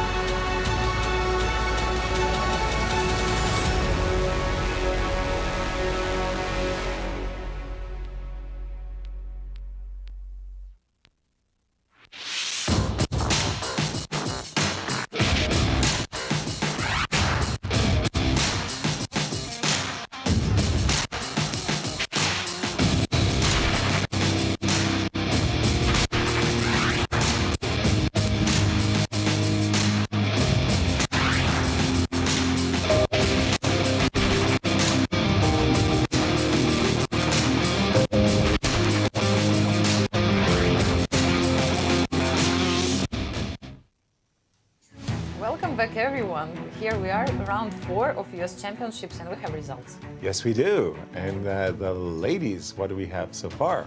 Jennifer, you made won against Sofia. Nazi Paikidze made the draw against Begim, and Irina Krush won her first game in this championship against Afrita. Exactly, and the 4 games remaining, key game is between Alice Lee and Ru Yang. And Alice has been nursing an extra pawn in the bishops of opposite color position. We think it's a draw, but it's nice to be nursing the extra pawn. In the open section, we also have a lot of results. Only 2 games remaining, if I've got this right. Yeah. We have a very crucial game between Hans Niemann and Fabi. Fabi has been on the better side, but those 2 players enter today's competition tied for first. So the winner of that game will be our clear leader. In the meanwhile, Christopher Yu also tied for first. He won 2, lost 1. He's up against Alexander Lenderman, but it's actually Lenderman who has a winning position despite the very scary looking bishop on f3. Looking at that position there. Can we check the position? Yes, absolutely. So this bishop on f3 is really nice, right? I mean, you know, it's an automatic that you go queen to h6 and h1 equals mate. The problem is that the queen can't move. It has to defend the d8 square. For example, queen h6, rook d8, and white is the first one to deliver the checkmate. As we'll see just a second. This Sorry. One? Yes. This one and this one. That's clear. King g7. Oops, excuse me. King g7 and this one and this one. That's clear. Or is it? Yes. And on It's the like, 5, yes. Yes, very nice. You were about to ask me, okay, after rook d8, king g7 immediately? Yes, let's say if I try to move. Right, then I've got check. Unpleasant check, yes. Yeah, and then I'm not going to let you deliver mate. I'll take the queen before. So the problem is, in the current position, Christopher is actually stuck. After the move rook d8, he can't bring his queen away from the control of the d. Similarly, this rook would also love to checkmate on the back rank. The rook can't leave, even if it, you know, even if you had some ability to play rook h7. Again, I would win by playing to the d8 square. In the meanwhile, I'm ready to take this pawn. I'm ready to take this pawn and deliver mate. Just want to take this pawn. Is it just, let's say that despite all the threats to white's king, we have to admit that black king is also kind of naked. Yes, it is. Yes, it is. Rook takes e5, rook h5 will show why the missing h pawn. So, Christopher Yu, 2 victories. Bravo, Christopher. But 1 defeat, and it might be a second defeat, in all decisive games. 15-year-old doesn't like draws. No. Doesn't like draws. Black and white. Ray Robson already made a draw, but back over to you, Christian, and the Fabi game. What's happening? Yeah, I'm looking at this one and I'm trying to understand what's happening in this endgame. Does Fabi harbor any hopes of potentially converting this one? And it's all about the next move. What is Hans Niemann going to do? Is he going to go rook to c7 or rook to a6? A critical choice. You have to attack and create your own counter chances by attacking the pawn on c6. If you start with rook to c7, the problem is this endgame is actually lost. Because right now I'm not going to take your pawn. I'm not going to go after your g4 pawn. What I am going to do is defend my pawn on c6. And we'll understand the difference between rook on c7 and rook on a6 in just a second. King to f3, for example, is followed by h3. And with a rook on the a file, you would be able to capture that pawn h2 and then catch the pawn with a move rook to a1. Unfortunately, with the rook on c7, you're very far away from the action, and you cannot do that. This is completely losing right now for white. If you try to go rook to a7, I'm going to go h2. I'm going to use this pawn as a decoy, and after king to g5, you pick that guy up. I'm going to take on g4, and I'm going to be able to actually convert that position. This is not looking good, but what if white goes rook to a6? Right. This seems to be very actually close to a draw after king to e3. By the way, with the bishop already on g4, you don't have the option of defending that pawn on c6 with the move rook to e6. So you have to eliminate the bishop first. Knight takes g4, take on g4, and now maybe rook to e6. The problem is after king to f3, once again, we understand. You do this, I can take on f4, I can even go rook to a8 first, and this is just a simple draw. So everything is in the balance right now. Will he find rook to a6, Hans Niemann, that is, or will he go rook to c7 and actually probably lose this game? Big moment right now. It's all in the balance, and the next move is critical. Time a factor at all, Anastasiya? Is this very important decision? The game, 7 minutes? Yeah, he has some time, right, to think 14 about it. minutes. 14 against 7. To 7.5. So 7.5. Enough time to pick up the right move, but still, I mean, it still can do any mistake. it is not an easy situation right now. Let's not forget the players played this long game already, and by this moment, you still have to make really difficult decisions. It's frightening to think that, you know, you play these 5-6 hour games, and then you get to a moment where it's just, this is it. This one move makes all the difference in the world. Rook c7 versus rook a6 is not easy to spot that difference, but once you calculate it, then you become aware that rook a6 is actually the mandatory move. Again, I'm expecting Christopher to lose this game after rook d5, and again, how serious or not is Alice's Lee advantage? I've always felt that Alice had real chances, whereas, well, you were less enthusiastic about her. No, it cannot be serious. Come on, guys. Boy, I mean, tough crowd. It's I mean, not serious. Why so? How do you say the sour? This looks really good. I mean, if I'm in Alice's shoes, I'm putting the bishop on e4. And I'm pushing the pawn, and I'm going king b5, and I'm taking. I'm laughing at you, yes. No, I'm with Yasser actually here. Very good. Excellent decision. Excellent decision. Yes, I think it's like you can still keep chances. At least you can keep trying, and after again, so. All right, let's try to give you everything you ever want. Okay. All right. Let's go rook d3. Rook David. Oh, sorry, no. Okay, that's one. That definitely gives you everything you ever wanted. That definitely now, should we explain to Christian the idea of a double attack? This is very important. So the double attack occurs when we hit the rook. Okay. Good evening, St. one. I told you, I prefaced it. I told you I'm going to give you everything. Yes, we appreciate. We appreciate. We do. Rook to d3 is everything you ever wanted. Correct. Yes. So I'm not going to give you just that. Let us help. King g7. Thank you. Good. Yes. King g7. And you're giving us everything we ever wanted. King b5. All right. Let's go rook d3 now. Rook David 3 now. Got it. Now you can do it. Okay. Now, it's funny because I actually thought Alice should have just put her bishop on e4 a long time ago, but we can do it. Okay. Rook to e3. Rook to e3. He tries to exchange. Whoa. Okay. Bishop e4. Bishop e4. Rook to b3. Rook to b3. Whoa. I know his idea. He wants to play bishop e1. Anastasiya. For sure. Don't tell me Anastasiya. Don't say a word. Now, collusion. we need both our bishop on. We need to combine our pawn to f6, and okay. So let's put it here. Bishop to c6, and we're going to go very slowly. f4, f5. So I do f6. have bishop c5, but that's probably not going to help me too much. Just it's a temporary. Yes. Yeah. And you create some Let's go rook b2. Ideas, yes.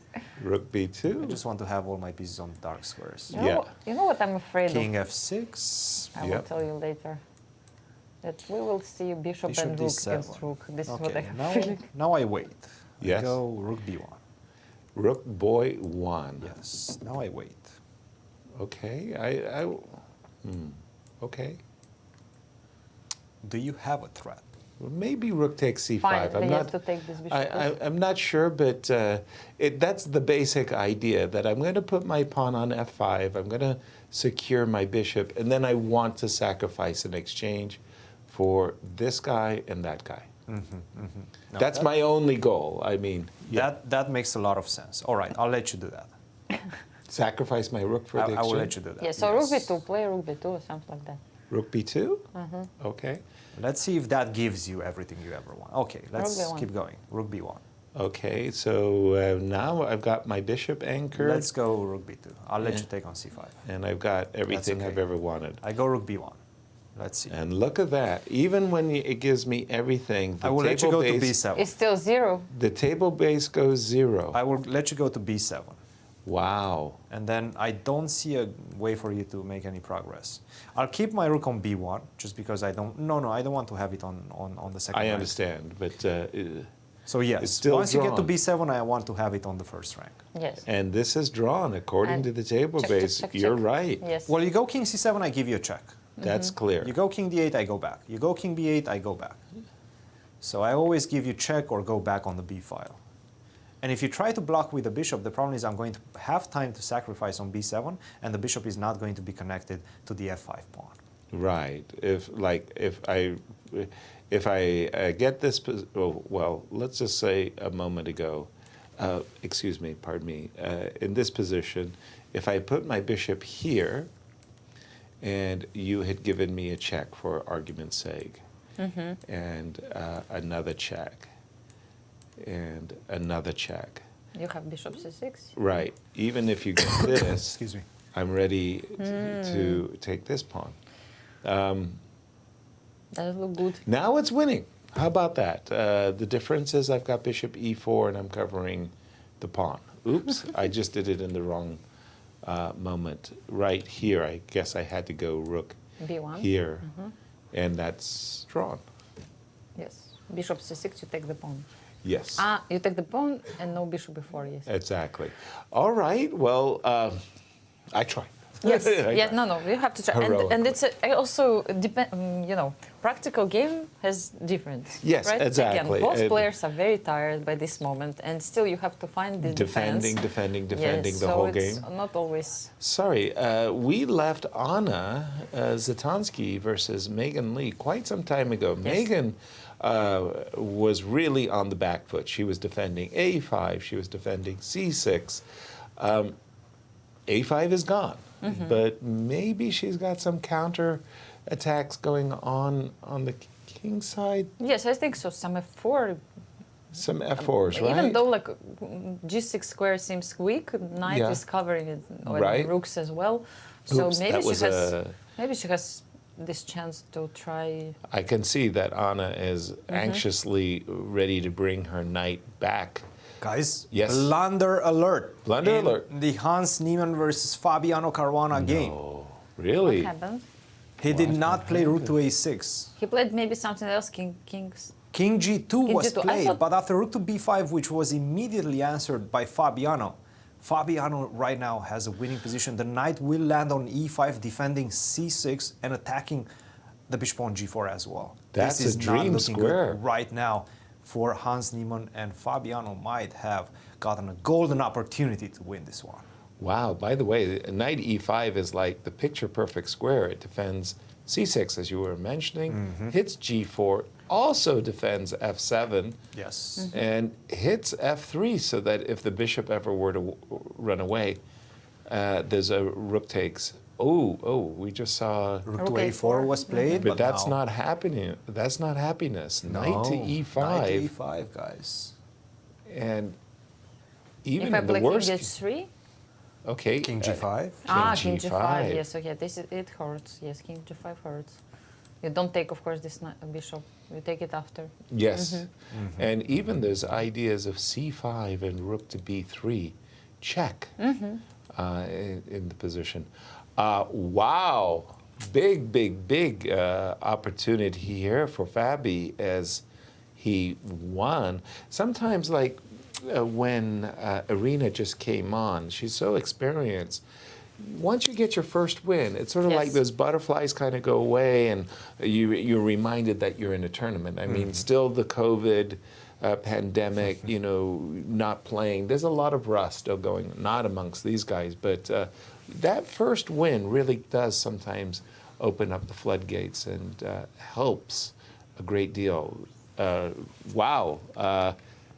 I didn't expect that. It's still not over. There are still some conversion difficulties, but it does feel like Fabiano has all the chances in the world to take this full point home. Wow. And again, now I see the clocks are...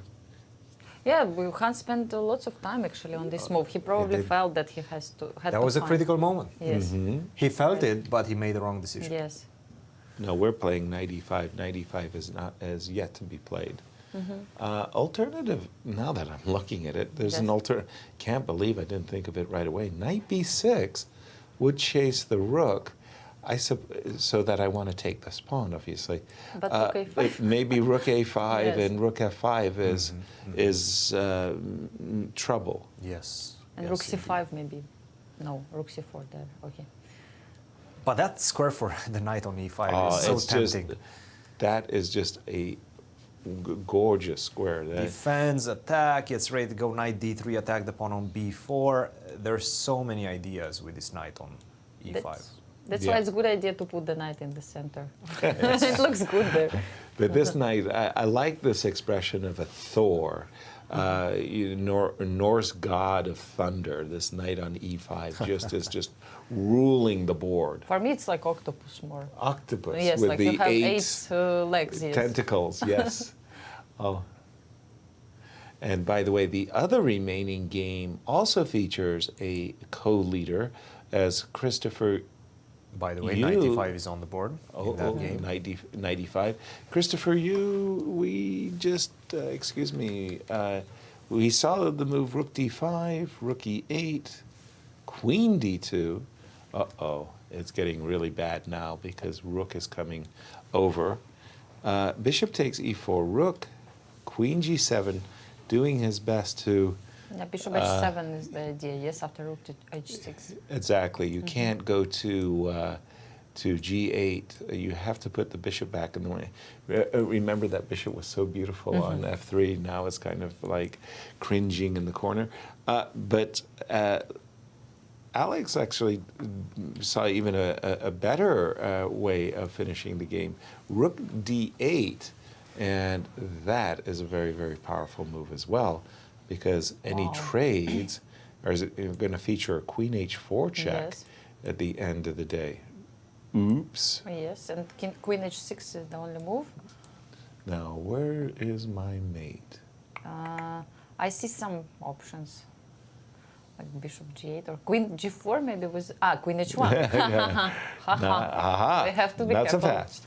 Yes. So maybe we can bishop go g8 was possible after queen h4. Just queen a second. h6. I thought I was mating or winning material easily. I could just play bishop d3 and play queen and pawn endgame, but I thought I had something more concrete than this. Just a second. Head scratch. What? No. This should be... Well, I could just go into a bishop ending, right? Shouldn't I just go into a bishop ending? That should be winning. Also, okay. Because I always will be able to escort the passer past this b7 square. But what if I go rook d6 right now? By the way, we have bishop c6 on the board. Yeah, and what if Bishop I go rook c6. d6? Rook d8, bishop c6, sorry? Maybe Rook d6 now, let's say, with the same idea. Bishop b4. Bishop b4 goes back. Right, just repeats the position. Well, here I'm more tempted by queen d6. Dare I suggest the slow but steady? And finally, can I just exploit the back rank for a moment? How do you... you have queen d7. Well, that's the bishop ending. Rook takes e8 is on the board. What's on the board? Rook takes e8. He took the rook. And by the way, I'm probably not forced to go into the endgame, right? I can go queen to f6. After queen d8, queen d7, queen f6 check. Queen d8, queen d7, queen f6 check. Queen g7 and queen h4. And now I'm winning another pawn. that's what I wanted to do. Was to somehow find a way to take the g4 pawn, yes? Exactly. I was very greedy. King h7, pick up the g4 pawn, and I mean you do get a check on b1, but yes. Okay, we'll still not take really time to convert it. No, I think time a factor, not a factor. No. 4 minutes and 40 seconds, but for Chris, for you, 6 minutes and 50 for Alex Lenderman. But the position is so simple, and this is just going to be a win for Alex. But I think Alex is a little bit narrow, or it looks like. Yeah, yes. A little rocking back and forth going on there. By the way, I'd just like to echo the words of Wesley So for just a moment, because it's been a pet peeve of mine for many, many, many years, this idea that the time controls are different. You can go and you can play a different rapid chess in, for example, the Grand Chess Tour than a rapid chess in the FIDE. And he was complaining, rightfully so in my view, that these different time controls make it really difficult for the players to adjust themselves. And here he called this classical chess event a fast classical, yes. Fast time control. Meaning candidates, probably. Yes, as compared to example, the candidates. Yeah, and I think that for the players, that's really, really off-putting. You know, it'd be like in track and field that you have 100 meters, but then the next race 110, and then the next race 120. You know, just standardize it just across the whole board, 3+2 and 5 in blitz, et cetera, et cetera. And then you have also Bobby Fischer chess, you know, just if you touch to normal ones, classical ones. Okay, let's also play 960. Right. Yes, and then also let's go to the Backhouse chess.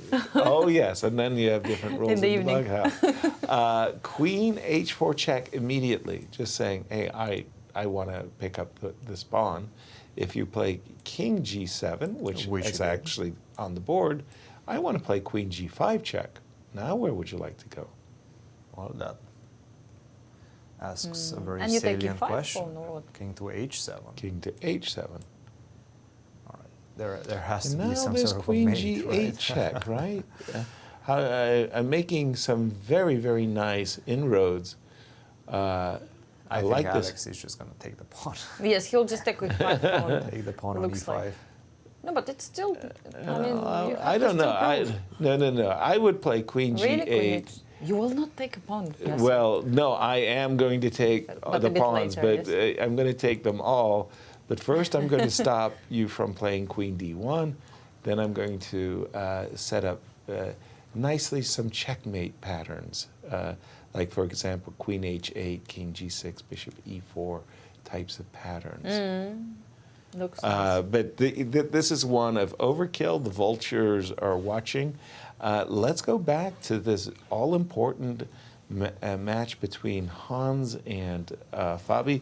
Fabi just picked up the b-pawn. I think Hans suddenly realized after rook a4, knight e5, king h3, king g5, he's out of moves. Yes. The pawn on f3, if you move the bishop, there goes the pawn on f3. If you move the rook, which actually occurred, there goes the pawn on b4. And we're up to date with the players. A dirty little trick, by the way. King it's to being f6. Threatened. Rook h5 check and rook f5. So king f6 right away.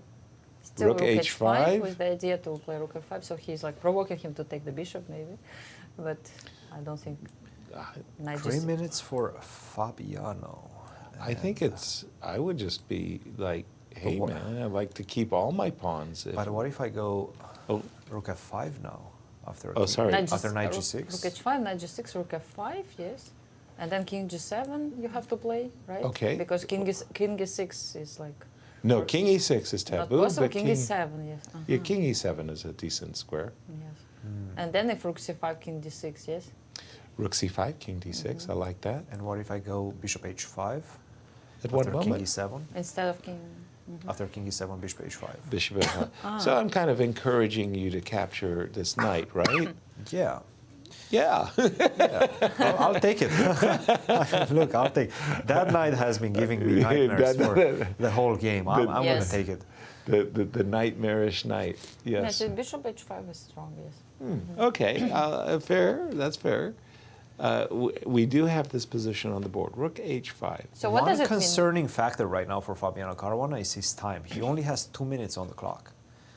I think the one thing I want to avoid was when I ever took your bishop, I really wanted you to have to recapture with your f3 pawn. Yes. Recapturing with your king really gives you great chances to save the game. Very good point. Yes. Okay. Rook to b5. Rook to b5. What's wow? Okay. Basically saying, if you go hunting for my pawn, you may be trapped. That is a and then you go rook f5. that is a very good point. And then I'll take and it. then this pawn is just. This is ugly. This is ugly. Yes. Bishop, I mean, suddenly it's not going to be easy for your. So, rook b5, a nicely laid trap here. No, absolutely, very good move by Fabiano. So what to play now? Bishop h5. What? This is actually the position. So let's go rook f5 maybe. He'll go, You should. and Rook then bishop f5. And I'm not 100% sure of where the king should go. King g7 or king e7. I pick one for now, but I reserve the right. Yes, to check it. So let's say I go bishop h5. Yes. Okay. Bishop h5 with the idea that I want to take now on f4. Right, and if you go knight g6. Well, wait a minute. Wait. Whoa. Yes. There's a. Yes. So no rook takes f4. Don't think about rook takes f4. Why? But rook g4? Check. That's why king e7. So let's go rook h4. That's a good point. Finally. Now we understand the genius of king e7. But I like the way you think, Yasser. I reserve. King e7 is okay. King e7 is critical, actually. Yes, so I just bishop picked h1. at the engine, king e7 is critical. Okay. King g7 allows what we bishop just to saw. h5, what we saw, and Yes. that's problematic. Right. Now bishop h5? Or again, just to see the difference. I remember what Petra. 1 minute. Where did he play it? That was not a good time to... King e7. To focus on the... There's the clock. That was a very nice picture of the clock, by the way. King e7. King e7 was played the right. Yeah. Right Brought to solution. courtesy of our production team. I remember Petra Liverwick, who was the wife of Viktor Korchnoi. She said a woman is always right. Yes, and always if right. not? And she has a right to change her mind. Bravo, Petra. So I will remember that. Yes. I will reserve it. What if you go bishop h5 now, guys? Bishop h5. Well, isn't that the trick that I was just saying? That now I'll go f4. And what if I take on h4? No. And this is the trick. No, that's clear. fine. But I take on h4. Yep, you're welcome. So... And how are you going to stop my pawn? Very good question. Your rook is a little Am I even bit... close? I don't think so. Wow, both bishop and the bishop cannot do anything, yes? It's not getting to c2 anytime soon, and the rook, well, That's it's crazy. pretty entombed. That is a depressing looking position. Yes. Does it, isn't it? Yes. You just watch the pawn move forward. Yes, go little one, yes. Pawn is just storming down the board. Yeah, no. Bring glory to you and to me. And, sorry, but wait. What if I take on f4 after f6? Pardon me. So bishop h5, f6. Bishop h5. Take on f4. F6. But we discussed something like knight d3, rook takes h4. Rook takes h4. I don't know why we weren't seeing this. Rook takes. Should we explain king and pawn endgames? Basics. Yes. Are you in time though? Okay, take. Wait. I think I'm in the square. No. How it's possible? I'm Seriously? In the square. I'm in the square. Yeah. No. Yes. Is it true? Yes. He's right. Wow.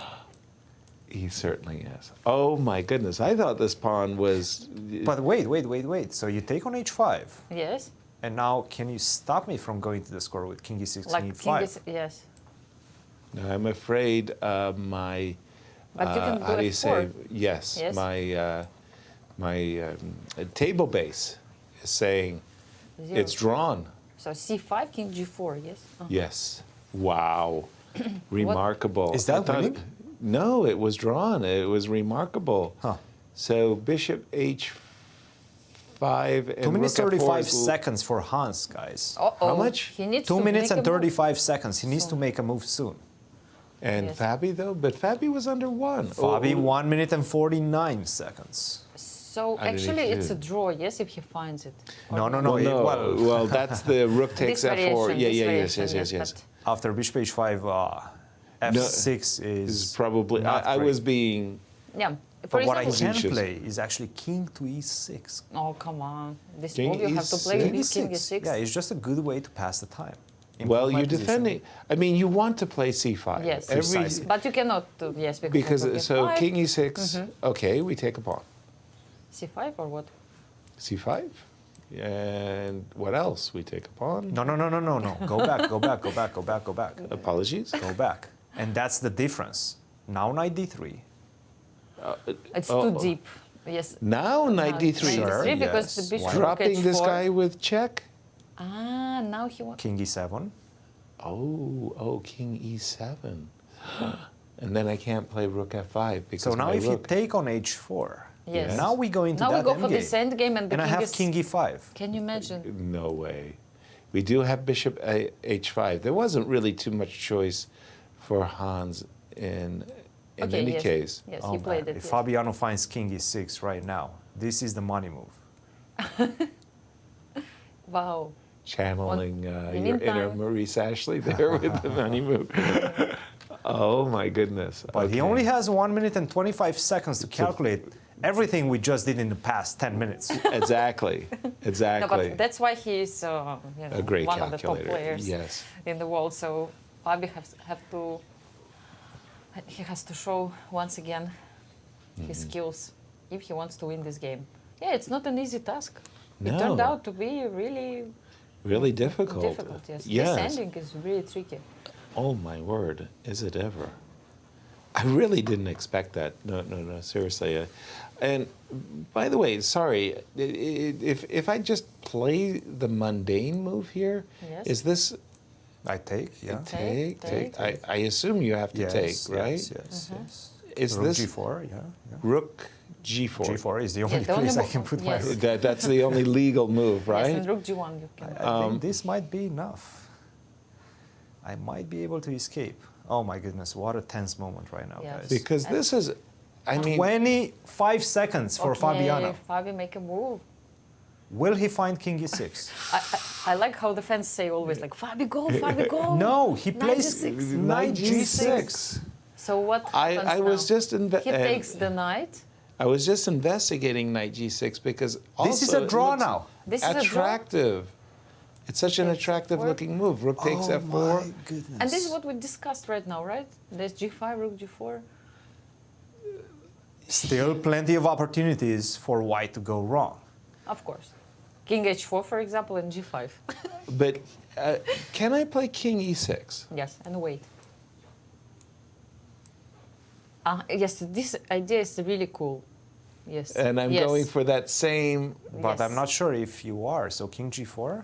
But aren't I playing? No, but I go from behind. King g3, king f2 now. I go was from going to behind. go king e5 to cut you off from f4. Yeah. But wait, even that, no, but I have the e pawn. He did play g5, by the way. G5, Rook okay, g4. Rook G4. And now. King f6 probably. I don't know. And then trying to push this pawn. Exactly. King f6, and you do have to be careful because if you F4, do for play example? f4 too quickly, I have rook b3 check. Yes. So be very careful. King f6, you have to drop back with your rook. f4, rook g3 check. Oh my goodness. If I go king h2, or I don't know. What Then he's saying you can take and king go f5, king and rook h4, yes, King and f6 on the board, guys. Once this again, is another again a big key. moment. You're saying rook g1 is box as No. enforced? No, Rook G2 is draw, Rook G1 loses. Yeah, I'm just about to say that something like Don't this. ask me why. Oh my word! No, no, Please no. do not ask me why. No, no. By the way, my just goodness. breaking news: Tatev won her game, and against Sabina. Bravo!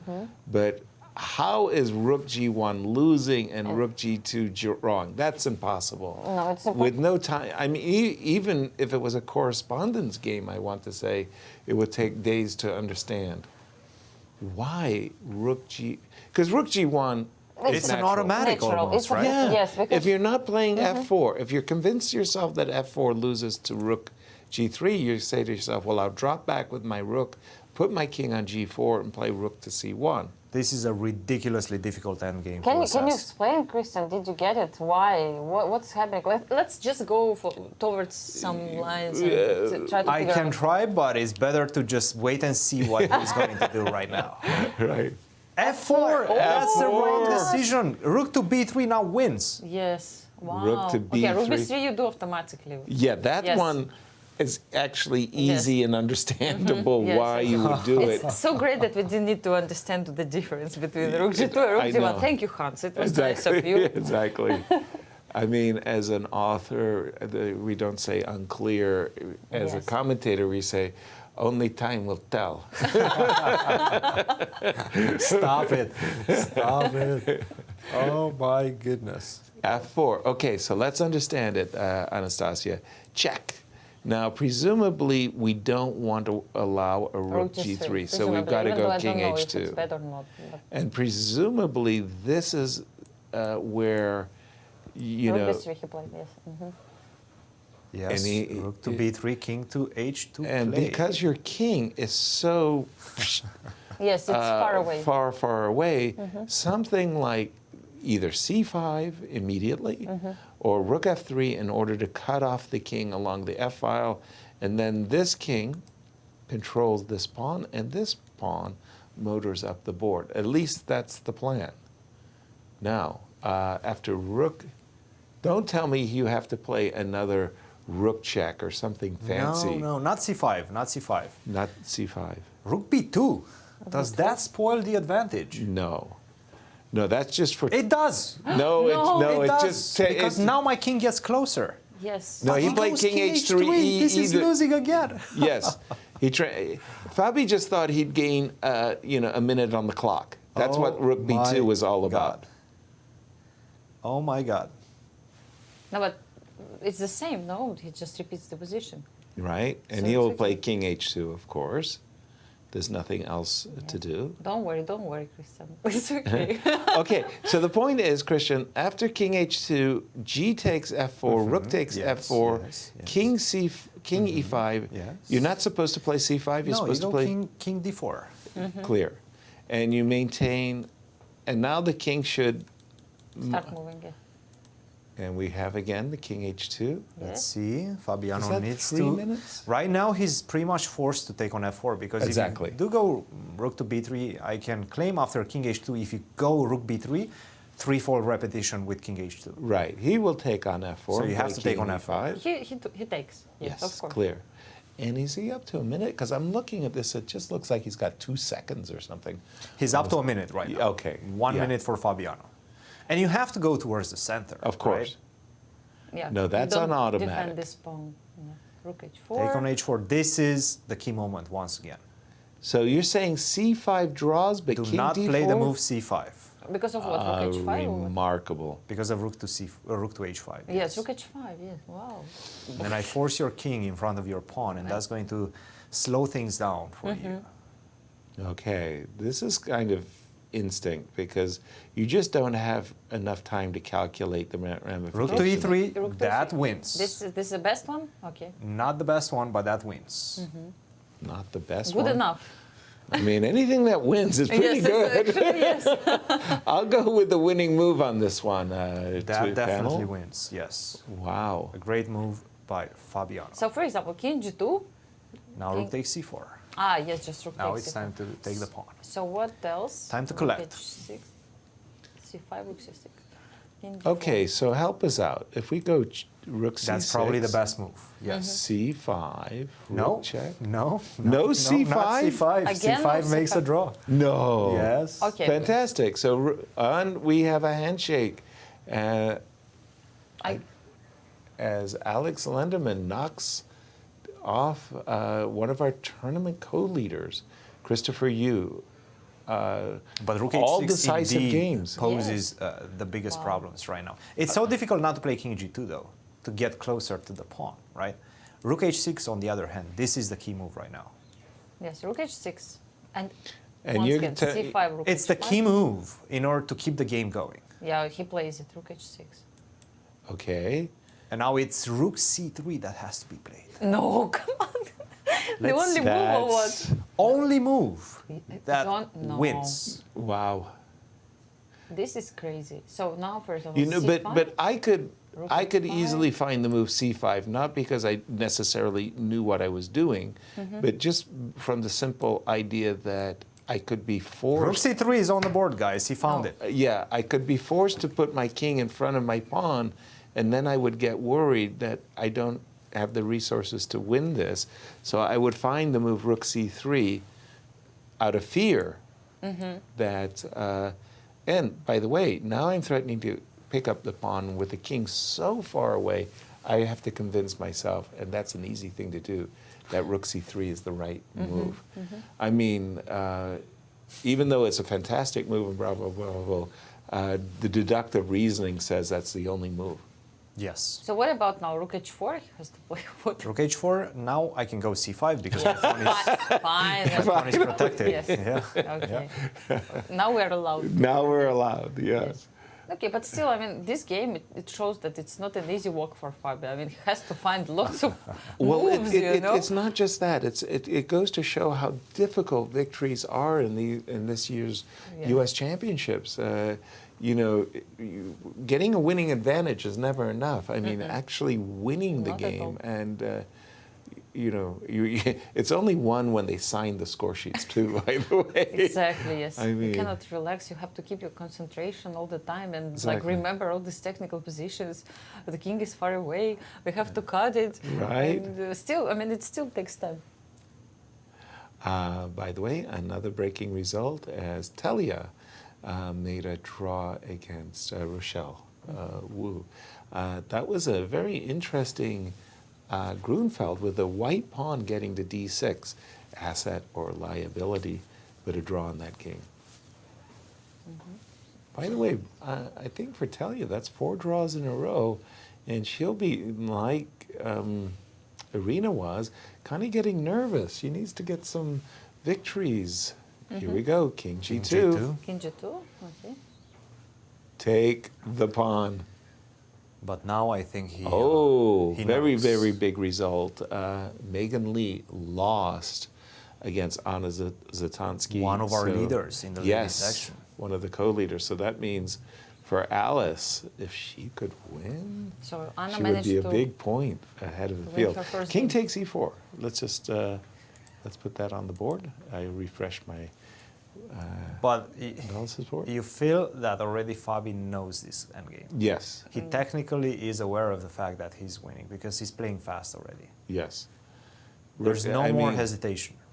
The idea that the king would step in front of the pawn, and now that's an easy escort. Then we instantly understand that the pawn goes home.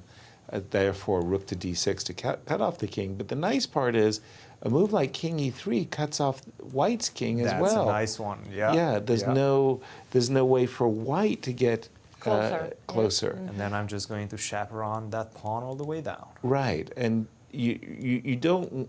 I mean, you don't want to blow a hard-earned victory by allowing the white king to simply get in front of the pawn, and that's why king e3. King is 3, of course, is is on the board.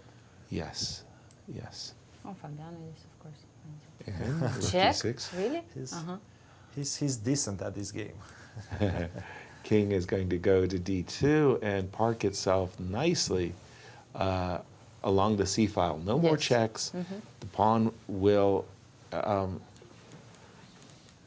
You can't stop the pawn from advancing either. I think he'll resign soon.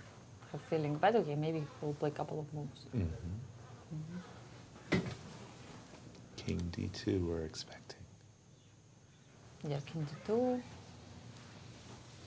King f2 maybe. Still. Yes, they're still going to play king f2. It's still a technical task, but Fabiano should have this one in the back. I think your water bottle just exploded. Yes. I almost jumped out of my seat on that one. Was that yours? I guess it's mine. I think so. Don't be afraid. Everybody's safe. Everybody's safe. Nice. Everything is under control. Good. Yes. Check again. f6, check. Okay. But now we know there's the king going to go to c2. Hide the king. Hide the king indeed. Here I actually would hesitate because I might convince myself that c1 is actually even a better square. Nope. c2. c2, good enough. I suspect at this moment that there's a number of winning lines for Fabi. Okay, c5. Push him, baby. Push him, baby. Check. c5. Oops, excuse me. King f2 on my analysis board and c5. So now we're actually threatening rook to d3, and then the pawn really does get there. So I suspect the best chance that white has at this exact moment is king e2 to stop this rook d3, even if it's only temporary. Yeah, it's not going well for Hans in this game, but still sometime. And by the way, this will be our first win with black in some time. We've been talking about white washes, our victories, and the many victories that we've been having in the last two rounds were really dominated by white pieces. I'm still impressed that Hans is still in the game. I mean, yes, of course it's already lost, but I mean, there were a few moments he could actually lose it very quickly, but he still stayed. Rook c6, by the way. He's still fighting, He's that's still for sure. fighting, yes. That was this critical moment. None of these guys go down easily. No. No. And they'll come in and they'll say, I wanted to resign on move 12, but never did. Yeah, sure. Yeah, we sure. don't believe you. Nobody believes you. Right. Rook c6. Okay, so he's trying to say, like, your rook is a little bit funny. If the pawn was on c3, there's nothing to discuss. But because, you know, you've got to move your pawn and get your rook out of the way, there are some technical issues that you have to deal with. Yes, but the problem is I'm going to go c4. Yes. And I'm going to make the most natural move, king to b2. And by the way, guys, with a victory here, Fabi is actually going to go in clear first. Wow. Exactly. Christopher Yu's loss, by the way, makes it that these two players fighting actually for the first spot, for the first place, yes. Exactly. And he will be a sole leader. Sole leader. That's sole important, leader. yes, of course. No, it will bring lots of confidence to Fabi. Right. Last two, especially a win with the black pieces. That's joy and happiness. Huge. And not to mention his, friends also, and second, Alejandro, who is helping him right now, right? Right. And Cristian, who is always rooting for his pick and with his friend. It's good for the podcast, guys. It's good for the podcast. That's exactly right. Exactly right. So pragmatic, you know. Right. Who speaks about friends, huh? No, it's only about podcasts. Yes. Our views. Let's not forget why we are here. Right. I'm joking, of course. Yes. No, we appreciate. No, we're not. But this isn't actually. I must say, I really do like this move best. King d2. It's such an annoying move for Hans because obviously White's king wants to get as close to the pawn as possible. whereas the black king just rules that out, and any rook check is going to be met by rook d3, and that's the nice way of building a bridge. So rook c8 on the board. We now expect c4. Oh boy, that was played so quickly. Didn't even see it. Rook c7, and on the board. And Hans says, okay, try to promote this pawn. Let's Once see you you do it, right? I will resign. But okay, Of course. for now, I'll just keep playing. this Exactly. game. So we're going to play rook to c1, so that the idea is that after rook check, king here, now we get our pawn to c3, and now we can kind of release the rook. Somehow I never like to see this. Like, for example, after king c2, maybe I can go king e3. But then you go rook e1 check. Okay, that's not good. So I wanted to have the second rank open for my rook. That's why I Right. wanted to go king e3 here and c3, rook h7. That's interesting.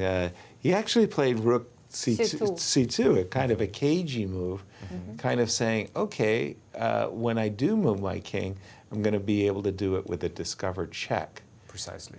Whether that's meaningful or not, I think it's not that meaningful. In fact, I'll go king c3 check. And what were you saying about you wanted to keep the second rank clear? Well, now that's not possible anymore. So king goes to e1. Okay. Just as I expected. He's still considering maybe to go to e3. What? King to e1. Okay, has chance to. Well, I mean, the rook on c2 is just like the worst. Look what's happening. What So happens? Yes, he decided. Doubting his decision at this point. Yes. So probably he thinks also about king e3 right now, but okay, at the end of the day. But you Yes. saw it. Okay, everybody should know this, right? To come back with your king to the place you have been and Right. think again. Right. For the second time, maybe you made a mistake and you can do a better move. Rook h2. Rook h2. It's about Philidor building a bridge. Did he touch his king? I think he adjusted. Oh, adjusted. Should I do. think he said adjust or. Not that it matters too much at this point. Everything is losing. Yeah, this is. We used to say, as at least class players, that this is a book win. Book win, yes. Did Okay. you we grow have up with this yes, same yes. expression? We also, book. you know which expression we had also, like, this position I can win even against Kasparov. I don't know why we had this, but this, like, it's so winning the position that I even can. Gary Kasparov Yes, could I don't not. know if it's changed, after Gary quit chess. I don't think so, but. I could win this position against Magnus Carlsen. Yes, for right? example, yes. But I used to hear it this way. Like, Interesting. oh, come on, stop playing this position. I Bobby could even Fischer. I beat Bobby Fischer. I could even beat Bobby Fischer. Right? Okay. I do remember them saying that in the New York chess circles, by the way. I could even beat Bobby Fischer in this position. Rook check, king d, and again, we're looking at king c2, pawn comes to c3, and inevitably the black pawn will promote. And, well, I think that Fabi could win this with almost no time on his clock now. And also without pieces, blindfold. Blindfold. Blindfold, yes. Wow. Let me just check on the ladies to see what games are going on. There's a single game, the Alice versus Ru Yang. Yes, so And- Alice is still playing. Oh, but look. Wow. She did sacrifice an Yes. exchange, but she didn't get both the bishop and the pawn, which means that that game has to be now drawn. Rook d2, well, But still king. kudos for young lady who is trying to use all her chances. That's also a sign of a really good player. Yeah, future to great, no She question. could have done it a long time ago, just make a draw and go decides- home. No, No. she keeps playing. He decides for king b3, rook d8. Pawn now was ready just to go to c3. Push the pawn. Yep, that would be the best. Push the pawn. You have to give a check, not allow the pawn to go to c2, and then I get the king to c2. And Fabi has actually been picking up a lot of time over the course of the last half dozen moves. I mean, at one moment he was under a minute, now it looks like he has comfortably more than 2. And we might actually be seeing a resignation soon. Yes, of course, because like Hans, of course, understands. I feel Hans might have given up at this point. Come on, you got to give a spike check. Of course. Right. Right? But he gave so many spike checks. They're not very pleasant to give, yeah? No. Your opponent only has one way and it's winning.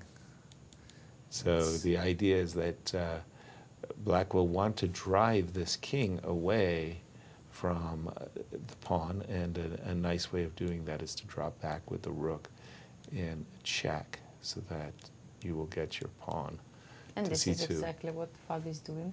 Okay, once. Okay, now he resigns.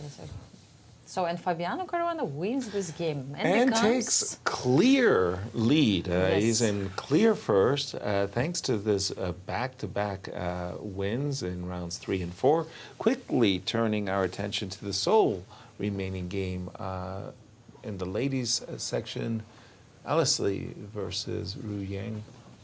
And strange, let me just see how she did give up the exchange, because okay, she kind of got the best she could. And with this, she gave up, and she's hoping that the rook will come to the B file so she can, block. Okay, nice. But no, the rook came back, and this is how we've got this position. And no. Although a lot of moves have been played, it's not enough. Alice will make a draw.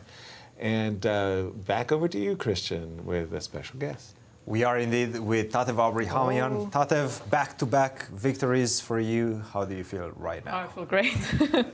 The energy levels are up. You're not feeling tired at all? No, I don't feel tired. And we have one more game and today off, so this is going really well so far. What was the strategy going into today's game? I didn't really have any specific strategy. I just thought I wasn't. Any I thought she would play the Petrov. I thought she would play the Petrov, and I played this line. I thought if we play the end game and the Caro, then I'll just play like a long game. And I thought in the long game I can do better than her. Absolutely. A lot of things happen in this game. Take us through the critical moments, because it wasn't as easy in this one. So if we go if you keep going forward. She decided to avoid the end game with did AC4. I kind of thought she might do that. Yeah. So if we keep going, so here. So I thought Queen B3, E6. My position should be good. Like her bishop's locked in. But then we keep going, and then things get a bit complicated. Maybe H4 is unnecessary. I don't know. I like H4. Take a look at that. Because I don't really want to go H5, because H5, G5, I don't think it's good for me, because my D5 pawn is hanging. And then she went this Bishop D7, Bishop D3, Queen B6. And I feel like, somewhere around here. How did you assess this endgame at this point? I thought I still should be good, but she has some concrete play, like she goes like knight d6, knight f5, maybe get a bishop, and I played rook c1 because knight b4 is coming, knight d6. Yeah, and here I got a bit stuck because I wasn't sure which pieces I'm supposed to exchange, because obviously I want to leave her with this d7 bishop, but I don't know which of my bishops I should be exchanging. Whenever she plays knight to f5. So I went h5, and then I was thinking knight f5 even immediately. Here I was thinking bishop g5, but I'm not 100% sure it works. Okay, I guess not. Yeah, but okay, it's not very clear. King to e7, and it's still a game. I take an f. Yeah, and then I'm like, okay, she still has a bad bishop, but I think we're exchanging too much. Absolutely. But again, I'm not sure if I should take on f5 or let her take on e3, and in this position. It seems take, and perhaps you can actually go for this. Continue taking. Okay, so this way. And just king to b2 this is another thing I considered. Go on the h file. Okay, go the other way. So give up my light. Yeah, I mean, it makes sense to give up my light square bishop in this structure, of course. And I guess once she goes to f7, you also have ideas of knight b5, knight d6, perhaps. She went for king f7. Yeah, here I thought so here she probably felt her position is getting worse, so she felt the need to do something, but tactically it doesn't work out.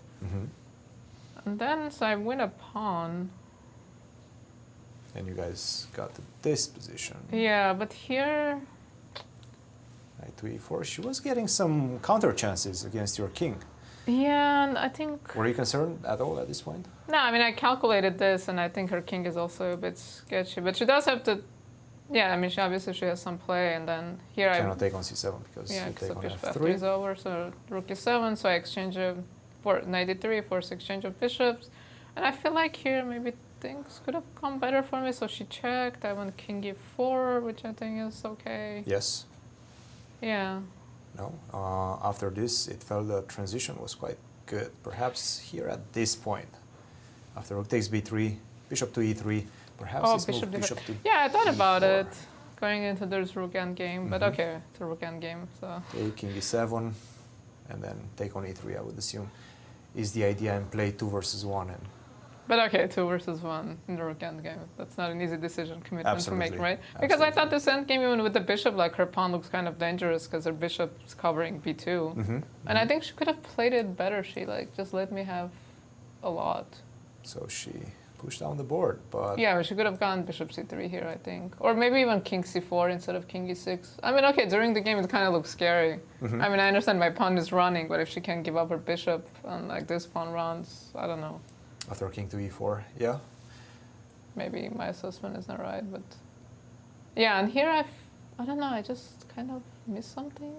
I thought this was just easy for me, and then I started playing and something. So she went bishop c3, check, king e8. I thought I'm queening my pawn, and then I didn't. Bishop h6. That was my move, and then I forgot to play it. Bishop h6 Yeah, here, bishop or h6 immediately, and I'm just threatening. just here, bishop h6. That's so.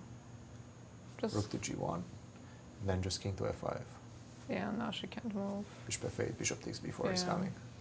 Yeah, this one is looking But the end of pretty my good. game was actually really nice because I set up a little trap. Because I was also getting low on time. And I was I don't like, think oh you my God. spoiled anything. Ooh. No, I think I did. Perhaps yeah. you did. But with this move, king to d5. Yeah, I think I have to go maybe bishop, rook b4, rook f2. Wow.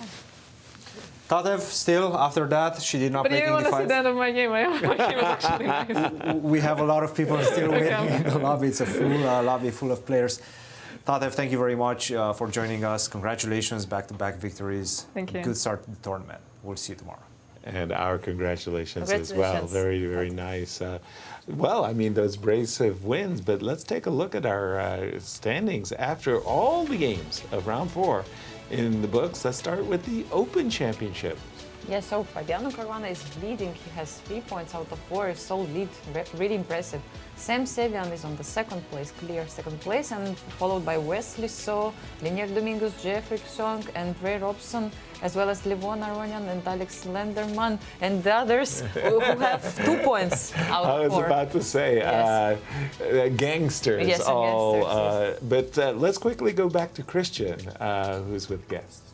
I am here with Alexander Lenderman. Alexander, first of all, congratulations. Big victory against a very difficult opponent. Christopher was surging through the rankings, won his last 2 games, but you came out with this very intriguing idea in the opening. Take us through that. Yeah, I mean, I was trying to prepare the best I can before the tournament. You know, in general, I always try to save my best ideas for a tournament like this. So yeah, because I think, yeah, if you don't have good prep, it's very difficult to play against all these very strong opponents. So at least I wanted some kind of an advantage. Yeah, I think it worked out pretty well. This 95 move in the Catalan So is like this not was your main yeah, idea. not so common. I've never played it before. My friend gave me some ideas here. Who's your friend? Well, I mean, If you don't mind. maybe, I guess you do mind. Maybe if I, you know, top 3 in the tournament, I can reveal or something. Absolutely, absolutely. But yeah, for now, keep it secret. We'll leave the friend secret. Yes. Yeah, but I mean, the most common move instead of 95, of course, is castles, and then usually knight c6, and there's like lots of theory. I've played games on the white side before. Yeah, 95 is more ambitious line. You know, you're sacking a pawn usually here. And actually go back.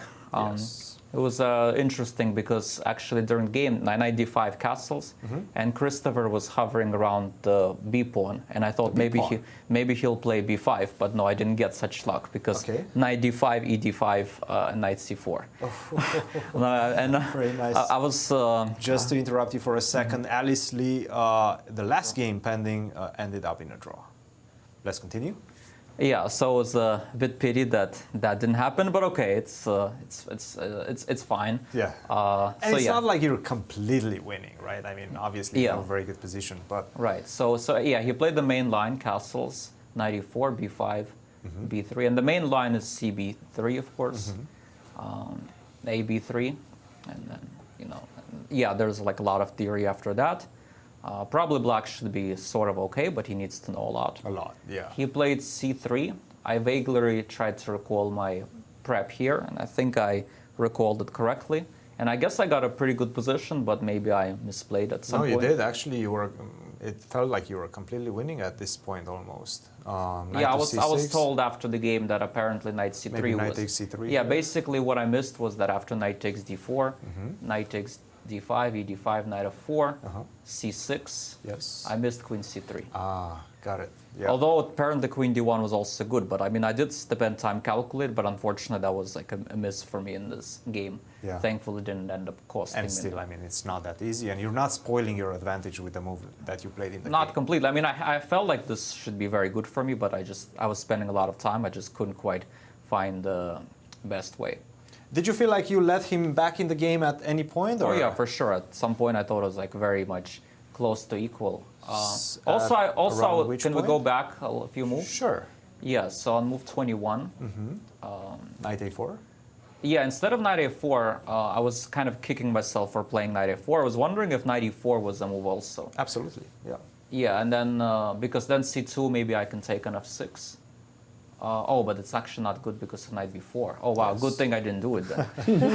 I mean, knight b4 is also such a crazy move. Yeah, I didn't see. Yeah, I was kind of. Somehow I just missed c2. It was a bit strange, but I felt like I was missing a lot of stuff here. And no, knight a4 actually was the best move according to the engine. So okay, so knight c3, yeah, and rook c5 I didn't see at all. But yeah, I guess it transposes to this position anyway, which I thought is quite a bit better for me. But I. Definitely no risk for me, but I didn't really see how exactly to play. And it's limited material. I mean, if he exchanges one pawn, then you might. So you play queen b6, and yeah, I guess somewhere here okay, bishop e6, rook e5. Yeah, and here my original intention was something like bishop f1 or bishop. Yeah, but then I realized queen b3 just doesn't.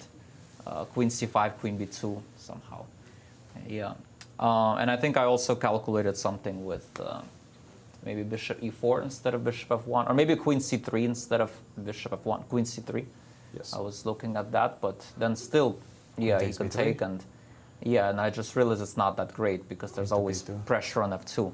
So yeah, kind of reluctant to play rook b1, but apparently it was a good move. Good move. I still keep the tension and still a little bit better. So. Yeah, I mean, I was kind of hoping for the best. I mean, his king is a bit weak, and what was the last mistake that he made? What do you feel like the last? You know, I'm not really sure because it was or it was just a build-up. I thought it was like heading towards the draw, and there was like mutual time scramble. But then, like by the time we got to move 40, I thought I might already be winning, concretely. So. And I think you were indeed. Yeah, so I'm not exactly sure. Especially this move g5, which. Yeah, g5 looks very interesting, but I guess I calculated well here that. I mean, I thought h5 also maybe should be very promising. Well, g5, h5. Yes. But I think I calculated well here, hg, hg. Yes. And then I think that it's important instead of bishop c4, if I go king g1, then it's rook c8. So that's why it's important to start with bishop c4. Yeah, so I was happy at least that in the end I played precisely. But yeah, it was a great battle. Alexander, congratulations, your first victory at the 2022 US Chess Championships. Thank you so much. Congratulations, Alex, indeed. As quite an eventful round, this round 4. And let's check in on the current standings with the ladies. Yes, so Leslie just made a draw in her game. So we have three leaders. Tatev, Abrahamyan, Jennifer Yu and Leslie have 3 points and tie for the first place. Irina, Krush and Begim together with Megan. Yes. All of them, they have 2.5 points, just half a point behind the leaders. And Anna Zatonskih bouncing back to 50% thanks to her victory over Megan Lee. And she is with Cristian. Wow. Anna, a difficult start for you to this tournament, but now you played one of the co-leaders going into this round and you were dominant. How do you feel right now? Okay, of course, so I'm very happy to win my first game in the tournament, and I hope not the last one, and I hope to show like this quality of chess I was performing today, so I hope to continue this. And how did you approach today's game? What type of positions were you looking to get out of the opening? I thought maybe it was a little bit drawish, but then I saw that Carlsen beat Nep on this line, so okay. I thought probably I can play this line as well. And this one with queen to c1, where was? No. This one I meant taking on d5. No, taking on d5, c takes d5 first. C takes d5. It looks like I'm allowing her to get her light squared bishop out, but then there is still like many chances to fight. And this type of position, I thought maybe I have more experience. What are the details of this position? I think like in Carlsen game, I think it was bishop e7, h3, right? Mm-hmm. Bishop h7, h3, something like castle, g4. Yes. g4, bishop e4. Probably you remember better, yeah. And then it was something like bishop e2, queen b6, queen b3, if I'm not mistaken. Yes, I think it was something like this. Yeah, and so this was my idea approach. So it's possible, even if it's not computer doesn't give advantage white here. So not on this line, but I mean like in general. You were looking for some endgame with a little bit of no, pressure. No, actually I didn't know. Like I had like different line, and this morning I wanted to play different, but then I changed it like 15 minutes before the game, I changed my mind and I decided to play this line. Well, it definitely worked today. When did you feel like you're taking over the initiative? Actually, like she played like very well, and it was equal position. But I think like in certain points she's just I don't know what happened. She started playing like really taking a lot of time and playing not her like best chess. Definitely, like her quality in first 2 rounds was much better. And here was many interesting options. For example, if you go back a couple moves, so I think was interesting. Okay, b5 interesting, but you need to secure your knight on c4. So here b5, yes, b5, bishop d3, maybe take, and like trying to move a4 was interesting. Yes, a4 with idea knight d7, knight d7, knight b6, knight yes. c4. And I was thinking to play rook c2, if knight d7, then e4. It seems like you also have maybe the idea of knight a2, no, knight b4. But she will block it. She will block it first. I think it's knight a2, knight d7.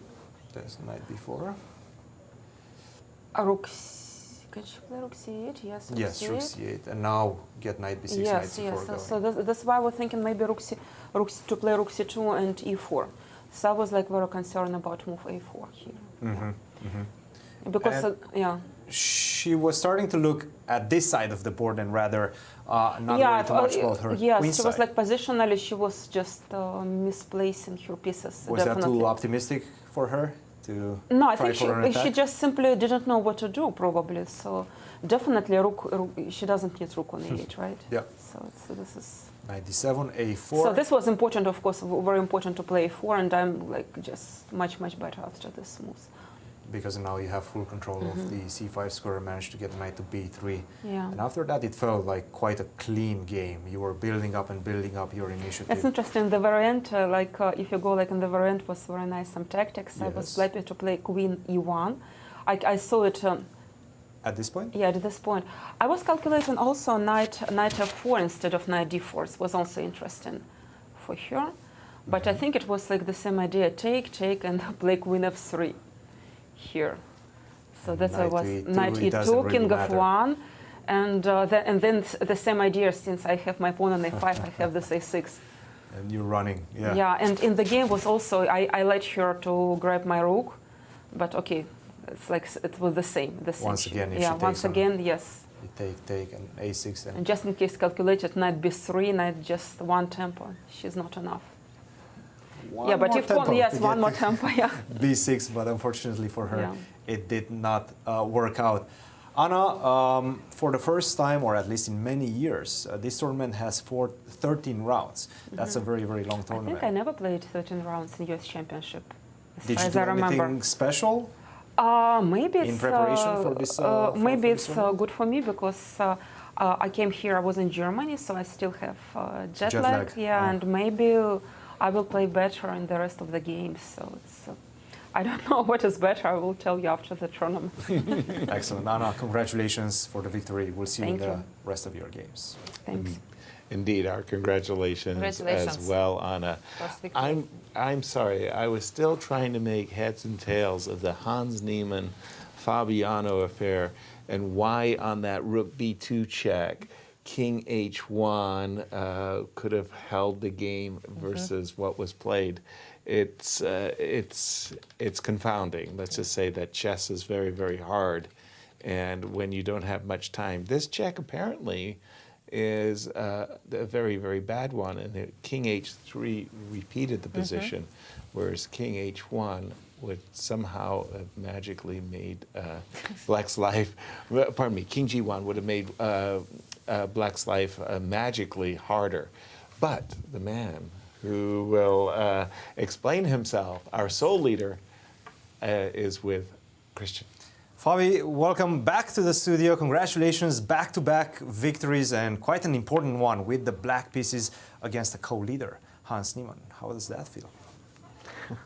I mean, right now I feel exhausted. I was hoping I would give you an interesting interview. I was hoping to keep the trend up, but I don't have enough energy for that. How come? Did you feel disrespected in any way coming into today's round? On every level. No, I don't really. I mean, it was a very difficult game, but it shouldn't have been because I got such a dominant position at some point. Let's talk about the game. Out of the opening, it did feel like... Okay, I don't know what he was preparing because I played this line in the last game against Hare Krishna in the Olympiad. So he seemed surprised. I mean, it's not like I had some new idea in mind. I was just repeating exactly my game. Hari played e3, e5, and we made a quick draw. Yeah. And it looked like Hans was somewhat surprised that I played this. So I don't know, maybe he missed. Did you get to chat with him after the game at all? I don't think he wants to chat with me anymore. Okay. Okay. I think we're no longer on chatting terms. I see. Okay. Queen c3, rook d1, e5, and you were mentioning that you had this prepared, and you were playing quite quickly. He wasn't. Were you surprised by that? Yeah, he was thinking. I was actually worried. I thought he might come to this game with some prep. I didn't remember the line too well, but I thought anyway I should play it and stay principled. And then, yeah, I played a rare move, bishop f5. I was hoping that even if he knows the line a bit, that this would be a surprise for him. Because bishop g4, I think, is the main move, if I remember correctly. Bishop g4, c6, bishop f5 is... There was this important game, Sam against Hikaru. It was last year in, I think, the Rapid, St. Louis Rapid. And they made a draw. It was a very correct game, but Black suffers a bit there, and here it's more of a fighting position. And yeah, he played a very surprising move, a4. I thought that bishop b5 is the correct move. I couldn't remember exactly. I think that was correct. I think bishop b5 was the correct move. Of course, white does have some freedom of choice. I mean, it's clear that white is marginally better here, but yeah, here I was going to play a6, take knight d2, and I was not sure if I can play e4 here. One option. So you were out of your book at this point. I mean, I have some like vague general knowledge, not very. Didn't recollect it so well. I thought e4 was played in this game, Bronze Svane, and it looked very logical, but of course it's a bit positionally risky. Maybe I'm just mixing things up completely. I think it was after bishop b5. Bishop b5, rook e1, and now e4. Yes, yeah, that's a better version. Yes. Yeah, so this was the game, but I was wondering if I could, instead of this, play c6. I was trying to figure out this position. Here. Instead of bishop b5. c6. Yes. I thought d6 is forced. And here the problem is queen d6, he has not knight e4, but knight c4. And I can't go to g6 because and get bishop h3. Yeah. Well, rook g7. Rook takes 7. Yeah. So So I was going to play, well, I was thinking about it. I wasn't sure I was going to play c6, but c6, d6, I was going to play queen g6. Yeah, I thought f3 is very logical. Rook c d8. And this position I was trying to figure out, it didn't look clear to me. See, the computer really hates it. I guess knight to c4, yeah, maybe, try to get to e5 quickly. Maybe queen g6 is not accurate. Maybe rook c d8 first. But I thought that I should, yeah, I wasn't sure I would do this, but yeah, rook c8 first. This is knight e4, queen g6, f3. I was looking for some other move order, but maybe I get it here. And then bishop f5, I thought I should be okay. Knight g3. Yeah. And yeah, then I force him to take the bishop with h5. At some point he'll take, and then I just blockade his d-pawn. And I thought, yeah, take, take. He plays, yeah, and I also have some h3 ideas at some moment. So I thought I should be completely fine here. But then he surprised me a4. I got very ambitious suddenly. Okay, he played c6 immediately, d6. And this is the move that surprised us, h3. Yeah, I didn't expect gf3. I mean, which was probably the best path forward at this point. Yeah. h3 came as a surprise. I was thinking some other move like queen b4 was interesting. I think that was the best move in the position. Try to some sort of mess after e4, knight d4. Maybe he just saw a c5 here and thought he shouldn't do this. But yeah, but it doesn't work. Bishop g4 and d7 sagging. Yep. But I thought, like, if I take on e2, b6, his pawn is not so dangerous. But yeah, he was also getting low on time, so I understand why he started to play rather quickly, but probably not very accurately. And he played h3, and at this point it felt like you were slowly taking over, but he was still fighting. Yeah, it's something, maybe rook e6 was inaccurate or something, because I thought I had a better advantage than what I got. Maybe rook e8, yeah, but I don't think undecided. it's a huge Undecided difference. about which square to put the rook. Yeah, I think at this point, it felt like you were completely done. Maybe king g7 was bad. I was hesitating. I thought maybe e4. I mean, okay, it can't be a bad move, but at e4, knight e4, I thought this, yeah, queen f4, and now maybe I take, and rook d6. Is this just winning? King e2, knight c5, I trade bishop c2. I wasn't 100% sure. Take and f5. But it's, of course, a bit difficult. Bishop d1, f5. He puts the king on e3. My pawns are on light squares. It might be difficult to win this. Yeah. I wasn't sure. And I thought, okay, I'll just make a safe move, king g7. And then he played a very good move, e4, and it's suddenly difficult for black to handle this position. I mean, of course, I should be winning, but the path wasn't clear to me. Knight b5, I was thinking, take rook d5. I mean, my pawns are I'm really tied up. Yeah. a6, but I just wasn't sure after king g2 how I continue this. Yeah. And it's not clear at all. Yeah. Computer says queen f4, but I mean. Yeah, I was a bit worried that maybe this rook endings are very drawish in general, so I wasn't sure. Yeah. Yeah.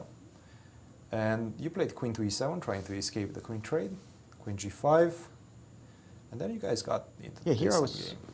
Maybe this was inaccurate, but I was low on time. I thought, okay, I'll create a passed pawn and try to get the f4 square for either my king or knight. Yeah. And it was this moment. Yeah, I should have played, of course, knight b6. That's what I tried to get, but it was like the time control, so I thought, okay, knight b6. Yeah, this is, of course, a better try than. And if he goes back to e2, rook to e7? e7? Rook e7, yeah. This is what I wanted, what I was going to do after the time control, but then he played f4. If he played bishop a6 back, I would have gone to b6. And then, yeah, this is... Took. And then this was the critical moment. Rook to e5, bishop to g4, knight to c4. He's okay here. I thought I was winning, you know? Only with rook a6. Yeah, rook a6. I thought knight e3 is winning. King f2. Yeah, take, rook e4. Maybe king f3. This is a draw? Maybe even rook takes c6. King g5, I don't... Yeah, I thought king g4, rook g8, king f5 was winning. But he just has rook h8, yeah? Maybe rook h8, yeah. Okay, I mean, it's... Well, draw is like, 2 pawns kind of draw. Yeah. In time trouble, but... f3, yeah. But it is a drawn ending with the 2 pawns. Yeah. I just didn't see this rook h8. I thought I'll get my rook to his side, and then his b pawn is less important than my 3 pawns. If I could keep all 3, then I would win. And he didn't probably assess it correctly either, because he did play this move, king to g2, after a long thing. In fact, 15 minutes at this point. I think he had a lot of time. I had like 7 minutes. I don't remember what he had, maybe 25 or so. 22, and he dropped down to his last 7. Yeah, he got equal with me on time. And then I thought maybe king g4 g5 wasn't the most accurate. I was hesitating. Like rook b8 is also very, very strong, I thought. But then I was like, okay, king g5 is more natural. And I saw this whole rook a8, rook h8. And when I played king g5, I thought, yeah, rook h5, rook b5. And I was really counting on f6 here. Rook f4, knight d3. Rook h4, rook h5. Rook h5, knight f4. King g4, take, we looked at this line. And the king comes back after c5, but then I was like, yeah, this is a draw. But I was thinking maybe king e6, f4, f5. But then he has king g6, which is a draw. f4, f5. Oh, f4, because if c5, he just gets back. Yeah. And then king g6, take f5. And we get the c pawn, which, king goes somewhere. Which, I don't know, like some of these positions are losing, some are a draw. I assume the c pawn is actually winning for black. Usually like the central pawns are better winning chances. But here, of course, the pawn isn't very far advanced. But like A and B are... It's difficult to win. C pawn, you get some chances. Like D or E, if it's advanced, then it's just... Apparently it's winning. Yeah, these central pawns are really hard to defend. But then I couldn't like decide on this. I had so little time. I mean, I saw that I could go for this, but it was... I thought, okay, the rook ending feels like it should be winning, but I was really unsure. And f4 surprised me a bit, actually. It was a draw, but only with this move. f4 surprised me. I mean, rook g1. I was going to play rook c5. I think rook g2 was the best move. I can't imagine. Why would? Yeah, that's a good question. I understand. Okay, so rook g1. Let's try to stay within human understanding. So rook g1. Sure. Rook c5. I need to go because I can't allow rook c1. You were planning on playing this. Yeah. King g4, rook c2, and f4. I thought this was a winning take. King takes h3, but I wasn't sure. It's very, his rook has to go behind the pawn. Yeah. But how he does that, I don't know. And it might turn into some sort of race. So. And he made this final mistake, f4. And but I wasn't sure this was winning. I mean, it's like it's easy, of course, when you see the engine, but it's very close to being a draw. I assumed he thought it was a draw. Yeah. But yeah, it was. Fabiano, +2 after 4 rounds. How are you seeing the start to this tournament so far? How are you feeling about it? Well, it's good, but I am exhausted now. This was a tough game, and the first 3 games I wasn't like under time pressure, but once you get a long game where you deal with time trouble, then you really feel it, the tiredness. And I think tomorrow I play Wesley, which is a very important game. Big round tomorrow. We'll let you go get your rest, and we'll see you tomorrow. Thank you. Congratulations, Fabi, absolutely. And just to review, let's take a look at our predictions as we get ready to say goodbye after 4 very eventful rounds. Who do we like?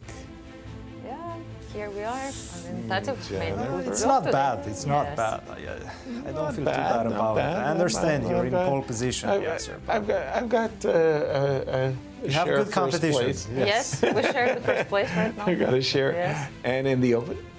And in the open, actually, it's Cristian. Yes. Thank you, guys. Thank you for playing. Thank you for playing. But C-Squared podcast, you have to go with your partner. I knew there was no choice.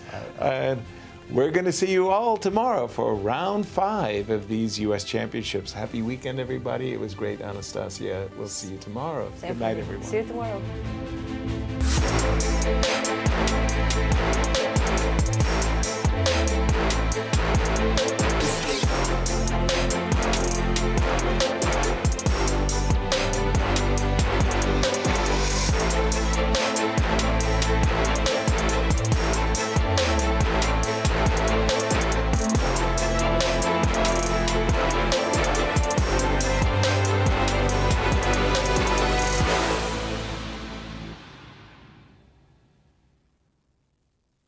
This has been a presentation of the St. Louis Chess Club. Any reproduction or distribution of this content without the express written consent of the St. Louis Chess Club is prohibited.